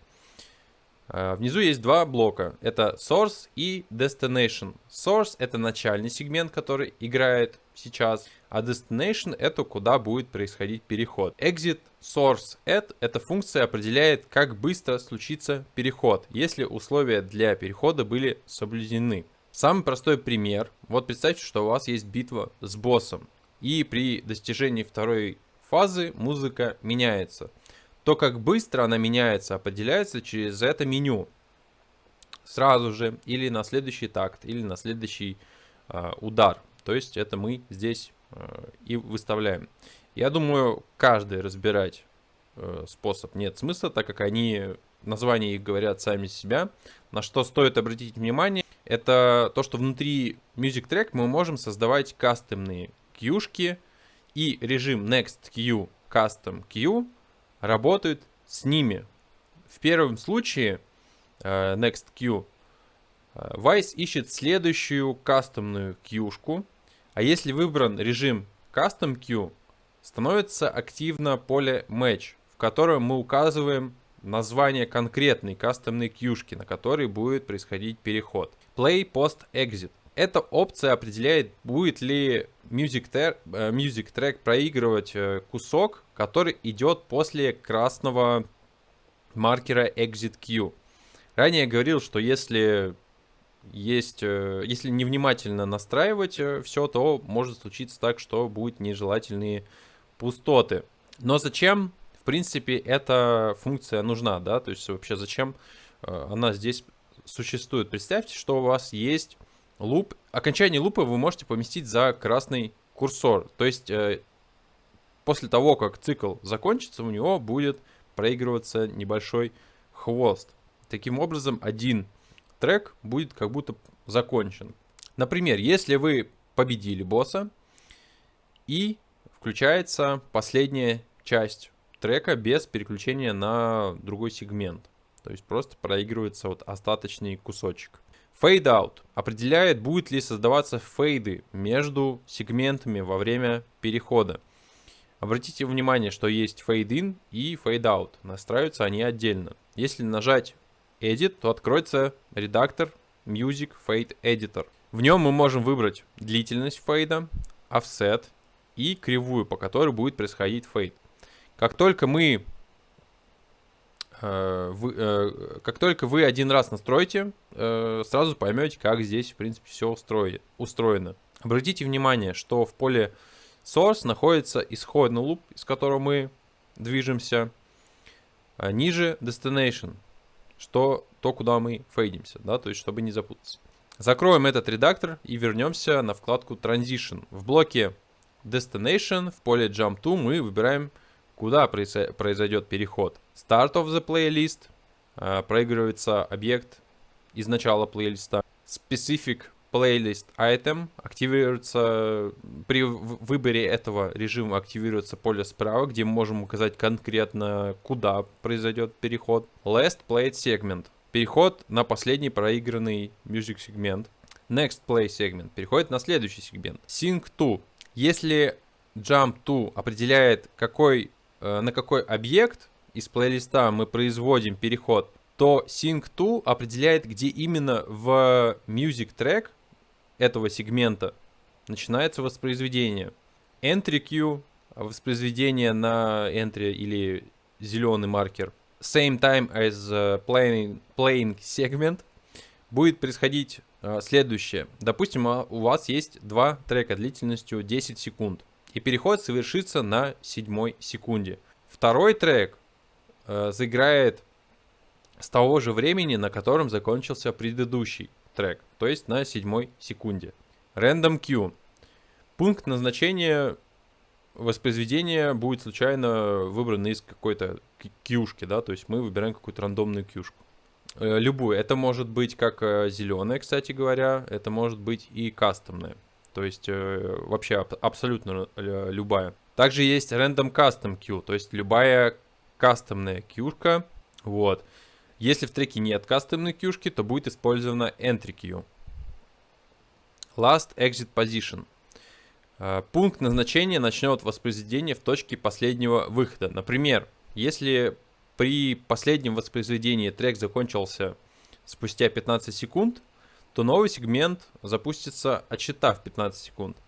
Но это не то же самое, что и same time as playing segment, так как длина сегментов может быть разная, а время оно абсолютное. То есть всегда будет отсчитываться ровный промежуток времени. Play pre-entry. Аналогичной функции post-exit определяет, будет ли проигрываться кусок трека до зеленого маркера. Если раньше было после красного, это до зеленого маркера, то есть entry queue. Справа расположен блок Transition Segment. Если вы планируете использовать какой-то сэмпл в качестве перехода от одного лупа к другому, ну такой небольшой связующий элемент, то в этой секции можно его использовать, и для этого нужно включить Use Transition Segment, выбрать нужный аудиообъект. Все остальные функции, я думаю, вам будут понятны по аналогии с тем, что мы уже видели в Wise, так как они, в принципе, так здесь, в принципе, все понятно настроено. Stingers. У нас есть новая вкладка, которая называется Stingers. Для начала нам нужно понять, что такое Stinger. Это внезапная музыкальная фраза, которая происходит по триггеру. Внизу этой вкладки мы видим кнопку Add. Через нее мы добавляем стингер. Далее в появившемся стингере нам нужно указать триггер. Это специальный GameSync. Далее нужно указать нужный аудиообъект. Затем в поле Play Add указываем, когда проиграется стингер после срабатывания триггера. Если указываем Custom Queue, то можно конкретизировать имя кьюшки. Ниже под кнопкой Add и Remove расположены вполне понятные из названия функции.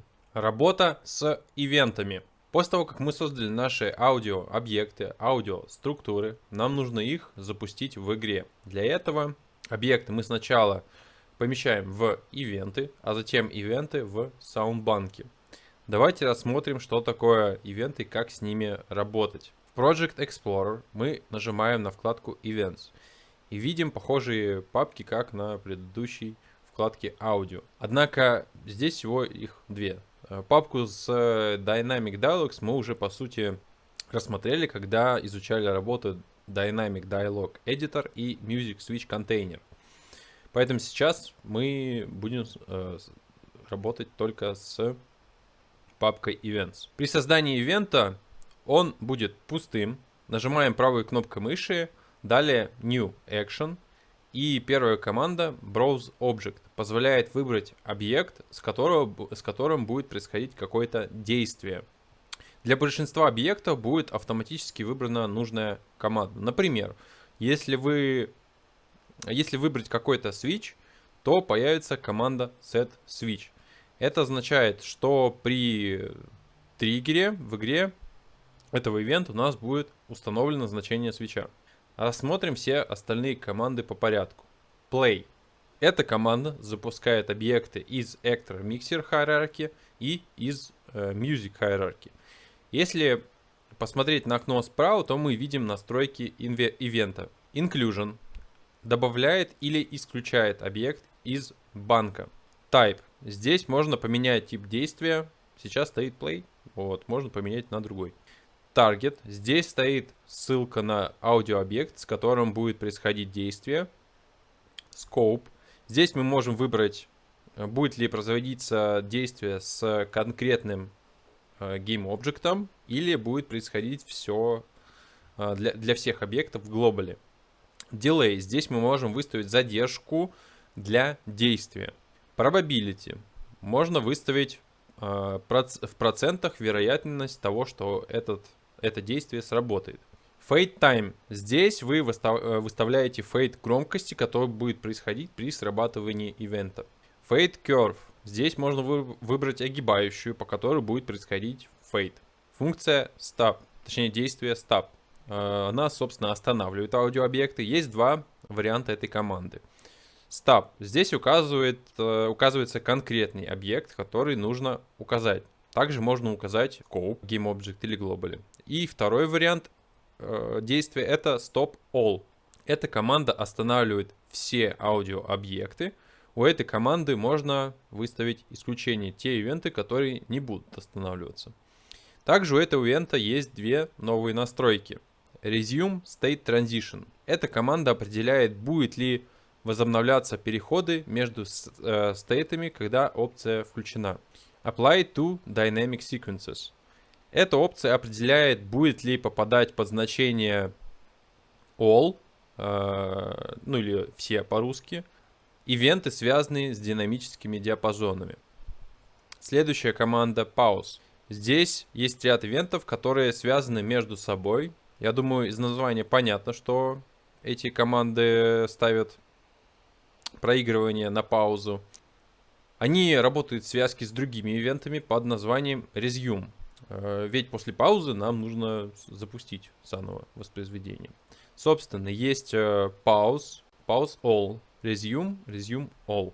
У этих команд настройки похожи на предыдущие Play и Stop, но есть две новые функции. Это Include Delayed и Resume Actions. Я пытался понять, что она делает, но в документации я не нашел и не могу тут, к сожалению, подсказать, что она делает. Master Resume возобновляет воспроизведение всех объектов, но это не глобальная команда. Она будет влиять только на один GameObject, если у вас, естественно, стоит в scope значение GameObject. Допустим, у вас на одном объекте, скажем, главный персонаж, есть разные аудиообъекты, шаги, дыхание, может еще там, не знаю, рюкзак звенит. Когда все эти звуки поставим на паузу, то при включенном Master Resume возобновлятся все звуки с этого GameObject. А если выключить Master Resume, то воспроизведение возобновится, но не у всех аудиообъектов, а у только одного. Следующая команда Break. Мы ее уже встречали. Команда Break останавливает воспроизведение запущенного зацикленного звука или continuous контейнера. Вот, позволяя текущему объекту или объектам завершить воспроизведение. Команда Seek изменяет начальную точку воспроизведения. Иными словами, если мы хотим, чтобы звук стартовал не с нулевой точки, а, допустим, там с первой секунды, то мы будем использовать это действие. Полезно, если вы хотите рандомизировать старт какого-то лупа, да, чтобы луп триггерился не всегда там с нулевой секунды, а там может быть с третьей секунды, второй, пятой и так далее. То есть можно сделать такую рандомизацию. У этого параметра есть несколько функций. SIG-Type позволяет выбрать единицу измерения, основываясь на которой будет происходить перемещение точки воспроизведения. Percent — режим, при котором используется время аудиофайла в процентах. Time — режим, при котором время аудиофайла представляется как обычное время. Этот режим учитывает количество лупов. И у вас луп, допустим, длиной 3 секунды, вы выставляете SIG-Time 5, то аудиофайл 2 раза проиграется и начнется воспроизведение. То есть он виртуально проиграется 2 раза, и воспроизведение начнется на 2 секунде, потому что луп у нас длится 3 секунды, SIG-Time у нас 5, соответственно 3, 2. Я думаю, здесь математика более-менее понятна. Так, далее две опции, регулирующие, насколько будет перемещена точка начального воспроизведения. То есть SIG-Time активно, когда выбран режим Time, а SIG-Percent активно, когда выбран режим Percent. SIG-Time то nearest marker. В документации написано, что в аудиофайлах встречаются иногда какие-то маркеры. Я, если честно, никогда не слышал про такие маркеры. Вот. Ну и, соответственно, основываясь на этих маркерах, может происходить воспроизведение. Точнее, прыжок к этим маркерам. Если команда SIG применяется к музыкальным объектам, то воспроизведение в данном случае nearest marker, да, перескакивает на ближайшую custom queue или enter queue. SIG all работает, как и все предыдущие команды, с постфиксом all. Дальше. Команда post-event. Эта команда запускает другой ивент из текущего ивента. Так как когда мы запускаем ивенты, play, мы проигрываем аудиообъекты, а не ивенты. Если в каких-то случаях нам нужно запустить ивент из другого ивента, тогда нам нужно выбрать эту опцию, post-event. Mixer Actions. Ниже идет несколько ивентов, которые направлены на разные параметры у аудиообъектов. Все рассматривать мы не будем, так как, я думаю, и так понятно из названия, на что они влияют. Громкость, pitch и так далее. Мы рассмотрим только, как именно можно изменять эти параметры. Есть 3 команды. Set задает новое значение. Reset возвращает значение параметра в исходный вид. Reset all возвращает значение по умолчанию всех объектов. Обратите внимание, что для корректной работы не забывайте выставлять правильно scope. Либо на GameObject, когда вы хотите работать с конкретным объектом, либо на globally, когда вы хотите воздействовать на все объекты. Это очень важно. GameSync Actions. Далее у нас идут действия, направленные на управление геймсинками. Гейм-параметр мы можем либо задать set, либо вернуть в исходное положение reset. Единственная особенность, про которую хочется сказать, это настройка set. Мы можем выбрать либо абсолютное значение параметра, либо относительное. Абсолютное значит, что если вы выставляете 50, то и конечное значение игрового объекта будет 50. Если вы поставите относительное значение, тогда от текущего значения будет происходить offset. То есть наши 50 пунктов прибавятся к текущему значению, которое сейчас в игре. Также, если вы выставили интерполяцию игрового параметра, то вы можете ее обойти, поставив галочку на bypass game parameter interpolation. Далее states. Здесь тоже 3 команды. Set и 2 новые. Disable state. Мы можем при помощи этой команды значение state поставить в none. То есть отключить какое-либо вообще значение в принципе. Enable state. Заново включить state и задает ему какое-то положение. Set switch задает значение свитча. Trigger запускает триггер вайзу. Дальше у нас идет действие reset envelope. Про него мы уже рассказывали.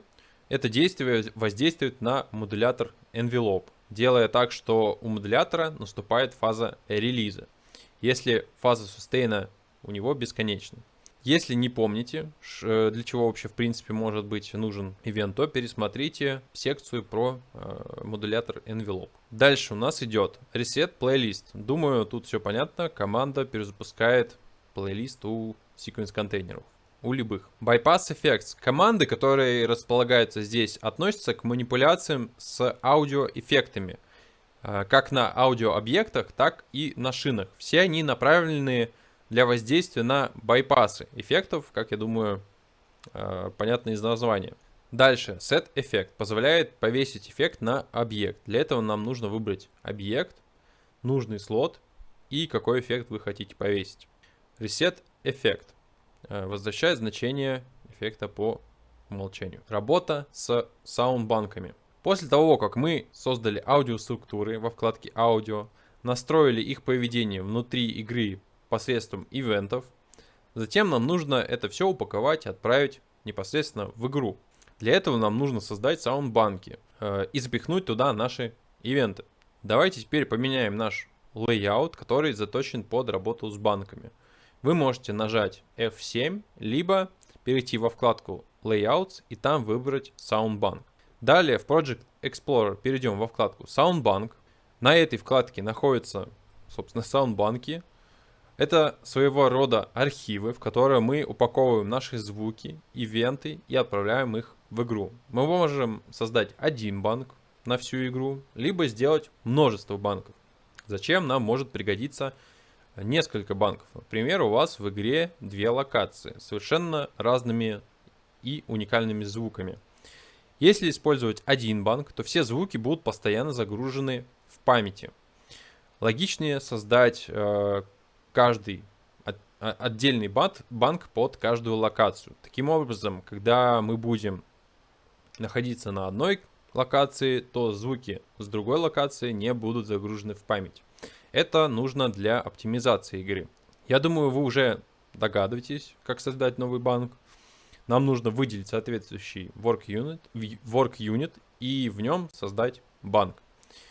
После его выделения справа активизируются два редактора. Верхний редактор называется Soundbank Manager, а нижний редактор называется Soundbank Editor. Soundbank Manager. В окне Soundbank Manager мы можем выбрать, какие банки мы отправим в игру. В некоторых ситуациях не нужно каждый раз генерировать банки, поэтому в менеджере мы можем выбрать, какие именно будут отправлены. Думаю, в этом окне все более-менее понятно. Галочками мы как раз-таки отмечаем те банки и платформы, языки, которые будут генерированы.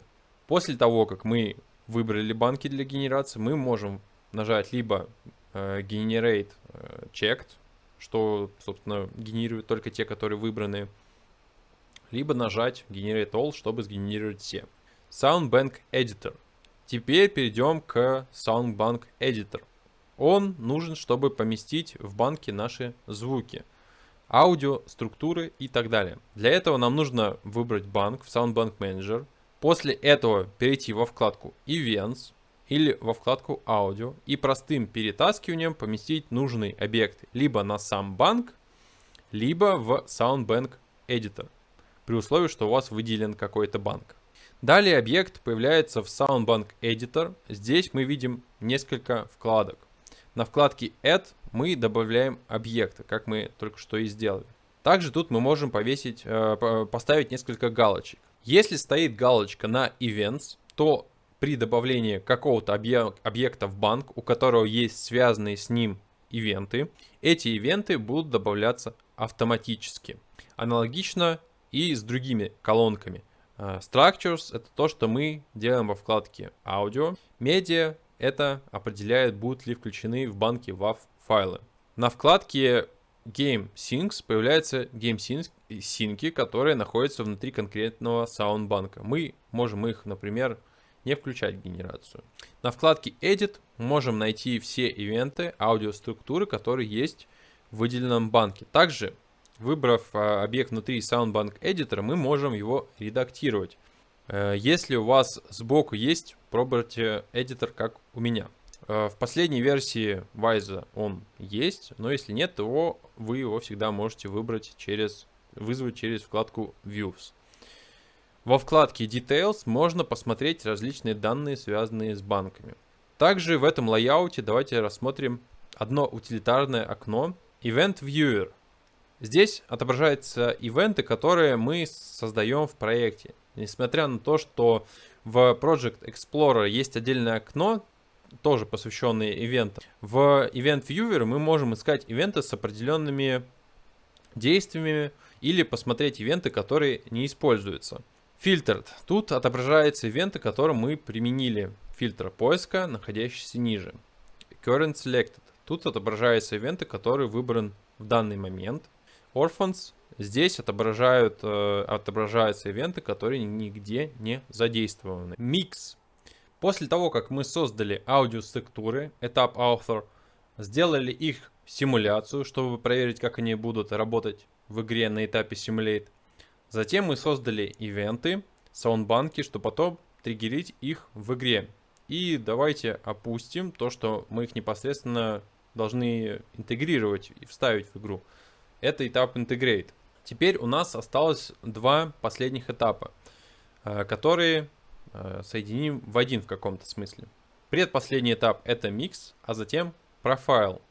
Для этапа Mix у нас есть тоже отдельный layout, который называется Mixer. В процессе сведения вам, возможно, понадобятся дополнительные редакторы и окна. Вы всегда их можете вызвать сами из меню Views. Давайте рассмотрим новые окна и как они работают.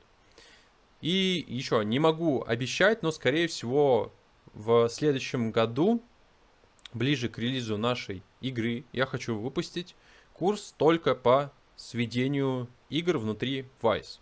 У меня есть возможность показать, как происходит сведение игры на, собственно, реальном примере, который потом будет продаваться. То есть не просто студенческий проект.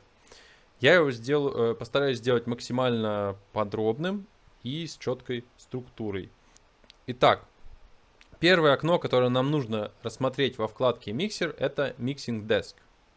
Mixing Desk. Для его работы нам сначала нужно создать Mixing Session. Мы их создаем под отдельные ситуации. Например, сведение под битву с боссом, отдельное под Exploring и так далее.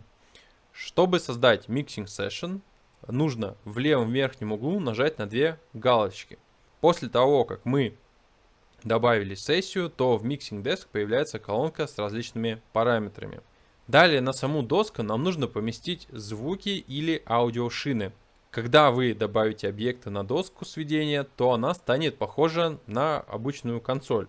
И дальше, я думаю, в принципе уже все понятно, как можно использовать этот инструмент. Многие концепты мы в Wwise уже рассмотрели, и этот редактор становится вполне понятным. Единственное, что есть две кнопки в правом верхнем углу, которые стоит пояснить. Follow State определяет, будет ли стейты внутри консоли следовать стейтам в игре при подключении Wwise к проекту в рантайме. Push State — это обратная функция, определяет, будет ли игра уже следовать тем стейтам, которые мы выставили в консоли. Сведение игры логично производить, когда мы непосредственно подключаем Wwise к проекту в реальном времени. Master Mixer Console. Также для сведения может пригодиться следующий редактор в каком-то смысле. Может быть, не пригодится. Его нету на этом экране. То есть его нужно вызвать во вкладке Views, далее Editors и выбираем Master Mixer Console. Он становится активным при выделении объектов из вкладки Audio в Project Explorer. На самом деле этап сведения больше не выделяется какими-то особенными окнами. Все, что нужно для сведения, мы рассмотрели уже ранее. Это вкладки с эффектами и различные структурирования проекта по приоритетам. Работа с количеством голосов и так далее.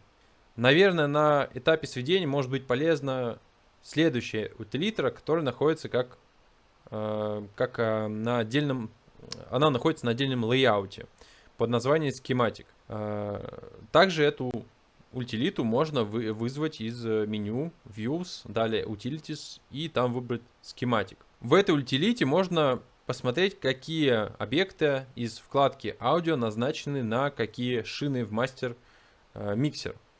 Это просто удобное отображение структуры проекта помогающий понять, везде ли выставлены те шины, которые нужно выставить. Профайл. Сведение игры очень часто идет параллельно со следующим и последним этапом профайл. Этот этап критически важен в контексте игр, так как на нем мы можем отловить ошибки и неправильную работу проекта. А если короче, при помощи профайлинга мы просто находим баги. Для профайлинга нам обязательно нужно подключить проект Wise к игровому проекту. Я буду показывать работу всех окон, подключив к нашей игре, которую мы сейчас разрабатываем. Для профайлинга у нас есть целых 4 лейаута. Это профайлер, Audio Objects Profiler, Voice Profiler и Game Objects Profiler. В них собраны различные мониторинги под разные ситуации. И в зависимости от того, что вы хотите сейчас промониторить в игре, вы выбираете нужный лейаут. Давайте перейдем в лейаут Profiler и посмотрим все окна, которые там есть. Их всего 3. Это Capture Log, Advanced Profiler и Performance Monitor. Capture Log. Очень полезное окно, в котором отображается действие, происходящее в игре. Но вы можете заметить, что происходят они довольно-таки быстро. Мы можем откатить назад во времени и посмотреть, что происходило ранее. Вы, наверное, уже заметили, что есть окно с таймлайном, в котором у нас движется желтая линия. Это в данном случае Performance Monitor. Но также такой же таймлайн есть и в Voice Monitor и Game Sync Monitor. Собственно, эту линию желтую мы можем подвинуть назад и посмотреть, что было до этого. Кстати, при совершении этого действия кнопка Live наверху перестает быть активной. Это значит, что действие, которое происходит в игре, не отображается в реальном времени в Wise, но запись все равно идет. Двигая назад эту желтую линию, посмотрите на Capture Log. Окно будет возвращаться в то время, где вы сейчас просматриваете. Также первый столбец, где находятся оранжевые точки, показывает, какое действие сейчас совершается. Если горит оранжевым, значит в данный момент именно это событие происходит.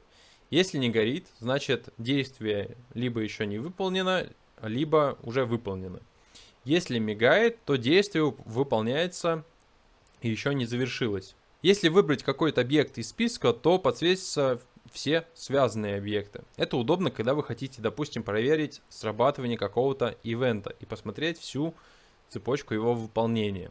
Если точки не отображаются, тогда вам нужно перейти в настройки Capture Log и нажать Playback Relations. Чтобы открыть настройки лога, нужно нажать на иконку глаза. Вверху этого окна есть фильтры, позволяющие выбрать какой-нибудь объект, и чтобы только он отображался в логе. Например, выбираем любое событие в логе, нажимаем правой кнопкой мыши, далее выбираем Profile, и там мы видим, что выделенный объект мы можем задать как фильтр. Мы можем сделать так, чтобы виден был только он, либо скрыть этот объект и оставить другие. Думаю, здесь вам лучше на практике самим понять, как лучше подходить к фильтрации тех или иных событий. Скажу, что почти каждый объект можно поставить как фильтр. Также можно фильтровать несколько объектов одновременно. Справа от поля Object Filter есть 3 точки, которые открывают браузер, и мы можем выбрать из него какой-то объект для фильтра. Далее идет кнопка MS. Она нужна, чтобы включить фильтр засолированных объектов и замьюченных. Если вы засолируете объект и включите эту кнопку, тогда в логе будут отображаться только солированные объекты. Если замьютить, тогда объекты замьюченные будут исключаться из лога. Эта кнопка MS есть и на других окнах профайлинга, и везде она работает одинаково. Взгляните на значок цепи, который расположен слева. Он позволяет разъединить окна профайлинга и установить уникальную фильтрацию для каждого окна. Справа от кнопки MS кнопка с 3 точками имеет вполне понятные функции. Далее иконка с дискетой позволяет сохранить профайлинг-сессию. Далее иконка с глазом вызывает, как я уже говорил, меню, в котором мы можем сделать настройки Capture Log. Performance Monitor. Performance Monitor показывает разные параметры, связанные с производительностью. Загрузка процессоров, количество игровых голосов и шкалу громкости. Помимо этого, справа есть множество других параметров. Я думаю, вы понимаете полезность данного мониторинга. Например, если в каких-то местах у вас большая громкость, можно посмотреть, что произошло, были ли превышены лимиты по голосам или еще что-то. Именно поэтому важно овладеть всеми окнами из секции Profiler, потому что они позволяют выявлять причину багов внутри игры. Advanced Profiler. Перейдем к Advanced Profiler. Первая вкладка Voice Graph. В этой вкладке мы можем видеть все голоса, которые в данный момент активны. Что такое голоса? Грубо говоря, голос — это каждый звук, который запускается в игре. Если у нас есть рандомный контейнер с шагами, то при каждом проигрывании звука каждый звук будет уникальным голосом. Как только этот голос проигрывает звук, он уничтожается. Поэтому вы можете видеть, что тут все постоянно обновляется. Какая логика этого окна? Справа мы видим список игровых объектов, на которых триггерятся ивенты. Затем, если двигаться по цепочке, мы видим, какие объекты были вызваны ивентом, и далее, какой конкретный звук был вызван внутри этого объекта. Затем все передается на различные шины и в конечном итоге на физические устройства. Вкладка Voices. В этой вкладке можно посмотреть отдельно голоса. Двигаясь слева направо, мы можем видеть, какой ивент запустил какой объект, таргет. Далее, какой звук в этом объекте звучал, sound. Затем мы видим, на каком игровом объекте этот звук был запущен, GameObject. После этого мы видим имя слушателя, listener, через которое мы слышали этот звук. Далее мы видим шину, на которой назначен звук, то есть бас. Все остальные колонны правее показывают различные параметры голоса. Вкладка Buzzes. Здесь мы видим, какие в данный момент в игре задействованы шины. Также можем увидеть дополнительную информацию о шинах. Вкладка Sense. Это вкладка, на которой мы можем видеть, какие объекты отправляются на какие шины посылы. И самое главное, мы можем видеть количество сигнала, посылаемое в колонке Send Value, точнее Volume. Вкладка Audio Devices. Здесь отображаются все ваши физические устройства воспроизведения игрового звука. Как я уже упоминал, для некоторых игр может потребоваться несколько устройств. Вкладка Emitter Listener. Здесь отображаются взаимосвязи эмиттеров и слушателей. Отображаются игровые объекты, эмиттер. Показано, кто эти объекты слушает, listener. Одна из причин, почему это может быть важно, допустим, у вас в игре есть сплит-скрин, и, соответственно, у вас есть два слушателя. Так что тут можно посмотреть, какой объект куда уходит на прослушивание. Также тут указаны шины посыла и сколько процентов посылается на эту шину. Вкладка Memory. На этой вкладке показано, сколько памяти используется в игре звуками в конкретный момент времени. Вкладка Streams. Эту вкладку я не смогу вам объяснить. Для обычного саунд-дизайнера знать ее устройство на самом деле ни к чему. И, как я понял из документации, работа с этой вкладкой будет полезна аудиопрограммистам для более тонкого контроля за ресурсами. Вкладка Streaming Devices. Это вкладка дополнения к предыдущей вкладке, поэтому я ее пропущу. Вкладка CPU. На этой вкладке мы можем видеть, как различные аспекты внутри девайса влияют на потребление мощности процессора.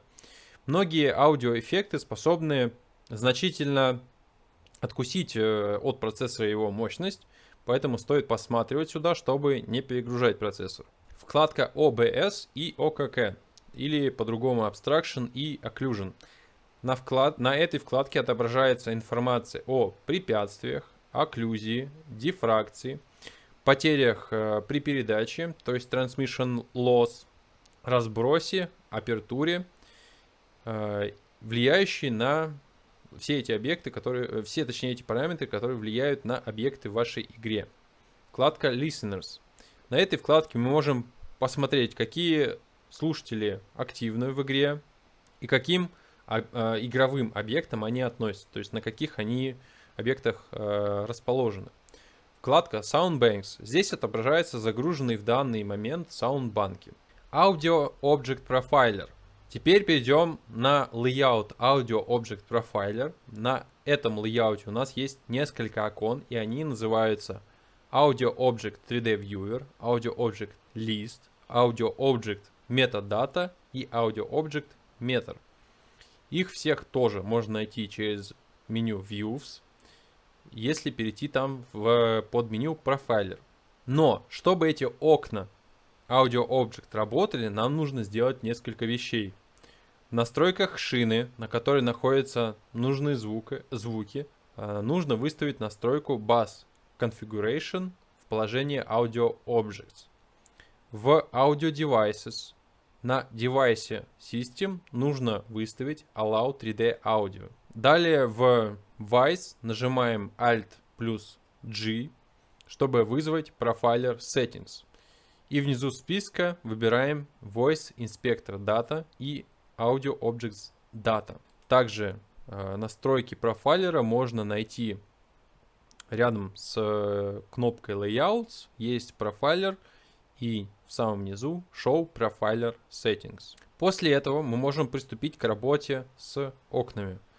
К слову, в некоторых сценариях нам не нужно подключаться к билду, чтобы работать с этой вкладкой.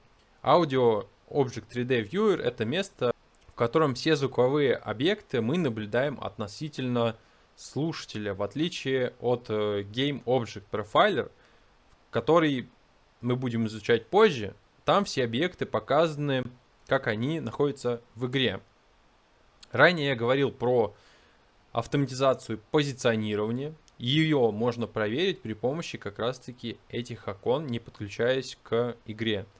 Для этого нам нужно помимо этих окон еще открыть Project Explorer и там найти необходимый объект. Нажать на Play, но ничего не отображается. Потому что для работы профайлера нужно, чтобы была включена кнопка Live, и слева от нее нажать на кнопку Start Capture. Следите за этими кнопками нужно всегда, если вы хотите отслеживать объекты при подключении к билду. Вокруг нашей головы начали перемещаться объекты. Эти объекты повторяют движения в колонках. Таким образом, можно проверить ваши звуки, правильно ли они автоматизированы, или стоит что-то подправить. Если у вас не отображается ничего, то попробуйте обновить Voice. В какой-то версии предыдущей отображение объектов не работало. Это был баг. Таким образом, вы можете отслеживать все звуки, когда подключаетесь непосредственно к игре. Теперь давайте пройдемся по всем окнам подробнее и начнем с Audio Object 3D Viewer. Блок с фильтрами здесь такой же, как везде, так что мы его пропустим. Кнопка с камерой. Мы можем изменить режим отображения нашей головы. Следующая кнопка — это сброс камеры. И последняя кнопка с глазом открывает настройки этого окна. Открою им и пройдемся по настройкам. Здесь настройки относительно сетки, что мы видим, размер головы и разлиновки. Думаю, нет нужды разъяснять каждый параметр, потому что они вполне интуитивные. Когда вы начнете их изменять, то информация в этом окне тоже поменяется и будет вполне наглядно все. Двигаемся дальше. Audio Object List. Здесь отображаются активные голоса. Мы можем выбрать какой-то голос, чтобы только он отображался в Audio Object 3D Viewer. Здесь, я думаю, все более-менее понятно. И также тут есть такие же фильтры по тексту и объекту.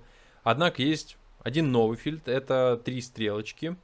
Они переключают, будут ли отображаться объекты до или после применения к ним аудиоэффектов. Следующая кнопка глаза тоже вызывает настройки конкретно этого окна. В ней мы можем выбрать, какая именно громкость будет отображаться в Audio Object Meter при выделении этого объекта. Именно при выделении, потому что в самом Audio Object Meter есть своя настройка для отображения громкости. То есть вот видите, здесь они разные. В обоих случаях мы можем выбрать либо Peak, либо RMS. Если не ошибаюсь, то по умолчанию везде стоит RMS. Так что будьте внимательны при мониторинге громкости. Собственно, касательно Audio Object Meter, там больше нечего рассматривать. Двигаемся дальше. Audio Object Metadata. Ну, собственно, тут отображается различная метадата выбранного объекта из Audio Object List. Мы рассмотрели все окна, которые относятся к этому лейауту, поэтому двигаемся дальше. Voice Profiler. На этом лейауте есть повторяющиеся окна, поэтому мы, естественно, рассмотрим только уникальные. Voice Explorer. Принцип его работы: он показывает игровой объект и все голоса, которые он издает в данный момент в иерархической структуре. Voice Inspector. Если выбрать в Voice Explorer какой-то голос, то в инспекторе мы увидим подробности об этом голосе. Это тоже очень важное окно для поиска бага. Допустим, у вас по какой-то причине голос звучит тише, чем нужно. Можно в инспекторе посмотреть, что именно воздействует на конечную громкость. Как это сделать? Вы выбрали объект и смотрите теперь на схему. Первый элемент — это сам голос и его громкость.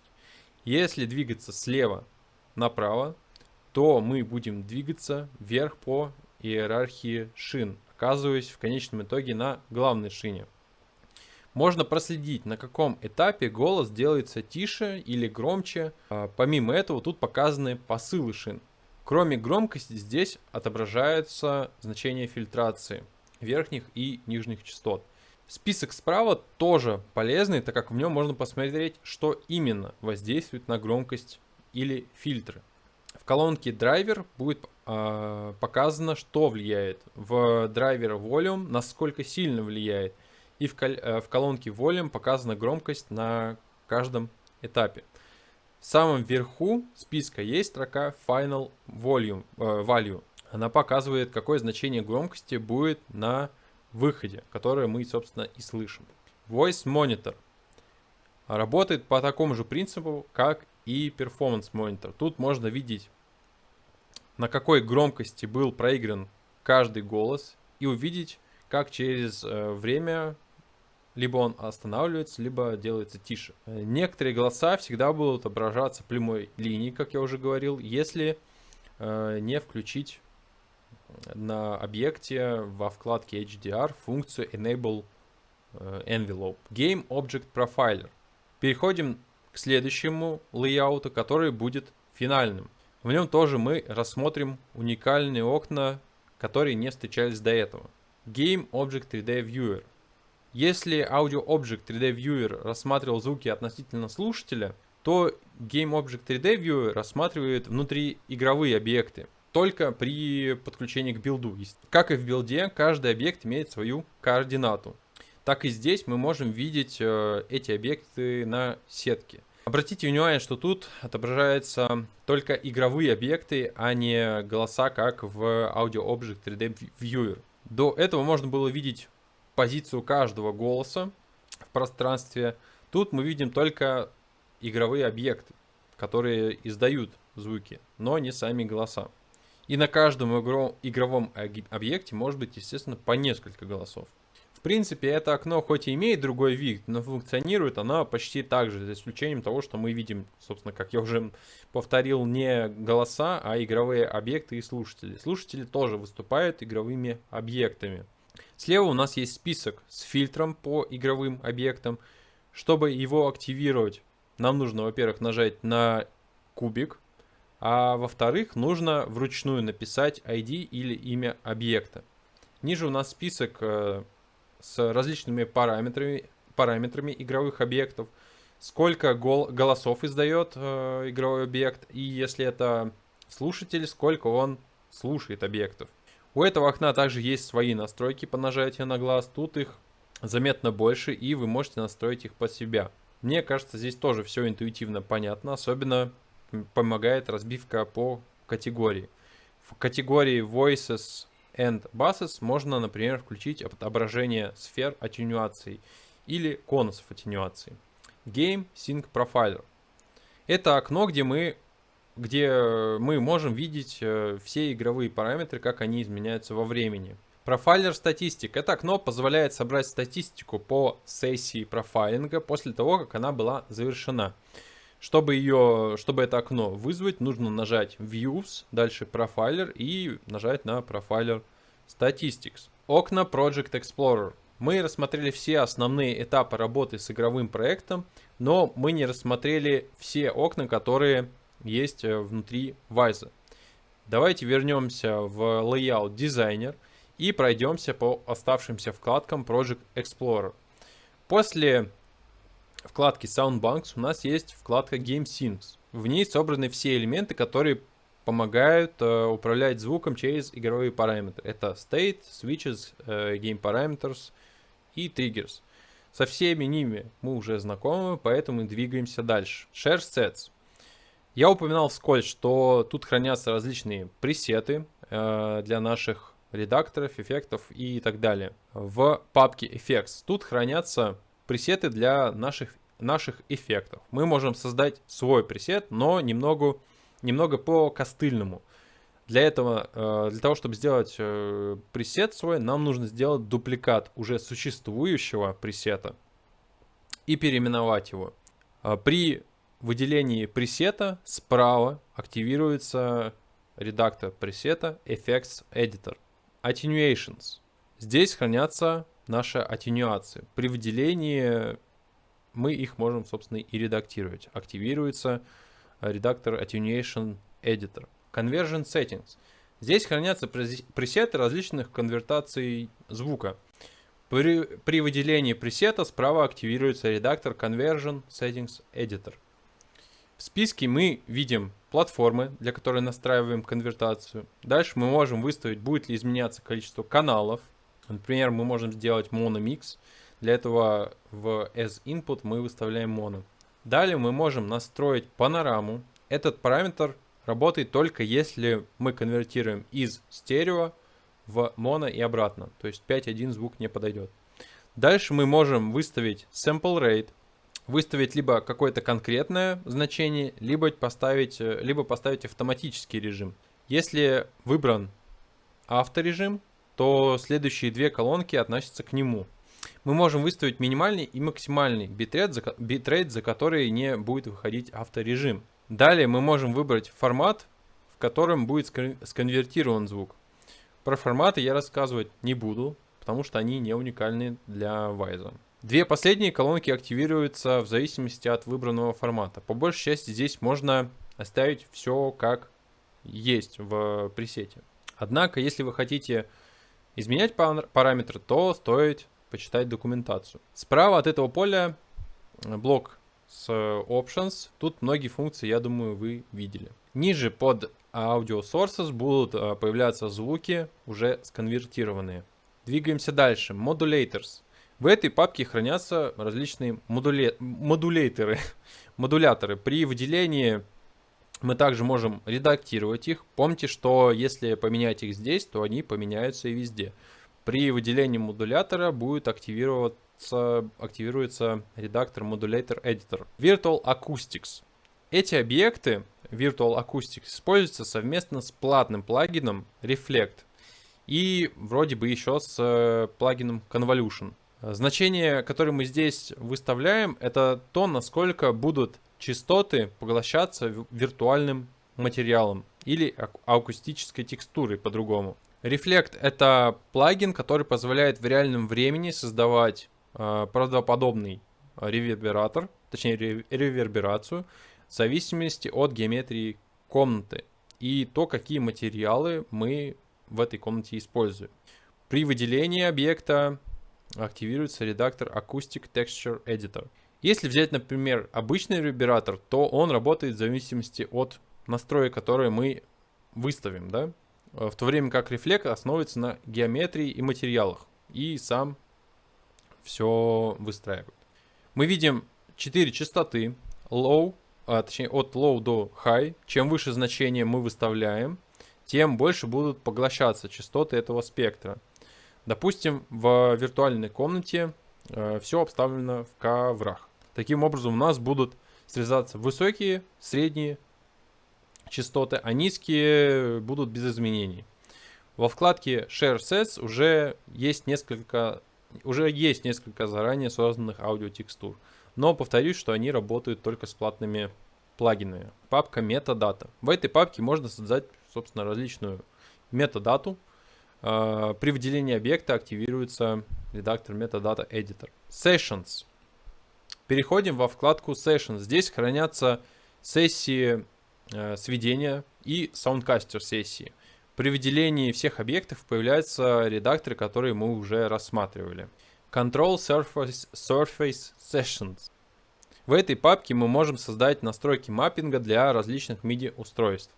При выделении объекта становится активным редактор Control Surface Bindings. Этот редактор я считаю довольно простой, поэтому я его пропущу. Вы просто выбираете нужный параметр, который хотите изменить, и назначаете его на контроллере по такому же принципу, как и в любой DAW. Queries. В этой папке находятся пресеты для продвинутого поиска по проекту. Иногда, когда проект разрастается, то обычного поиска уже недостаточно. Иногда нам нужно найти все объекты, допустим, на которых включена аттенюация или есть определенное значение громкости. В этой вкладке Project Explorer можно создать такие запросы поиска и хранить их. При выделении объекта справа активируется редактор запросов Query Editor. Этот редактор, по сути, как я уже сказал, поисковик объектов, но очень мощный. В Wwise уже созданы определенные запросы, которые можно выполнять. Допустим, вы хотите найти все зацикленные звуки. Выбираете соответствующий запрос, нажимаете Run, и Wwise выдает список этих объектов ниже. Помимо этого вы можете создавать запросы сами. Во вкладке Criteria вы находите нужный параметр, выбираете его и выставляете значение. Допустим, вы хотите найти все звуки, у которых громкость голоса -3. Выставляете это в запрос, и Wwise найдет нужные объекты. Либо, как я уже сказал, используйте заготовленные запросы. Дополнительные окна и редакторы. Мы прошлись по всем лейаутам и вкладкам Project Explorer, но все равно остались окна и редакторы, которые мы не рассмотрели. Поэтому мы перейдем во вкладку Views, далее Editors и выберем Multi-Editor. Я думаю, понятно из названия, что это очень полезный редактор, потому что он позволяет изменять несколько объектов одновременно. Его также можно вызвать, если мы выберем несколько объектов, нажмем правой кнопкой мыши и выберем Multi-Editor. Разберем особенности того, как с ним работать. Первое, что мы можем выбрать, это режим отображения объектов. Здесь, я думаю, вы выберете то, какой вам больше нравится. Рядом есть кнопка Edit. Она открывает список из 3 опций, позволяющих изменять, какие именно объекты будут редактироваться. All Children. Когда выбран этот режим, то вы меняете настройки только тех объектов, которые находятся на уровень ниже по иерархии. Допустим, у вас есть blend контейнер, и в нем находится несколько рандомных контейнеров. И в каждом рандомном контейнере есть свои звуки. При этом режиме мы будем изменять настройки только рандомных контейнеров, а настройки самих аудиофайлов останутся без изменений. All Descendants. Этот режим позволяет редактировать все объекты одновременно, которые находятся ниже по иерархии. All Parents. Этот режим позволяет редактировать те объекты, которые находятся выше по иерархии, то есть родители объекта, на объект выше, точнее на иерархию выше. Не все, а только на parent. Также в Multi-Editor вы можете использовать поиск для нахождения нужного параметра. Source Editor. Этот редактор становится активным, если мы выбираем какой-то аудиофайл. В нем можно видеть waveform. В принципе, что-то сложного тут я не вижу. Работает этот редактор почти как любой сэмплинг. Достаточно вам самим загрузить какой-то звук и просто посмотреть различные настройки. Wwise может работать не только со стереофайлами, но, точнее, не только со стерео и монофайлами, но и многоканальными. Поэтому, если вы загрузили файл с большим количеством аудиоканалов, то стоит проверить пункт Channel Configuration Override и выставить нужное количество каналов. Если вы хотите зациклить звук, то вы можете настроить границы лупа в этом редакторе. И также можете настроить фейды, точнее кроссфейды у этого цикла. Двигаемся дальше. Нажимаем на Views, далее Utilities. В этой вкладке можно найти различные утилиты, которые помогают работать с объектами. Первая утилита это Batch Renamer. Из названия, я думаю, понятно, что это массовый переименователь. Для его работы нужно выделить несколько файлов, и он может переименовывать не только имена, но и редактировать nodes у объектов. Я думаю, нет смысла подробно рассматривать его, так как он довольно-таки понятный. Contextual Help. Это окно становится активным при выделении какого-то объекта или параметра. Оно дает небольшую справку из документации о выделенном объекте. Также у многих объектов, точнее у всех, точнее не объектов, у всех окон есть небольшой значок вопросика. Если вы его нажмете, то у вас откроется соответствующая статья об этом параметре или точнее об этом окне в документации. Details — это контекстуальное окно, которое отображает информацию о выделенном объекте, но я не нашел объект, при выделении которого там появлялись details. Integrity Report. Здесь можно создать отчет о вашем проекте после того, как вы выберете нужные платформы и сгенерируете отчет. Wwise представит комментарии по различным аудиообъектам. Он может предложить срендерить некоторые аудиоэффекты, чтобы было меньше нагрузки на процессор. Или же Wwise покажет, что некоторые геймсинки не задействованы в игре. List View. Выбрав объект из Project Explorer, вы можете содержимое его иерархии посмотреть в виде списка, нажав на это окно. Это окно также можно вызвать, кликнув правой кнопкой мыши на объекте. Logs. Здесь отображаются логи по проекту, разделенные на разные категории. Paste Editor. Это меню позволяет копировать настройки из одного объекта и вставлять их в другое. Опять же, считаю, что тут сложного ничего нету. Reference Viewer. В этом окне отображаются объекты, которые содержат в себе ссылки на какой-то другой объект.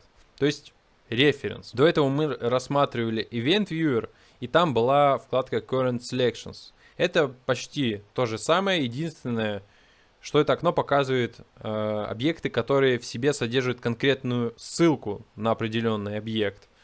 А в Event Viewer показывает использование объектов в ивентах в принципе. Это окно можно также вызвать правой кнопкой мыши, выделив какой-то объект. Loudness Meter. На этом мы закончили с вкладкой Utilities и двигаемся дальше. Вкладка Loudness Meter позволяет вызвать несколько шкал громкости. Profiler. Мы закончили с вкладкой Views и давайте рассмотрим следующие вкладки меню бара. В этой вкладке всего несколько команд, и некоторые мы уже на самом деле встречали. Например, первая дублирует кнопку старта и остановки записи профайлера, профайлер сессии. Вторая дублирует кнопку Live. Go to Next Frame позволяет в любом мониторе двигаться на кадр вперед по нажатию. Go to Previous Frame в любом мониторе мы двигаемся на кадр назад. Sync All Filters. Если вы настроили фильтрацию в разных окнах, связанных с профайлерами, по-разному, то есть вы разъединили их, нажали на ту кнопочку с цепью, с цепочкой, да? Если вы разъединили, то Sync All Filters позволяет заново все окна соединить. Clear All Filters — эта команда убирает все фильтры в профайлинге. Show Remote Connections. Это дубликат кнопки, которая находится справа от кнопки Live. Show Profiler Settings. Мы ее уже рассматривали. Ее также можно вызвать на Alt-G. Двигаемся дальше. Вкладка «Аудио» в меню-баре. В этой вкладке мы можем выбрать конфигурацию нашей аудиосистемы. У меня стоит 2.0, но если у вас там 5.1, то это можно поменять здесь, если оно не поменялось автоматически. Authoring Audio Preferences. Вы можете настроить параметры воспроизведения звука, настроить задержку или другие параметры. Мне кажется, тут все более-менее понятно. Windows. Если вы откроете какие-то окна, которых нет в лейауте, то в этом меню они будут отображаться. Также, если нажать на команду Windows, то откроется меню, в котором они будут отображаться списком. Тут есть несколько команд, которые можно применить к выделенному окну. На этом мы разобрали все окна, которые есть вообще в принципе в Wise. Вкладку Help, я думаю, вы как-нибудь сами разберетесь. Господи, сколько... Блять, я не верю, пиздец. Это еще, конечно, надо редактировать. Ну, блядь. Там уже 4 часа. Я, блядь, не верю, нахуй, не верю, что это вообще происходит. Так, нет, давайте я оставлю, на всякий случай, это вдруг что-то переписывать придется. Я этот курс задумал. Так, я этот курс задумал еще в 22-м году. Но начал я его делать только в декабре 23-го. И я просто не могу поверить, что я все записал. Это что-то невероятное. Это, наверное... У меня просто слов уже нету. Я так долго к этому шел, к финальным этим строчкам. Скорее всего, ну, как я уже сказал, скорее всего, мне придется переписывать что-то. Потому что, возможно, что-то было не совсем понятно. Если вы не поняли, я все читал со сценария. И просто потом на монтаже будет сделаю вид, что я как будто что-то в компьютере там это все кликаю. Вот, потому что единственный способ, как я мог бы это все доступно до вас донести, это читать сценарий. По-другому не получилось бы. Мне вот сейчас будет немного болтологии. Мне вот не нравится на ютубе ролики, где ютубер задает какой-то вопрос, ну, точнее, тему какую-то задает, и начинает про нее рассказывать, и как вот там у него мысли потекут, так и потекут, да, и не факт, что он вообще в итоге ответит на этот вопрос. И именно задача была курса в том, чтобы написать четкий сценарий, четко про него прочитать, чтобы одно вытекало из другого, чтобы все было понятно, чтобы не было такого, что я начал что-то объяснять, вроде бы как бы объяснил, а по факту и не объяснил.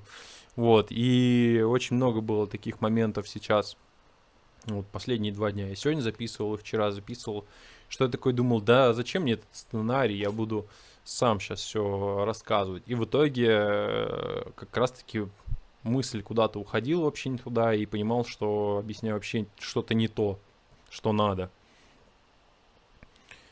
Вот. Фух. Ну это вообще... Я в шоке. Фух. Я записал. Теперь с плеч спадет большой груз ответственности, который я сам себе вогрузил. Ладно, все. Осталось смонтировать это все. Но я не думаю, что это будет сложно по сравнению с написанием сценария и с читкой его. Все. Всем пока, наверное. Не знаю, я даже не знаю, куда это вставлять. Просто решил поговорить после записи. Даже не знаю о чем, что говорить. Вот, все. я пошел отдыхать. Все, я пошел отдыхать.